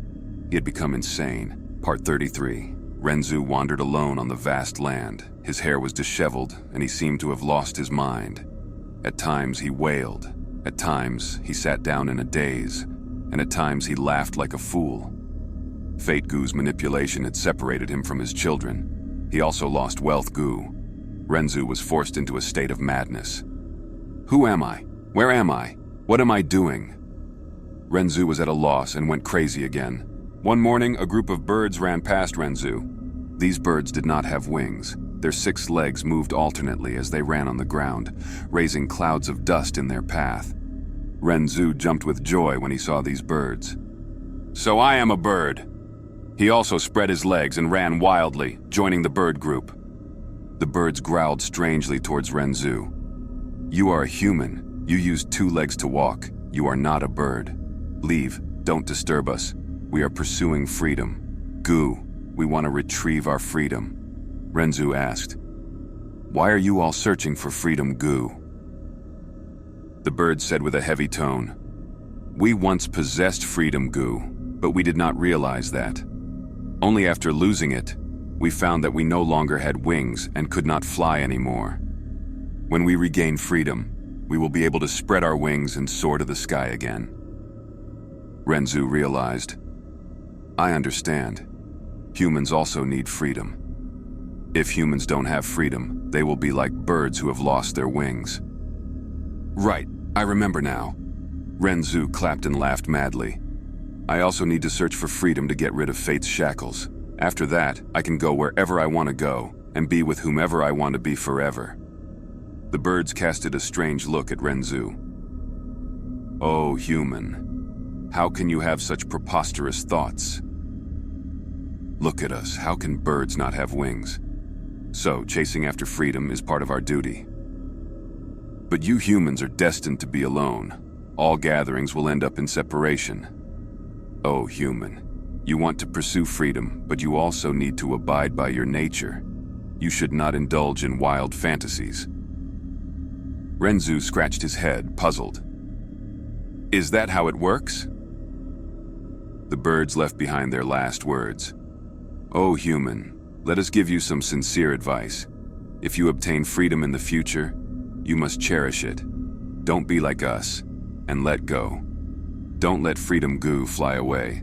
otherwise you will regret it. After Renzu parted ways with the birds, he slowly forgot his identity and goals once again.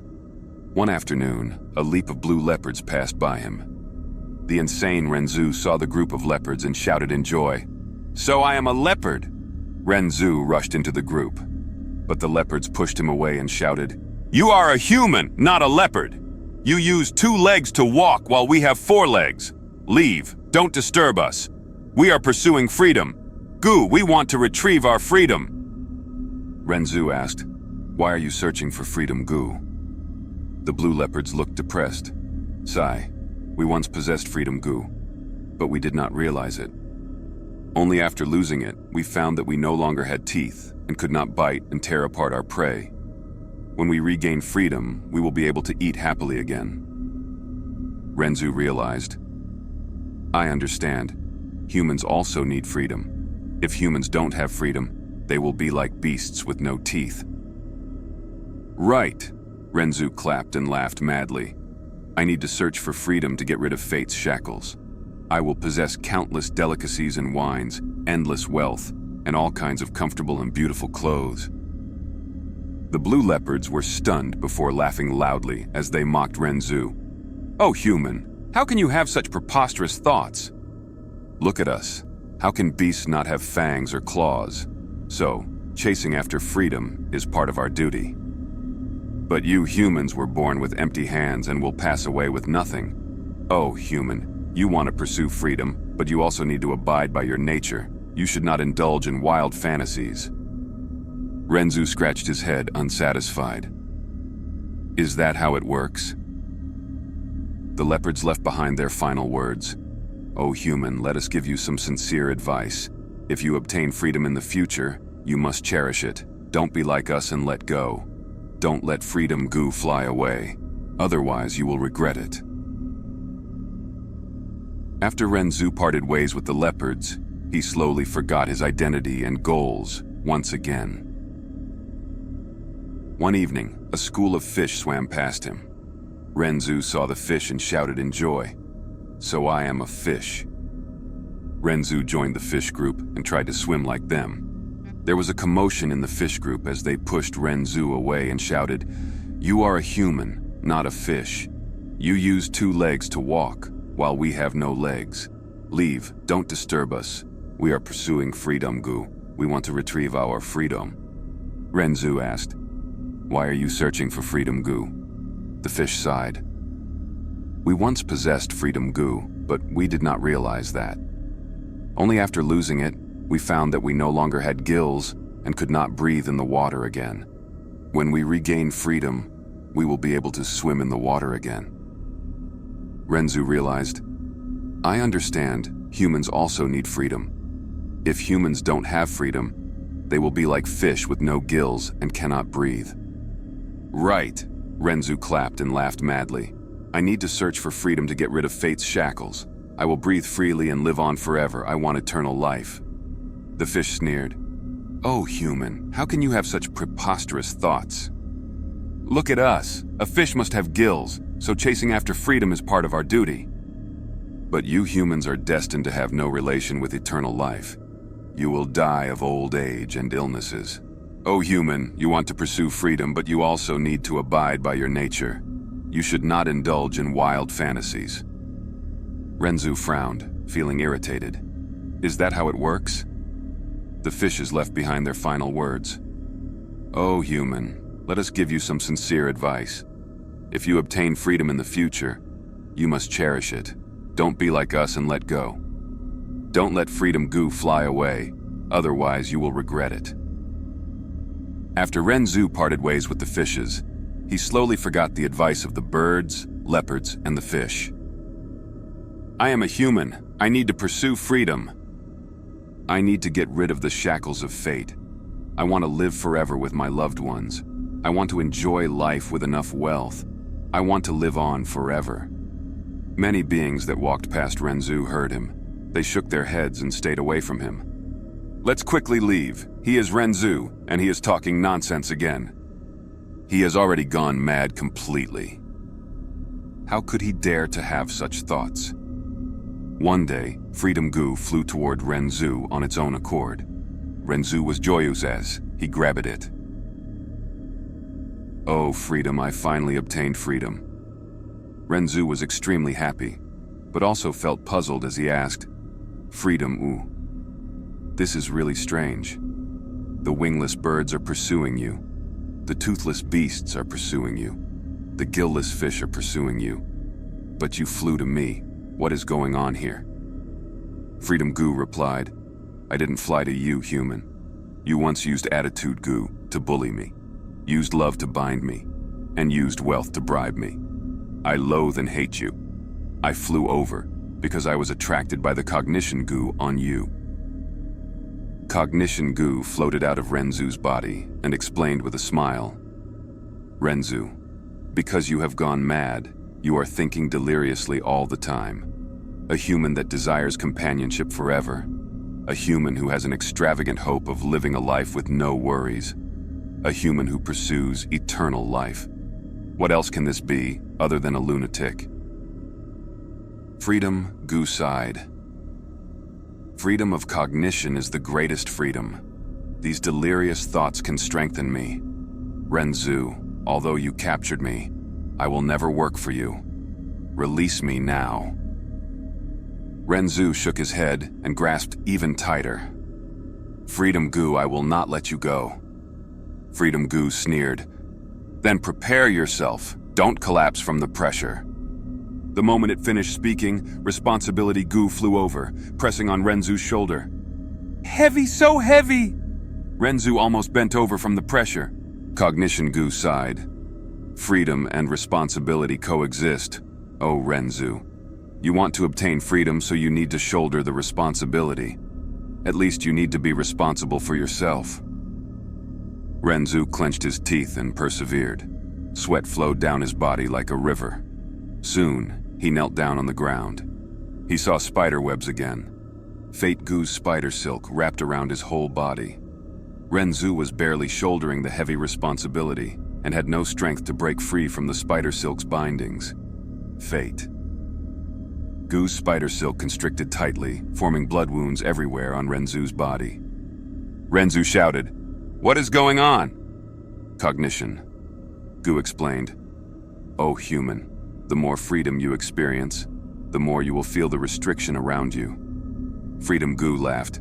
Just let me go. The longer you hold on to me, the more spider silk will bind you. The binding will become tighter and will even constrict you to death. Renzu shook his head. No, I won't let go. Oh, Freedom Gu, I must have you. Countless spider silk pierced into Renzu's flesh. Renzu howled in pain and rolled on the ground but did not let go. Ha ha ha ha! Renzu began laughing foolishly again. I can sense a Gu far away. Just this feeling alone makes me happy and satisfied. Cognition Gu admitted frankly. That is natural. Whoever obtains freedom, Gu will also be able to sense the location of happiness. Gu. Renzu continued to persevere. He cried in pain at times and laughed happily at other times. The spider silk constricted tightly, tearing into his bones and leaving deep marks on them, but Renzu still did not loosen his hands. In the end, he fainted from the pain. After a long time, he slowly woke up. Fate Gu's spider silk was no longer constricting him. Responsibility Gu also did not exert heavy pressure, while Cognition Gu had disappeared. Wait, what about Freedom Gu? Renzu did not sense Freedom Gu's existence, and in his moment of panic he opened his hands.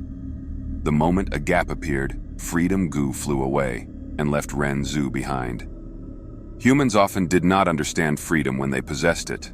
Only after losing it, they would come to a sudden realization.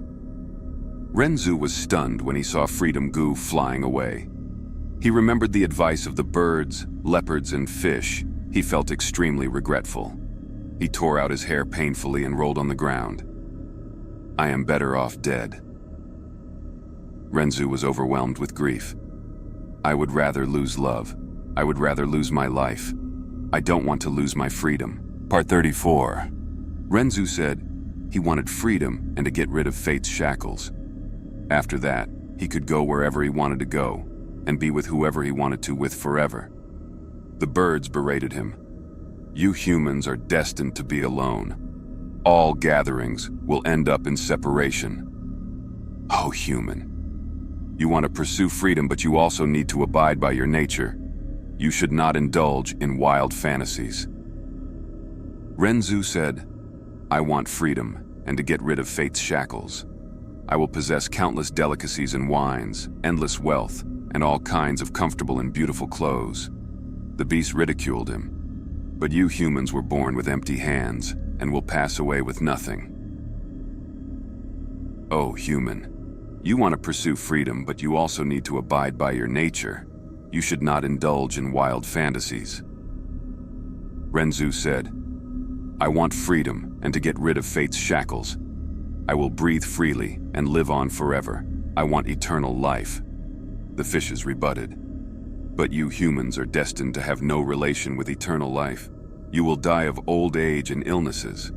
Oh, human, you want to pursue freedom, but you also need to abide by your nature. You should not indulge in wild fantasies. Renzu was puzzled. Renzu was disgruntled. Renzu was irritated. Renzu became insane. How can you have such thoughts? Why can't I have the same thoughts? Why can't a human be together forever with their loved ones? Why can't a human live life without worries and have endless wealth? Why can't a human have eternal life? Because fate does not allow it. Because it does not allow, therefore I cannot do it. I cannot even think about it. On what basis? On what damned basis? On what basis am I not allowed to think about it? On what basis is eternal life forbidden? If such thoughts turn me insane, then let me become a lunatic. If such pursuit makes me demonic, Chen let me become a demon. Part 35, Blazing Glory. Lightning brilliance and myriad gold. Wondrous essence were sent flying away by Fate Gu and were forced to leave Renzu, arriving at immemorial blue heaven. Rumble. Thunder rumbled unceasingly here. Lightning flashed, imprinting the sky and forming a forest of lightning. I am angry, I am angry. The source of this lightning forest was a lightning Gu. It was roaring continuously. Blazing glory, lightning brilliance, and myriad gold, wondrous essence were extremely afraid. The lightning was too strong. So long as a lightning bolt struck them, they would be heavily injured or even die. They did not move at all, afraid of lightning Gu discovering them and bombarding them to death. They waited patiently for lightning Gu's anger to dissipate. They would move once it calmed down. But lightning Gu was extremely angry, and its anger did not show any signs of decreasing. The lightning forest kept on growing in size. What should we do? Myriad gold wondrous essence was worried. How can we return to Father? Brother, do you have any good suggestions? Blazing glory lightning brilliance shook his head, his brows furrowed. It is all Fate Gu's fault. It forcefully separated us from Father. I am definitely going to take revenge in the future. Ugh, my heart hurts every time I think of Fate Gu. Blazing glory lightning brilliance held his chest. He found his heart aching more and more. How could this be? He quickly opened up his chest and looked at the depths of his heart. Oh, why is there a Gu in my heart?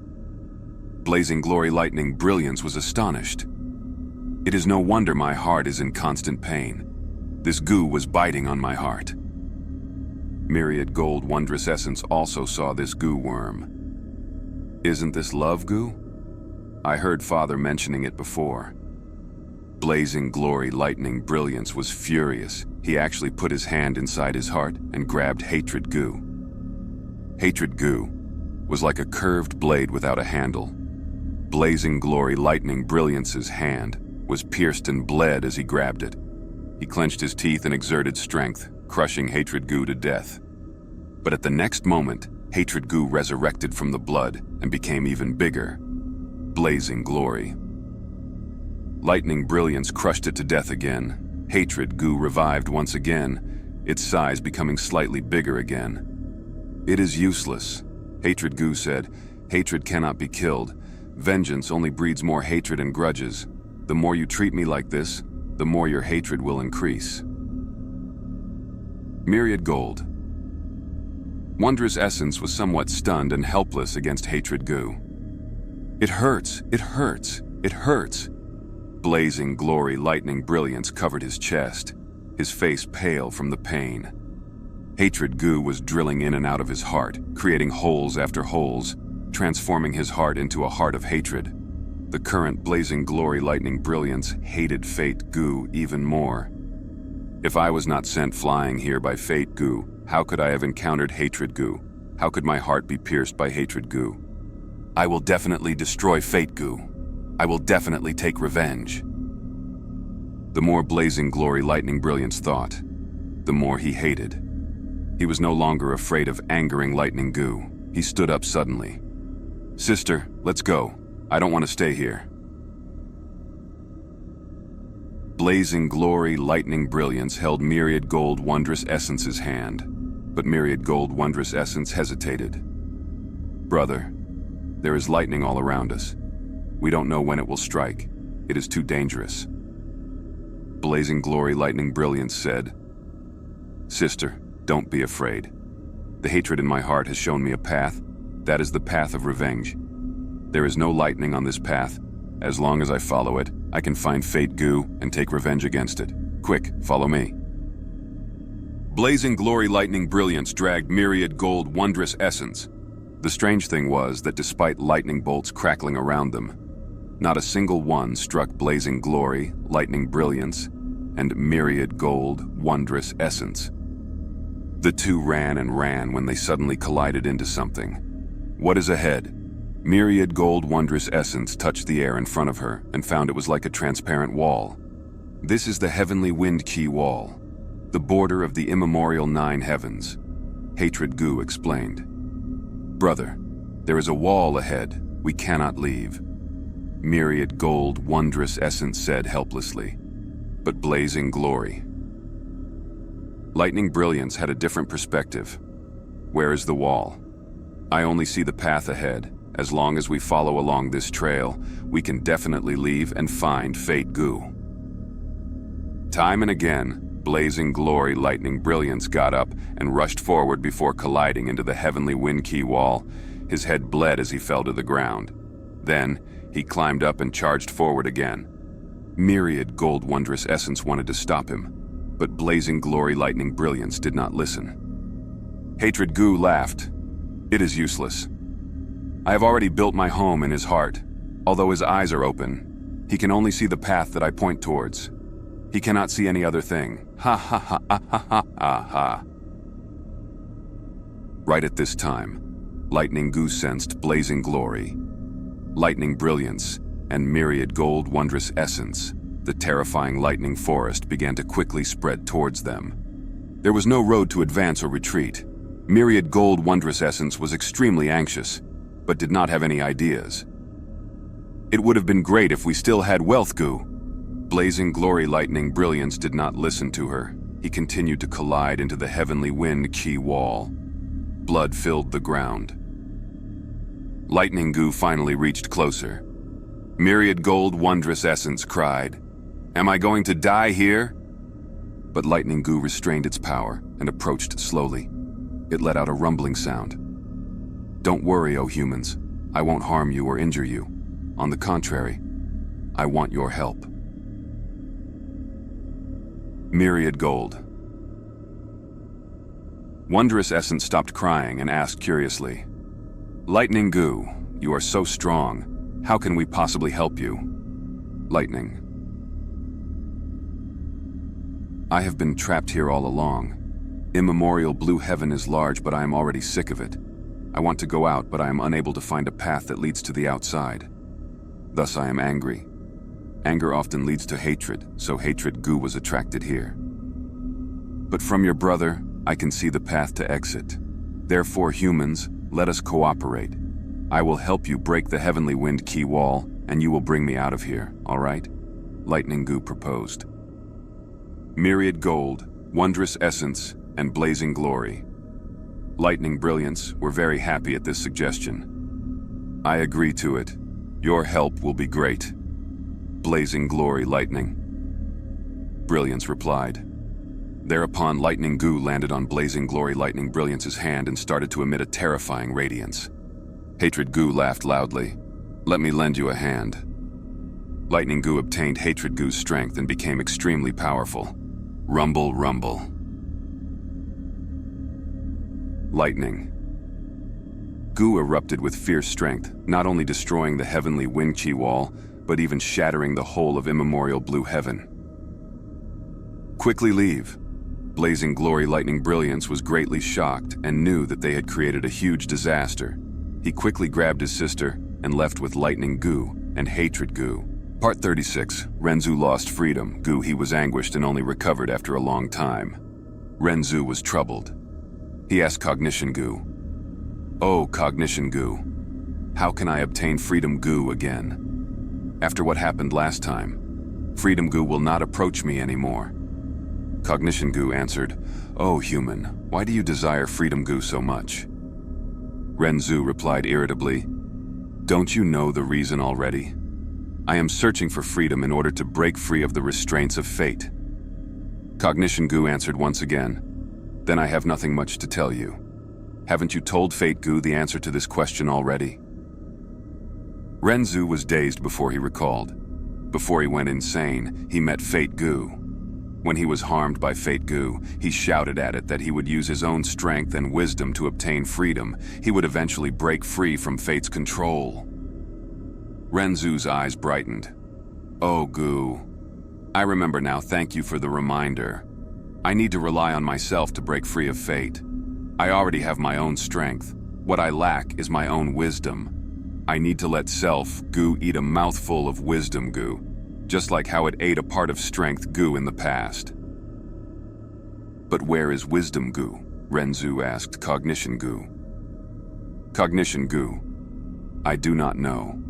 Wisdom Gu has been to many places. Its location is not fixed. You can find wisdom in countless places, so human, you need to find it yourself."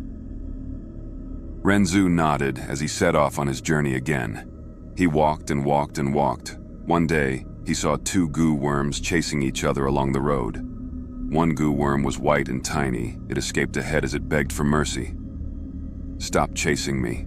Stop chasing me. I do not want to be eaten by you." The other Gu was clearly larger in size. It had thick armor and said in a deep tone, "I want to eat you. I want to eat you. No matter where you escape to, I will eat you." The tiny white Gu was about to be caught by the larger Gu behind. It suddenly saw Renzu and hid behind him. "Oh, human, I beg of you, quickly save me." Renzu saw that this Gu worm was so pitiful, it was chased by another Gu worm. Unable to fend for itself, he felt like he was seeing himself. At this instance, a new heart grew in his chest, the heart of sympathy. Renzu stretched out both arms as he stopped the larger Gu. Stop chasing it." The armored Gu shouted, "Hey, human, are you obstructing me? No, you cannot stop me. You are unable to stop me." "Why is that so?" Renzu was curious. The armored Gu explained, "I am strong Gu, that is weak Gu. Since time immemorial, the rule of nature is that the strong prey on the weak. Thus, strong must eat weak. Weaklings are the food of the strong." Renzu sighed as he tried to convince the Gu. "Then why don't you let it off just this once? Look at how pitiful it is." Strong Gu sneered. "Not even once. In the eyes of the strong, weaklings have no stature. There is no sympathy for the weak. This is because heaven and earth will never pity the weak. It will only marvel at the incredible feats of the strong. Weaklings are born to be subdued, controlled, and devoured by the strong."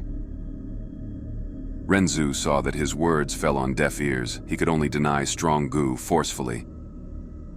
"I have already saved this Gu. Go and eat others." Strong Gu knew that it could not beat Renzu alone. It could only fly away in dissatisfaction.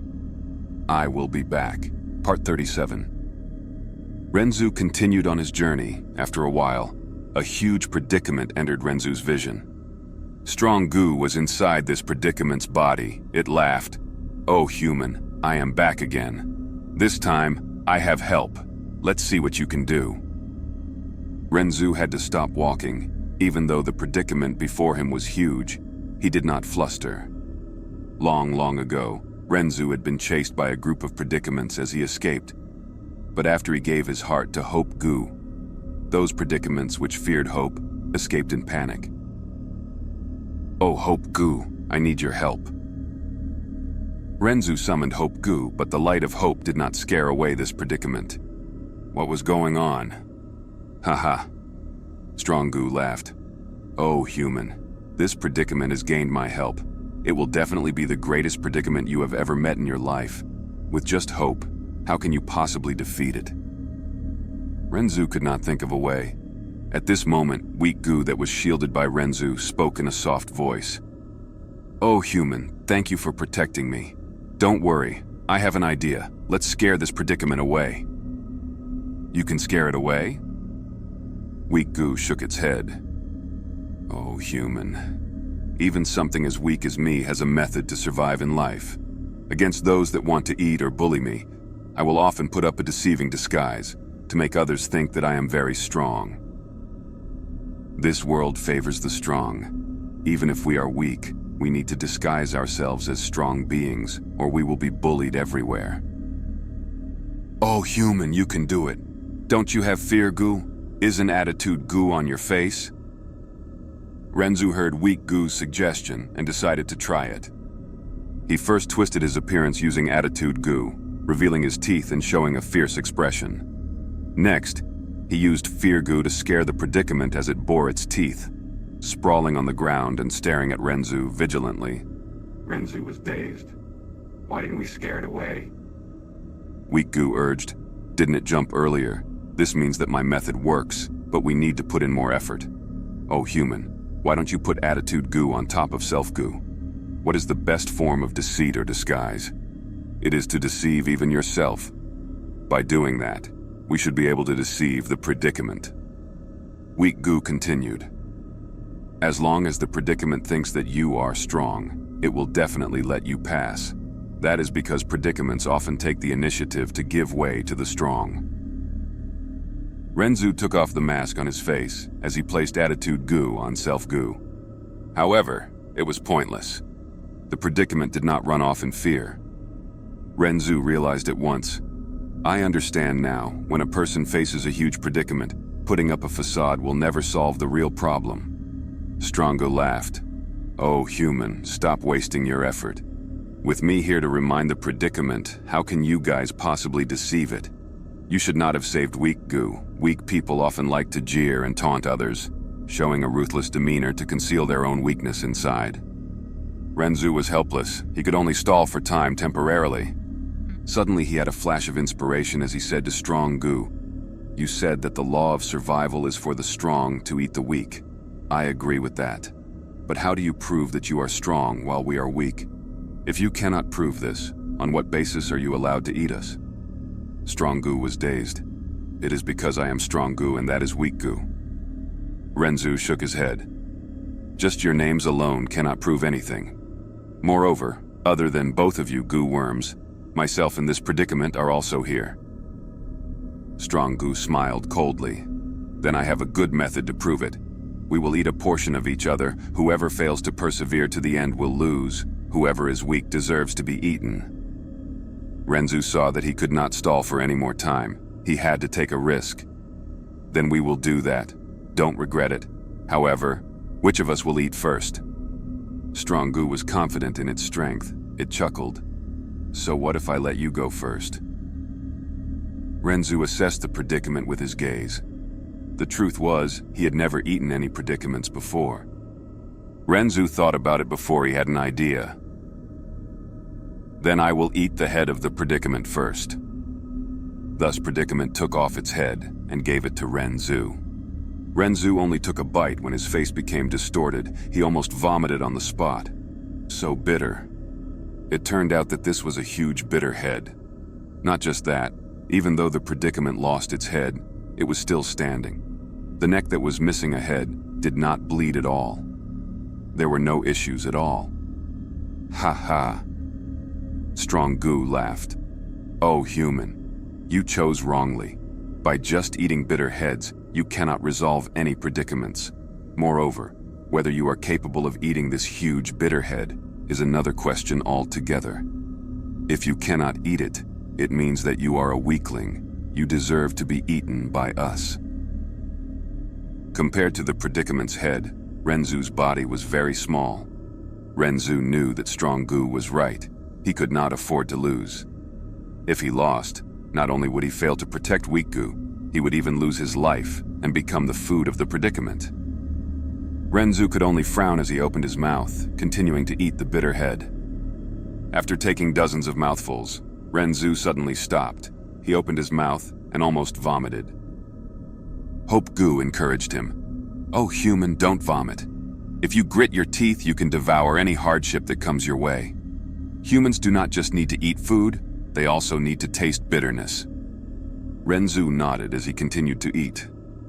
Halfway through, the fear Gu on his body started to shout, "Oh heaven, when will we ever finish eating it?" Renzu also felt a trace of despair. "Courage," Gu quickly said. "Oh human, you cannot be afraid of tasting bitterness. Don't fear bitterness. Suffering is only temporary. If you start to fear suffering, you will suffer for life." With the help of Courage Gu, Renzu finally managed to eat all of the bitterheads after great hardship. Renzu wiped his mouth as he looked at Strong Gu with difficulty. "You can choose now." Strong Gu smiled. "Then we will eat your skin first." Renzu had to pull off the skin on his body as he threw it to the predicament. The predicament had no head. It stuffed Renzu's skin down its neck. Renzu's skin was completely eaten, but its huge belly did not expand at all. Strong Gu asked again, "Oh human, what are you going to eat next?" Renzu was troubled now. He had just eaten the predicament's head. It was too bitter, even though he endured the process. His stomach was almost full now. As for the predicament, even though it had no head, it was still alive and standing. What should I eat now? I ate too much earlier. My stomach is reaching its limit. If I have to eat a lot, my stomach might burst and I'll die. Renzu thought to himself. He had to eat the most important and fatal part of the predicament's body. But which part of the predicament's body was the most important? After thinking for a long time, Renzu finally had an idea. He said to Strong Gu, "Then I will eat the part that you absolutely do not want me to eat." Strong Gu snorted coldly. "Then you can eat some losses." It took out all of the losses from the predicament's body and gave it to Renzu for consumption. These losses were not big. The quantity was not large either. Renzu was quite surprised, because after these losses were taken out, the originally huge predicament shrunk by a lot. Rules and regulation Gu started to explain for Renzu. "Oh, human, this is not strange. Predicaments vary according to people. Since you ate such a huge bitter head earlier, you will have less losses to eat. Thus it became smaller." Renzu became happy. "This is great. Even if I eat all of these losses, I will not reach my limit. It will not fill my stomach completely." Renzu opened his mouth and ate a small loss. It was so spicy. Renzu could not even speak at this moment. Continuing to eat, Renzu opened his mouth as he breathed heavily. His empty eye sockets also started to tear up uncontrollably, eating again. Renzu's entire body was covered in sweat that merged with the tears flowing out of his eye sockets. The most uncomfortable thing for Renzu was that budding flames started to appear in his heart. These yellowish flames resembled chicks. They gathered together in groups. The more losses one ate, the more flames of resentment they would feel in their heart. The more flames of resentment they had, the more uncomfortable it felt. Even Renzu's several hearts could not take it. They were going to be incinerated soon. Right at this moment, the heart of nobleness grew in Renzu's chest. Compared to the other hearts, the heart of nobleness was able to endure the most flames of resentment. With this heart to bear the burden, Renzu finally managed to endure it. Renzu ate all of the losses. Strong Gu looked at Renzu's bulging belly as he smiled coldly. "Oh, human, you are almost at your limit. It is time for us to eat." Renzu breathed roughly as he asked, "What do you want to eat?" Strong Gu said, "I want to eat your flesh." Renzu was helpless about it. He could only let it eat his flesh. Renzu's skin and flesh were inside Predicament's stomach. He only had his bones, organs, and hair left. TL note: the Chinese phrase for suffering hardship is written as bitter head, literally. Eat loss is the literal meaning of the phrase that means suffering a loss, being disadvantaged, or ending up in an unfavorable situation. Part 38. Renzu stared at the skeleton head. Next, I will eat the most important part of the Predicament's body. Strong Gu laughed. This is a stupid move. Oh, human, your choice is extremely foolish. The Predicament shook its body as it shrank. At the same time, countless tribulations flew out of its neck and attacked Renzu. The tribulations were like fire, burning Renzu's bones. The tribulations were like hammers, charging at Renzu as his bones cracked. The tribulations were like wind and rain, sweeping at Renzu's lone body. The tribulations were like flashing lightning, striking on Renzu continuously. Fear Gu shouted, "Oh heaven, this is too scary. That human will die for sure at this rate." Courage Gu encouraged. "Oh human, don't be afraid." Self Gu in attitude. Gu shouted together, "I am very strong, I am very strong. All tribulations are mere drizzles. They are insignificant breezes." Weak Gu, Betrayal Gu, and Fear Gu flew together, wanting to escape with Renzu. "Oh human, quickly run. Don't believe in Self Gu's words. It has already been deceived." Renzu was trapped in the tribulations. He could not escape. When tribulations loom over you, it is not a simple matter of running away. "This is too scary. Let's go. Forget about the human." Weak Gu, Betrayal Gu, and Fear Gu flew away together. "You traitors!" Self Gu was furious. It grabbed onto these three Gu and bit them all. The three Gu were injured, but they were not stopped by Self Gu. They quickly escaped from Renzu. Self Gu wanted to chase them, but rules and regulation Gu urged. Don't chase them. Escaping when tribulations strike due to fear and weakness, betraying oneself and courage in the process, it will only lead to death. Isn't it good that they are gone? Weak Gu and Betrayal Gu are unable to help us. As for Fear Gu, if the tribulations did not appear, fear would have been pointless. But since the tribulations are here now, fear will only lead to greater pain in the human. You are absolutely right. Self Gu stopped. Hope Gu flickered with light as it supported Renzu. Oh, human. As long as you still have hope in your heart during the tribulations, there will still be hope in this situation. Strong Gu could not stop laughing. Oh, human, you are truly pitiful. You easily believe in the words of hope. Don't you know? Having only hope during the tribulations will only cause them to continue longer. Hope is the thing that lengthens the person's pain. When you stop bearing any hope, you will feel relaxed in the tribulations. Renzu did not speak. He endured the attacks of the tribulations with great difficulty. No matter how bent his body became, he did not fall. Strong Gu soon found the reason. On Renzu's feet, there was a pair of independent wings.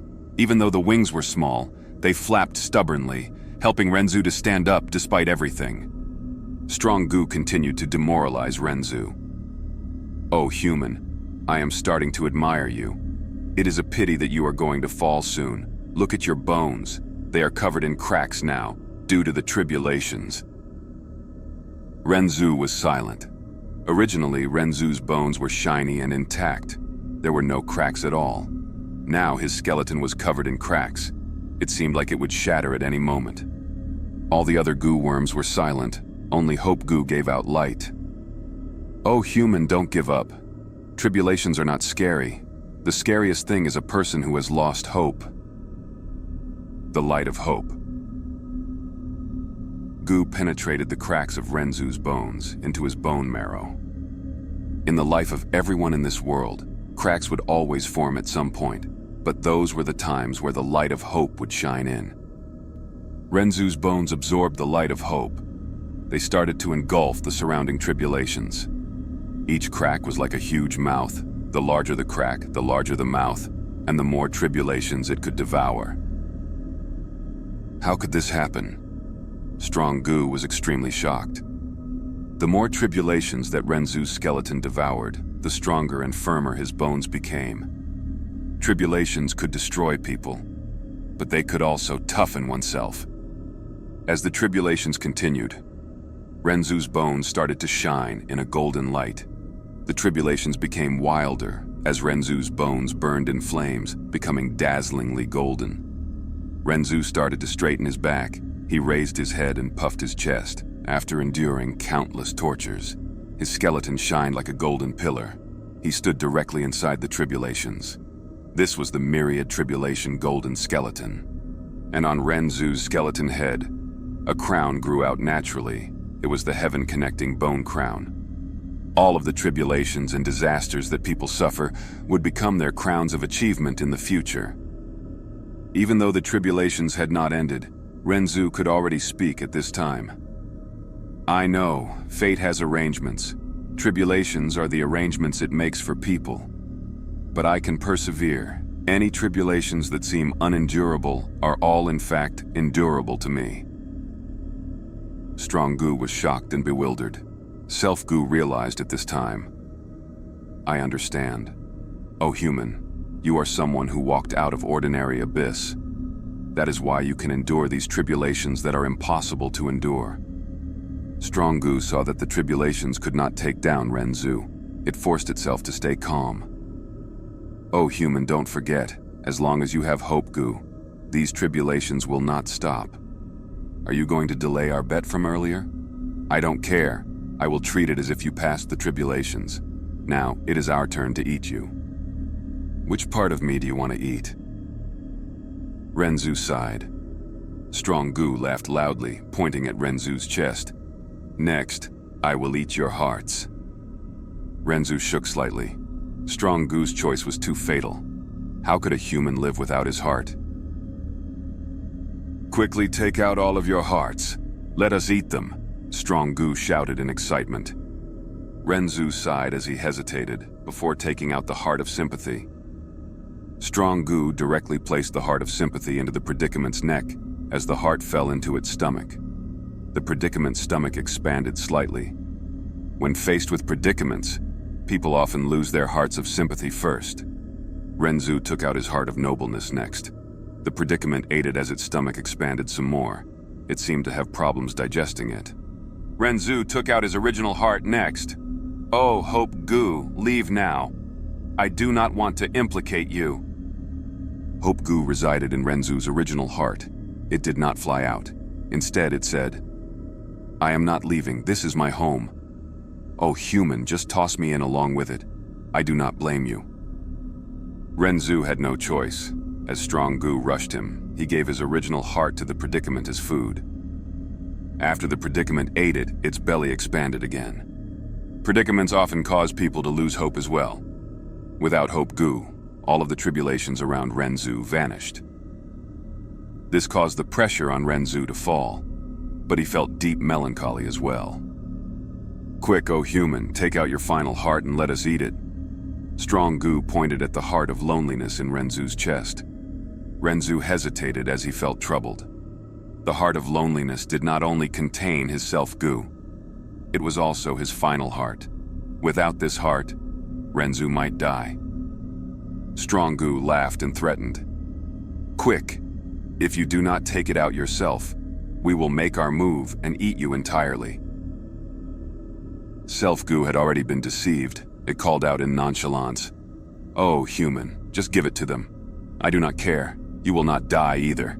We are the strongest. Give it to me.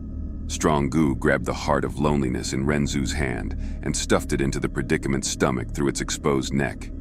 At this point, Renzu lost all his hearts. He fell onto the ground, losing all signs of life. He could not stand up anymore. Renzu died. Oh, human, you died. We have regained freedom. rules and regulation. Gu flew away. There's no helping it. The human met with the greatest predicament in his life. Courage Gu and Edge Gu flew away as well. On Renzu's corpse, only Self Gu remained. It flew around him. Attitude Gu wanted to leave too, but Self Gu grabbed onto it, forcing it to stay. Strong Gu laughed happily. Ha, hey, yeah, oh human, you were nothing impressive after all. Predicament, what's wrong? The predicament that Strong Gu was attached to grabbed onto its bulging stomach as it rolled on the ground in pain. Loneliness was extremely hard to digest. The stronger the predicament, the lonelier one would feel. Boom. Suddenly, the predicament's belly burst open. Renzu's heart of loneliness, his skin and flesh fused to create a boy. Strong Gu was flabbergasted. Who are you? The boy said, I am Renzu's son. Great strength, true martial. Before finishing his words, he jumped up and grabbed Strong Gu. Strong Gu tried to struggle while Self Gu used the opportunity to approach and take a bite of it.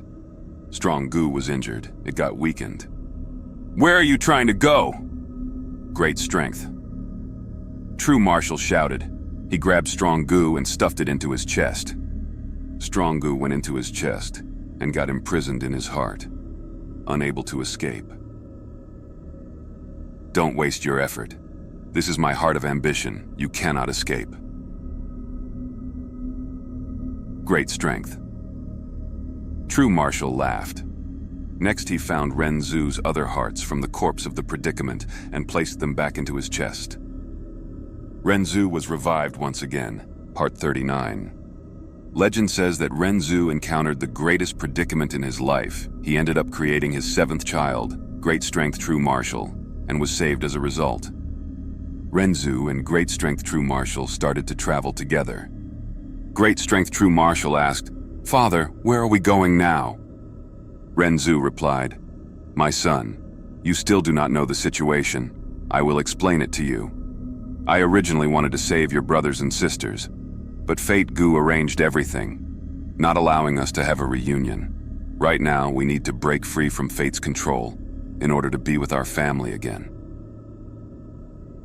After hearing the story, Great Strength True Martial could not help but shout in anger. This Fate Gu is too wicked. At the same time, Strong Gu also shouted in his heart. Experts hate restraints, especially Fate.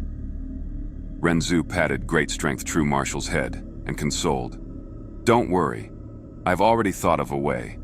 I will use Self Gu to gain strength and wisdom. After, I will obtain Freedom Gu and break free from Fate Gu's control.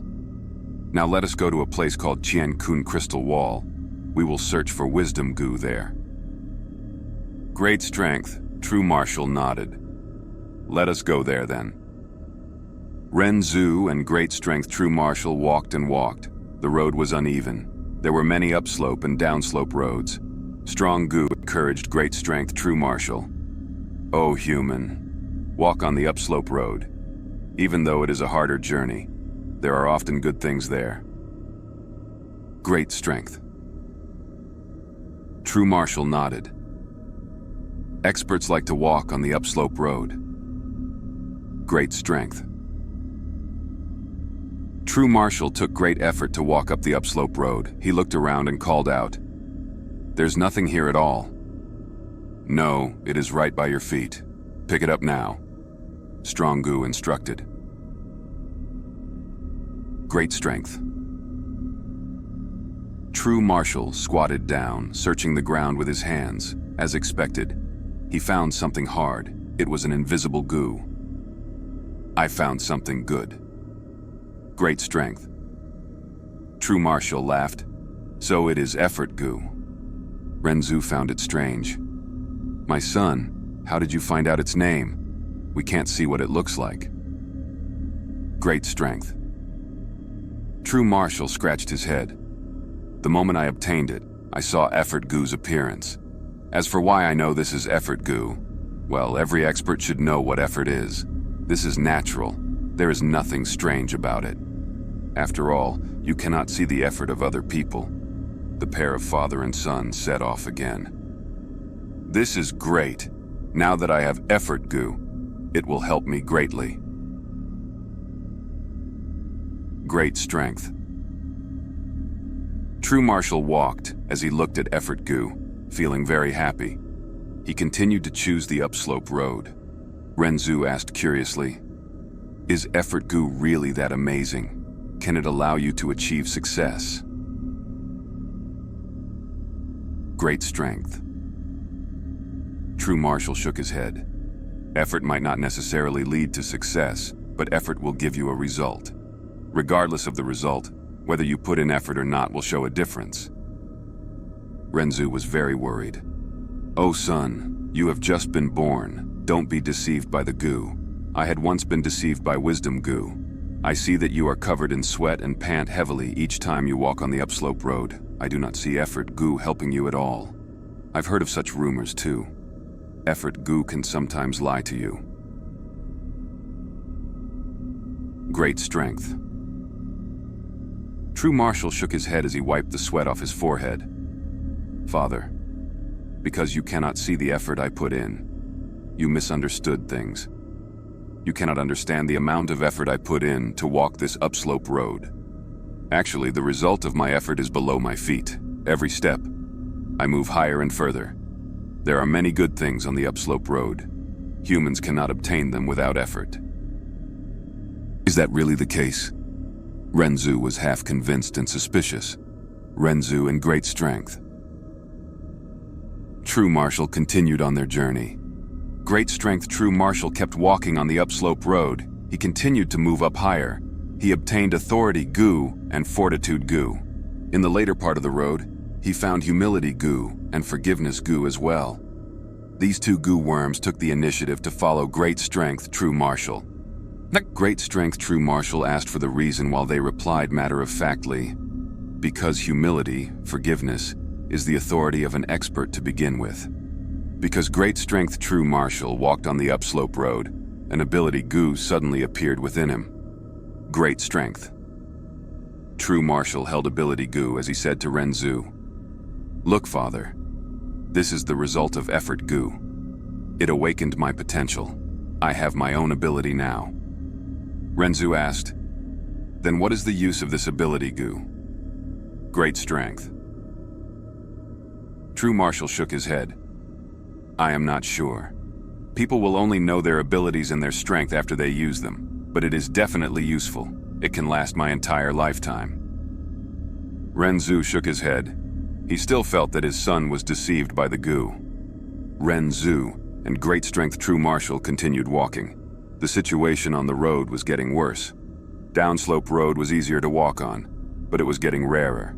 There were more and more segments of upslope road. Not only so, more and more predicaments appeared on the road. "Isn't there an easier road to walk on?" Renzu was helpless. Cognition Gu flew towards Renzu. "Oh human, there is no other way. The more valuable thing you try to pursue, the more segments of the upslope road you need to walk on, and the more predicaments you need to overcome."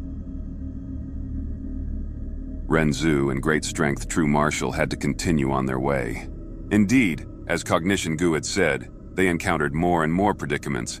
Their road was completely blocked. Renzu said, "Don't be afraid of the predicaments. We still have our hope." But hope alone cannot defeat the predicament. At this time, you will need me. Great Strength. True Marshal's ability. Gu spoke. Great Strength True Marshal used his ability, defeating many predicaments. Renzu sighed at long last. "My son, your ability Gu is too amazing. It can actually do this. It seems I have underestimated your effort and ability." Great Strength. True Marshal smiled. "Often we humans do not lack abilities. We lack the opportunities to display them." Strong Gu shouted in his heart with great ambition. "Kill them all! Let's eat them all! That way, we can become even stronger." Great Strength. True Marshal killed many predicaments. He started to eat the predicament's head. So this is a bitter head. It is really bitter, but I can feel myself getting stronger. He started to eat the predicament's loss. great strength. True Marshal immediately spat it out. Experts do not like to swallow losses. He also ate the Predicament's flesh. Strong Gu got bigger, great strength. True Marshal also became more muscular than before. Strong Gu was very satisfied about this change. In this world, only by becoming stronger can one avoid getting bullied. Great strength. True Marshal gave some of the meat to Renzu. "Oh, father, eat something. You are too skinny." Renzu was so thin, he looked like a rack of bones. Eventually, Great Strength True Marshal tossed Ability Gu into the tribulation. Ability Gu went through great hurdles and difficulties, but it got larger and stronger as well. All sorts of tribulations and difficulties were prime opportunities to train one's ability, to develop one's ability, and to increase one's ability. Part 40, Renzu and Great Strength. True Marshal went through great hurdles and finally arrived before Qiankun Crystal Wall. Qiankun Crystal Wall was straight and stood upright in the void. It was like a huge mirror that reflected everything that happened in the world. Renzu and Great Strength True Marshal went inside Qiankun Crystal Wall. Numerous flowers, birds, fish, and insects converged into a colorful, dazzling shadow that filled Great Strength True Marshal's vision. The sound of the waves, thunder, and birds singing in his ears rippled together. There was a fresh, sweet, exciting, spicy taste dancing on his tongue. At times, he felt like he was walking on a steep mountain path. At other times, he felt like he was swimming in the waves. And at other times, he felt as if he was falling from a great height. "Father, Father, where are you?" Great Strength. True Marshal shouted. But Renzu could not hear Great Strength True Marshal. He could not see Great Strength True Marshal. The color of white filled his vision. It was boundless and vast. "Oh, son, where are you?" Renzu sprinted, wanting to find Great Strength True Marshal. Renzu ran and ran and ran. After a long time, he saw a black dot at the furthest point within his vision. Initially, he felt happy and thought it was Great Strength True Marshal. But when he approached the black dot, he found that it was actually a huge mountain. This mountain was very special. The mountain rocks and vegetation were made of white paper. The streams and waterfalls were made of black ink. This was Book Mountain. And at the foot of Book Mountain, there was a village with many Inkmen living in it. Renzu went into the village, causing a huge commotion to arise. "This is really a rare sight," the Inkman spoke. "When ordinary life forms enter Qiankun Crystal Wall, they would get lost after a few steps. They cannot resist the allure of the material world or the countless temptations within it. They can never reach here. You are the first person to arrive here." Renzu was confused. "Why so?"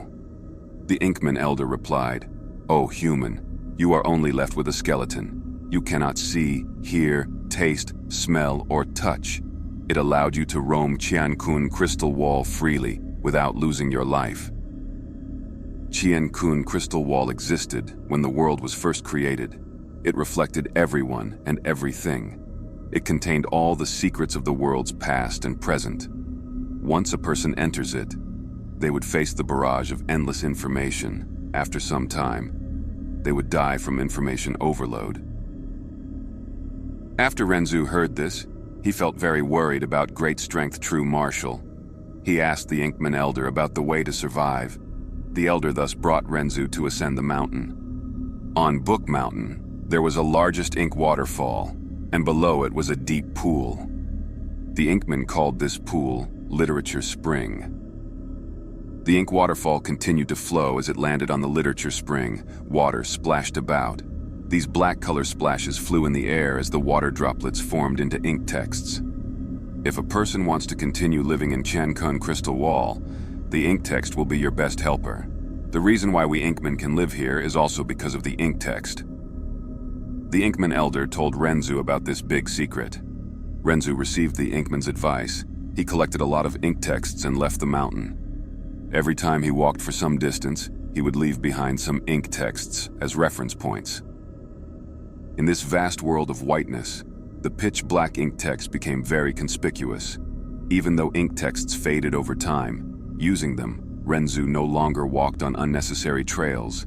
He eventually found Great Strength True Martial. Great Strength True Martial received Renzu's ink texts. Every step he walked, he would leave behind some ink texts. The ink texts recorded the information that barraged Great Strength True Martial, turning them all into pieces of literary work. These literary pieces turned into pieces of tiles that were layered below Great Strength True Martial's feet. Great Strength True Martial was finally free. His eyes were not blurry, his ears were not buzzing. He could no longer smell the mix of countless fragrances as well. Stepping on these tiles, he followed Renzu back to the Inkman village. Renzu asked the Inkman Elder again, "Oh, Elder, how can I find Wisdom Gu inside Qian Kun Crystal Wall?" The Inkman Elder told Renzu, "Even though Wisdom Gu often stays within Qian Kun Crystal Wall, it is hidden very deeply. To find it, you will need to venture deep into the crystal wall. It will not be possible with just ink texts and the tiles that are formed below your feet. These tiles only record all sorts of information on the superficial level. With the endless barrage of other information, the limited ink texts within the tiles will change in content. They will disappear quickly and cannot last for long." The Inkman Elder said again, "Oh, human, you need to turn all the information into knowledge. Only with knowledge can you explain information clearly. You will be able to write them down in words, allowing you to create a real path instead of just tiles made of texts." Renzu was troubled. "How can I turn them into knowledge?" The Inkman Elder laughed. "There are many bookworms on Book Mountain. They record the knowledge that our Inkman seniors have left behind. Oh, human, you can go look at them. It is not difficult to gather the knowledge yourself either. Firstly, you need Memory Gu to store all of this information inside your mind. Next..." Before the Inkman finished his words, Cognition Gu appeared, saying to Renzu, "After that, I can help you to refine knowledge." The Inkman Elder nodded with a smile. "Indeed, cognition can produce knowledge." "Renzu, then I will thank you all in advance." The Inkman Elder shook his head. "No need to stand on ceremony." "Cognition. Don't say that, human. We have always been good friends, and this situation benefits myself as well. If cognition did not take in new information, it would quickly get outdated. Only by receiving new information and thinking about it could cognition create useful new thoughts that were healthy and vibrant, innovative and lively." Renzu gathered many bookworms on Book Mountain. He obtained a lot of new information. Next, with Cognition Gu's help, he created many new knowledge from the vast amount of information. He used ink texts to write down his knowledge, scattering them on the ground and creating a black path made of ink texts. Renzu in Great Strength. True Martial walked on this path. They walked for a long time, far longer than any of their previous trips. "Oh no, I don't have enough knowledge left." Renzu walked to the end of the path, feeling very dejected and upset. He had gathered many ink texts, but the knowledge in his mind was insufficient already. Renzu in Great Strength. True Martial's first attempt failed. They had to return to Book Mountain. Great Strength. True Martial continued to collect ink texts while Renzu gathered all the bookworms. With Cognition Gu's help, he refined even more knowledge from them. With more and more knowledge, Renzu found that his mind was getting filled up. "I have too much knowledge now." Renzu was very satisfied. He said confidently, "Let's go. I am sure we can reach the deepest part of Qian Kun Crystal Wall this time." However, they still failed in their second attempt. Why did this happen? My mind was already filled with knowledge. Renzu said, dejected, "This is all the knowledge I can hold." No, human, look closely again." Self-Gu suddenly spoke to remind him. Renzu inspected his mind. He found a Gu hiding inside it. Renzu realized at once. So you are occupying my mind, preventing me from getting more knowledge. What Gu are you? The Gu answered, I am Pride Gu. Renzu said anxiously, Can you hurry and get out? You are occupying such a huge area. I want to fill the place with knowledge instead. But no matter how anxious Renzu was, or how he urged, Pride Gu refused to leave. When Renzu was out of ideas, Great Strength True Marshal spoke. Oh, Father, don't be anxious. Don't forget that I still have humility, Gu. I will give it to you. Great Strength. True Marshal took out humility Gu and gave it to Renzu. Pride. Gu was chased away by humility Gu. It had to fly out of Renzu's mind and land on Great Strength True Marshal instead. Strong Gu was very happy. The strong have their own pride. After Renzu chased Pride Gu away from his mind, he returned to Book Mountain to continue gaining knowledge. After Renzu gained humility Gu, he realized that the more knowledge he had, the more he found that he was lacking knowledge, and the more he wanted to fill his mind with even more knowledge. Renzu's mind was quickly filled. Self-Gu urged him, Oh, human, stop now. Your mind is already full of knowledge. But Renzu replied, But I think that it is insufficient. I am certain that I still do not know a lot of things. I need to continue gaining knowledge. Renzu continued to refine his knowledge. His mind was getting bloated. It was hurting and could not hold any more information. But humility Gu made him feel like he was still lacking in knowledge. Suddenly, there was a loud boom. Eventually, Renzu's mind could not take it anymore. It exploded from an overload of knowledge. The knowledge scattered on the ground as a little girl stood up from within. Father, Father. The little girl hugged Renzu's leg happily. My name is Carefree Wisdom Heart. I am your daughter. Part 41. Carefree Wisdom. Heart was born. She was intelligent and witty. Renzu liked his 8th child a lot. But at the same time, Renzu was vexed. My mind shattered. What do I do? I cannot store more knowledge anymore. Sigh. It seems that only the two of you can help me now.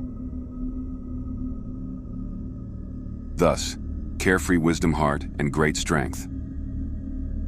True Marshal used their own minds to store up more knowledge. They filled their minds with knowledge before moving along with Renzu. Renzu and his children started their 3rd attempt. Before they took a step, they would scatter ink text and knowledge. The text would describe their knowledge and form a small black path. Renzu and his children walked on this small path. But when they finished using their knowledge and reached the end of the ink text path, they did not see any signs of wisdom. Gu. Renzu's 3rd attempt failed again. Great Strength. True Marshal shrugged in disappointment.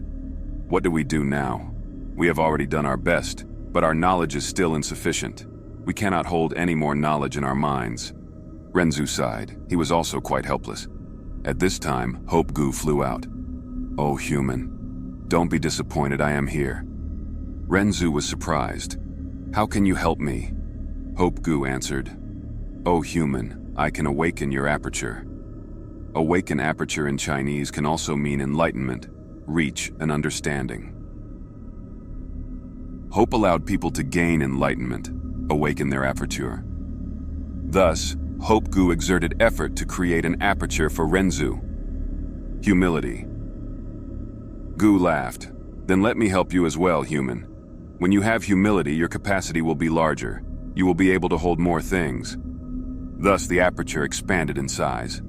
Renzu obtained the aperture and felt very happy. This place is really huge. I can store so much knowledge. This is wonderful. Renzu and his children went to Book Mountain again. They refined their knowledge and searched for ink text. Renzu stored a lot of knowledge into his aperture. Even he did not know the quantity he took. Renzu and his children set off on their 4th journey. They stepped on the ink text path and entered deep into Qiankun Crystal Wall. They went very deeply and searched many places. They changed directions countless times, but still could not find Wisdom Gu. They had no choice but to return to Book Mountain. This time, because the exploration took too long, the ink text path that they created when they set off was unable to endure the endless barrage of information. A large portion of it faded away. Renzu found the Inkman Elder and asked, "Why can't we find wisdom, Gu?" The Inkman Elder replied, "Sometimes when we Inkmen explore the place, we would encounter wisdom, Gu. But you three have searched the entire Chen Kun crystal wall, but did not find wisdom, Gu. It means that it is intentionally hiding from you. It does not want to meet you." Carefree Wisdom Heart quickly asked, "Then where is Wisdom Gu hiding at?" The Inkman Elder pondered and said, "O humans, you have searched the entire Chen Kun crystal wall. If Wisdom Gu is still inside here, it can only hide in one place. That place is called Primordial Domain. It is the most mysterious part of Chen Kun crystal wall. Chen Kun crystal wall has a record of everything that happens in the world. It contains infinite information. Primordial Domain contains the information of the world since creation. It also has the information of the ends of all living beings. It is both the starting point and the ending point. It has nothing, yet it comprises everything. Great strength."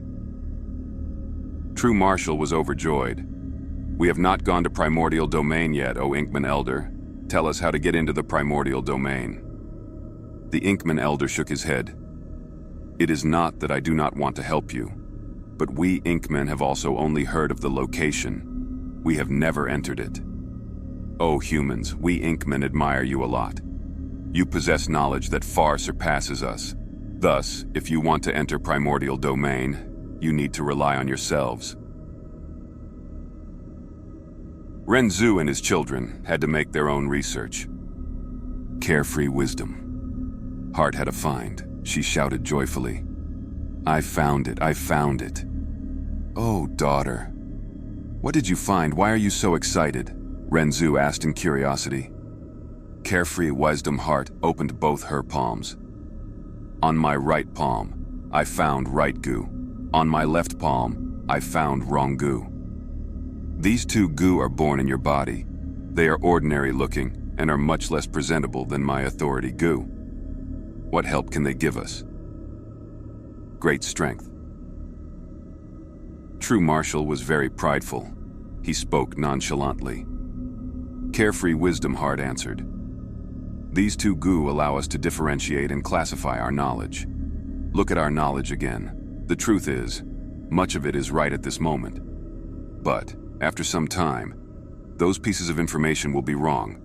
There is also much of it that is right when placed here, but wrong when placed there. I think that if we use the knowledge that is always right at all times and use it to make our text path, we will be able to reach Primordial Domain." Renzu nodded. "Your words are quite logical. Let us try it." But no matter how they looked, they could not find such knowledge. Great strength. True Marshal's strong Gu said proudly, "O humans, you are wasting your effort. Because in this world, there has only been strong and weak. There has never been right or wrong. Thus, your actions are in vain. You cannot classify right and wrong. Chen Kun Crystal Wall contains everything that happens in the world. All of the information comprises genuine events with no lies. Using right and wrong will not be able to differentiate them at all. Because since they exist, or rather, since they existed, they are all logical information."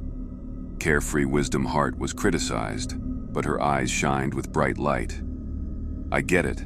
The existence of everyone in the world, regardless of right or wrong, is logical, because this is the true meaning of their existence. This is what true meaning is. Be it information or knowledge, they are a type of expression of true meaning, a form of revelation. If we can grasp true meaning, not only can we explain what is right, we can also explain what is wrong. It can explain everything. Let us search for it." The three of them started to dig up true meaning from the vast sea of knowledge. Great strength, True Marshal, was the first to get impatient. Renzu also lost his perseverance soon, but only Carefree Wisdom Heart remained calm and composed. Her expression was serious and solemn. After a long time, Great Strength True Marshal pointed at Carefree Wisdom Heart. He gasped in shock. "Look, another Gu grew on your body." The newly born Gu was called Serious Gu. After Carefree Wisdom Heart obtained it, she became very happy. "With this Gu, I will be able to recognize true meaning more easily." After a long time, Renzu pointed at Carefree Wisdom Heart as well. "Look, another Gu appeared on your body." The second Gu was called Learning Gu, Carefree Wisdom. Heart started to learn knowledge. She converted knowledge into things that she truly understood. She was no longer just storing them using memory Gu. She started to understand more and more knowledge. Soon a third Gu appeared on her body. The third Gu was called Talent Gu. I found it! I found it! One day, Carefree Wisdom Heart shouted with joy. With the help of Serious Gu, Learning Gu, and Talent Gu, she finally found the true meaning of knowledge. Quickly tell us, what does true meaning look like? Great Strength. True Martial was very happy as he asked, but Carefree Wisdom Heart shook her head.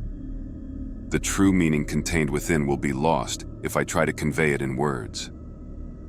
Then write it out using ink text. Great Strength. True Marshal thought about it and suggested, but Carefree Wisdom Heart shook her head again. The meaning can only be understood. It cannot be passed down in text. Renzu waved his hand. Forget it. Since you possess true meaning now, let's head out immediately. Carefree Wisdom. Heart was filled with true meaning. They set off from Book Mountain as she scattered ink text on the ground. The path was much wider than before. It was also more sturdy. Renzu and his children walked on the Great Path and arrived in Primordial Domain. Within Primordial Domain, they met Wisdom Gu. Wisdom Gu was quite helpless. It had already hidden itself so deeply, but Renzu still found it. Self Gu managed to take a bite out of it in the end. Part 42. Wisdom. Gu was bitten by Self Gu. It felt very angry and decided to take revenge. Wisdom. Gu found Lai Gu. No matter what I say, my words are filled with wisdom. They will advise and help others. This won't do, so I came to you for help. Lai Gu asked, "How do you want me to help you?" Wisdom Gu said, "This is easy and simple. Renzu and his children are in Primordial Domain now. In front of Primordial Domain is Z-Land, while behind it is Hu-Land. Go to Primordial Domain and deceive Renzu. Tell him Hu-Land is in front while Z-Land is behind." Li Gu was puzzled. "That can help you take revenge?" Wisdom Gu laughed loudly. "Humans need to breathe in first before they can breathe out. Meanwhile, She-Land and Hu-Land are the breathing of heaven and earth. Just follow my instructions." Li Gu followed Wisdom Gu's arrangements and went to Primordial Domain. It told Renzu, "Human, you need to be careful. You are in a mystical place. You will reach Hu-Land if you go forward, and Ji-Land if you move back." Renzu had been thinking of leaving Primordial Domain, he thought. The Beastman once advised me to not go to Hu-Land. In that case, I shall head towards the back, and go to Ji-Land. Renzu moved towards the back of Primordial Domain with his children, Great Strength True Marshal, and Carefree Wisdom Heart. Thus, they arrived at Hu-Land. This is not Sea-Land. Carefree Wisdom Heart knew they had been deceived. Renzu patted his chest. "Fortunately, I died once and Betrayal Gu has already left me. Otherwise, if I care. Cares is read as Atu here. It's a word pun. Betrayal Gu will harm me." But Great Strength True Marshal suddenly realized something and shouted, "This is bad. What's wrong?" Renzu was just about to ask when Self Gu flew out of his body. Self Gu left Renzu, leaving behind a sentence. "Oh human, after you put Attitude Gu on me, you deceived even yourself, so don't blame me for leaving you. back then, Renzu protected weak Gu. Weak Gu urged Renzu to put attitude Gu on self Gu to deceive himself, creating the perfect deception that managed to even deceive the predicament. If humans deceived themselves, their sense of self would leave, and the person would lose themselves. Renzu was angry and anxious. What to do? Self Gu left me. How can I obtain freedom without it? How can I break free of the restraints of fate? Self Gu once took a bite of Betrayal Gu, so it gained the inclination to betray. I was already dissatisfied with it. Great strength. True martial's ability, Gu shouted. The skilled were naturally dissatisfied with themselves. Self Gu will be out of our sight soon. We need to give chase, Carefree Wisdom Heart reminded. The three immediately chase after Self Gu. Self Gu left very fast and dove into a river. The river's surface was calm with ice of all sizes floating on it. This is the river of time. The ice floating on the river is called truthful floating ice. Renzu's group recognized it immediately. They had gained this knowledge in the Qiankun crystal wall. Renzu looked afar and said, I think Self Gu is hiding in the center of the floating ice. Let's quickly go and catch it.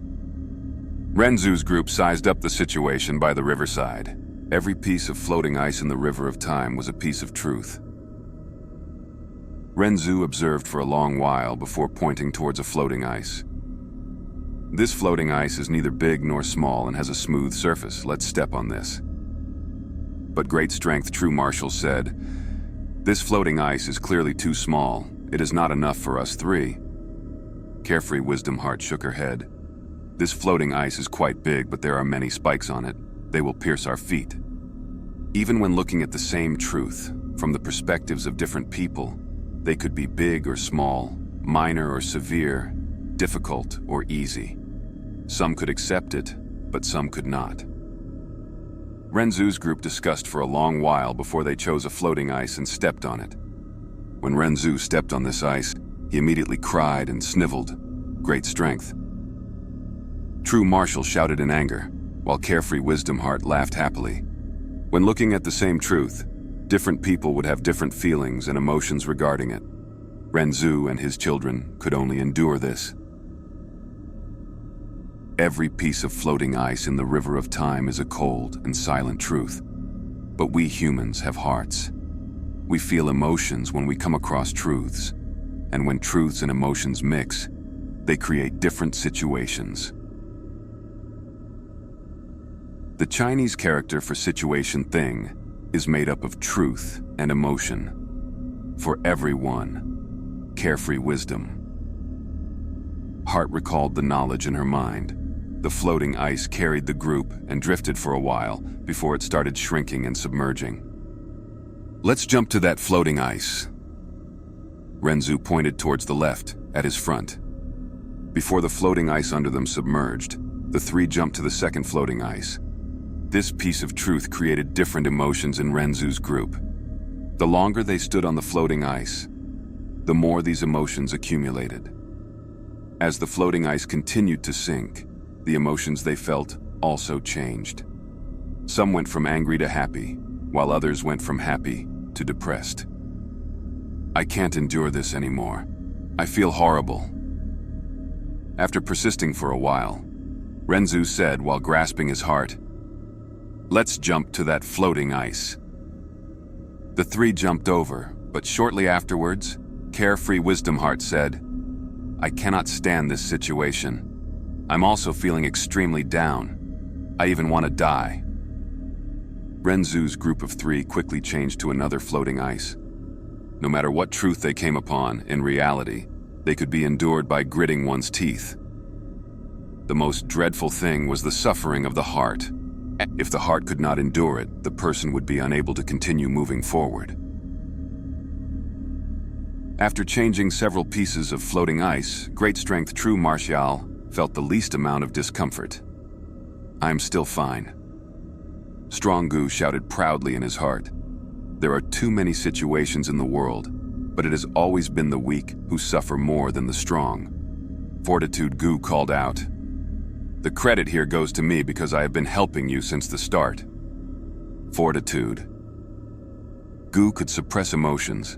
Suddenly, 2 Gu worms grew on Carefree Wisdom Heart's palms. The Gu on the left palm was called good. The Gu on the right palm was called bad. Humans, we can help you distinguish which situation is good and which is bad. Good Gu and Bad Gu said together in a soft voice. Thus, with the help of Good Gu and Bad Gu, Renzu's group was able to choose a piece of floating ice that had a good situation. All 3 of them felt happy when standing on this floating ice. When the floating ice started to submerge and good situations turned bad, the 3 jumped away. Like this, the 3 gradually turned happy, then ecstatic, before finally becoming euphoric. They could not move forward anymore as they drowned in emotions of endless joy. The 3 forgot about their situation. The truthful floating ice they were standing on submerged completely.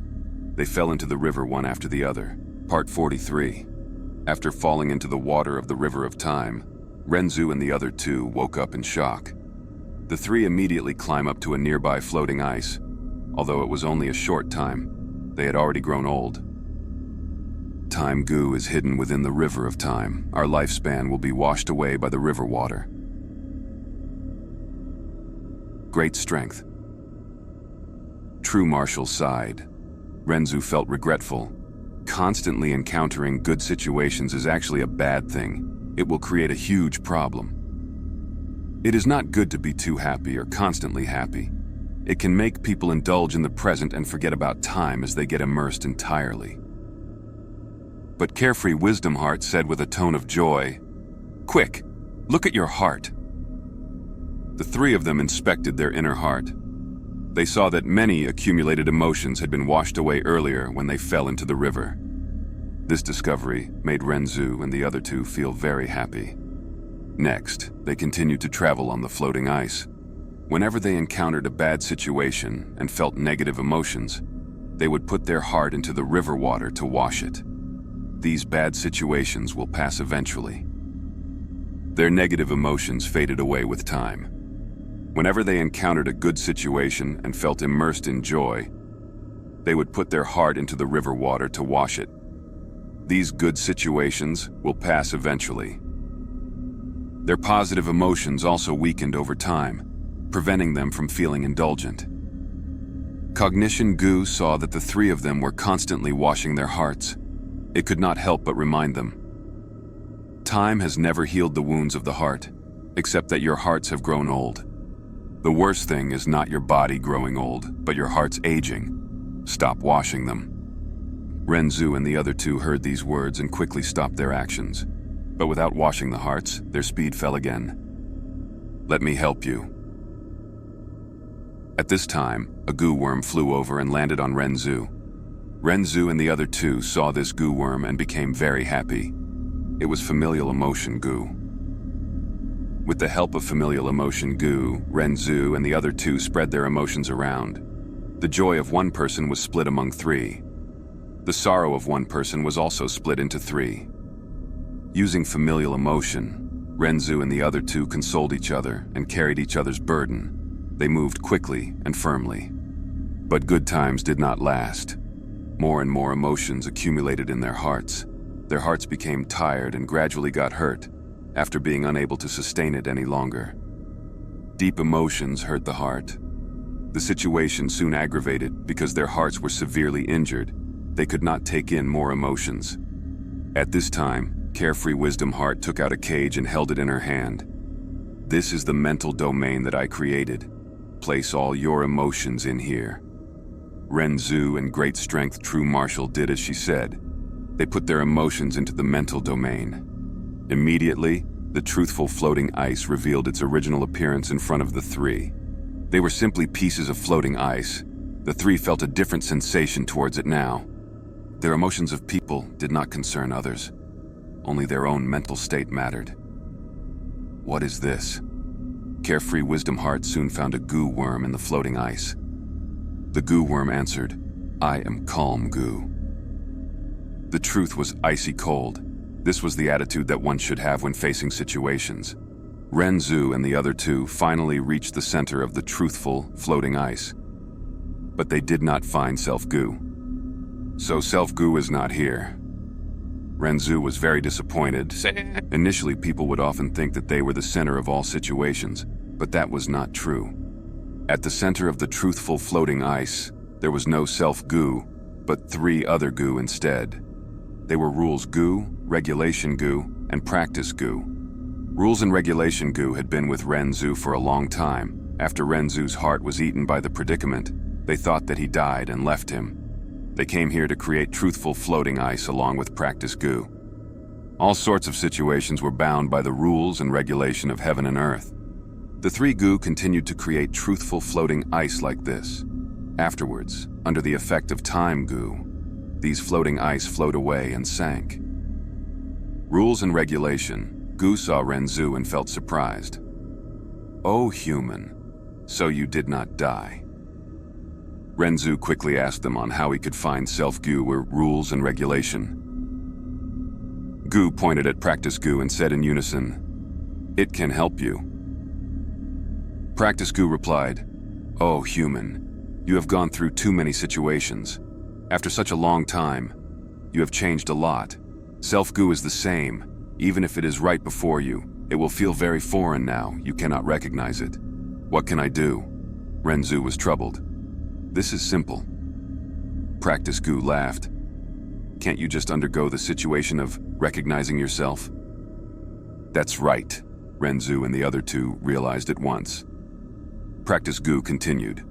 "For a human, recognizing yourself is the most important and also most difficult thing in the world. Great strength. True martial. You are strong and have ability. If we work together, the chance of success is very high." Ability Gu laughed and said, "Undergoing situations can make me stronger." Carefree wisdom. Heart supported this. She gave serious Gu to Great Strength True Martial. Great Strength True Martial started to undergo situations alongside Practice Gu. They first created a piece of floating ice that was as small as a ball. It surrounded Great Strength True Martial, and Practice Gu as a light membrane appeared around the ice ball. Renzu and Carefree Wisdom Heart stood on top of the ice ball as they flowed away, eventually encountering Year Gu. "Is this Self-Gu?" Renzu asked. Great Strength True Martial replied, "No, Self-Gu is smaller than it." They continued to undergo situations within the ice ball as ability. Gu got stronger. The floating ice also became larger as a water membrane appeared around the periphery. While floating, Renzu saw Month Gu. "Is this Self-Gu?" Renzu asked. Great Strength True Martial replied, "No, Self-Gu is smaller than it." Great Strength True Martial and Practice Gu continued working hard. Ability Gu got stronger and made this floating ice even bigger. The periphery of the ice ball was covered in a stone membrane. Renzu saw a Day Gu. "Is this Self-Gu?" Renzu asked. Great Strength True Martial replied, "No, Self-Gu is smaller than it." The stronger the ability, the more one would find that they were small and insignificant. Eventually, the floating ice reached its biggest size. The periphery was covered by a crystal membrane. Renzu and the other 2 floated on the ice ball and eventually found Self-Gu. Self-Gu is actually so small. Renzu was internally shaken. Cognition Gu sighed.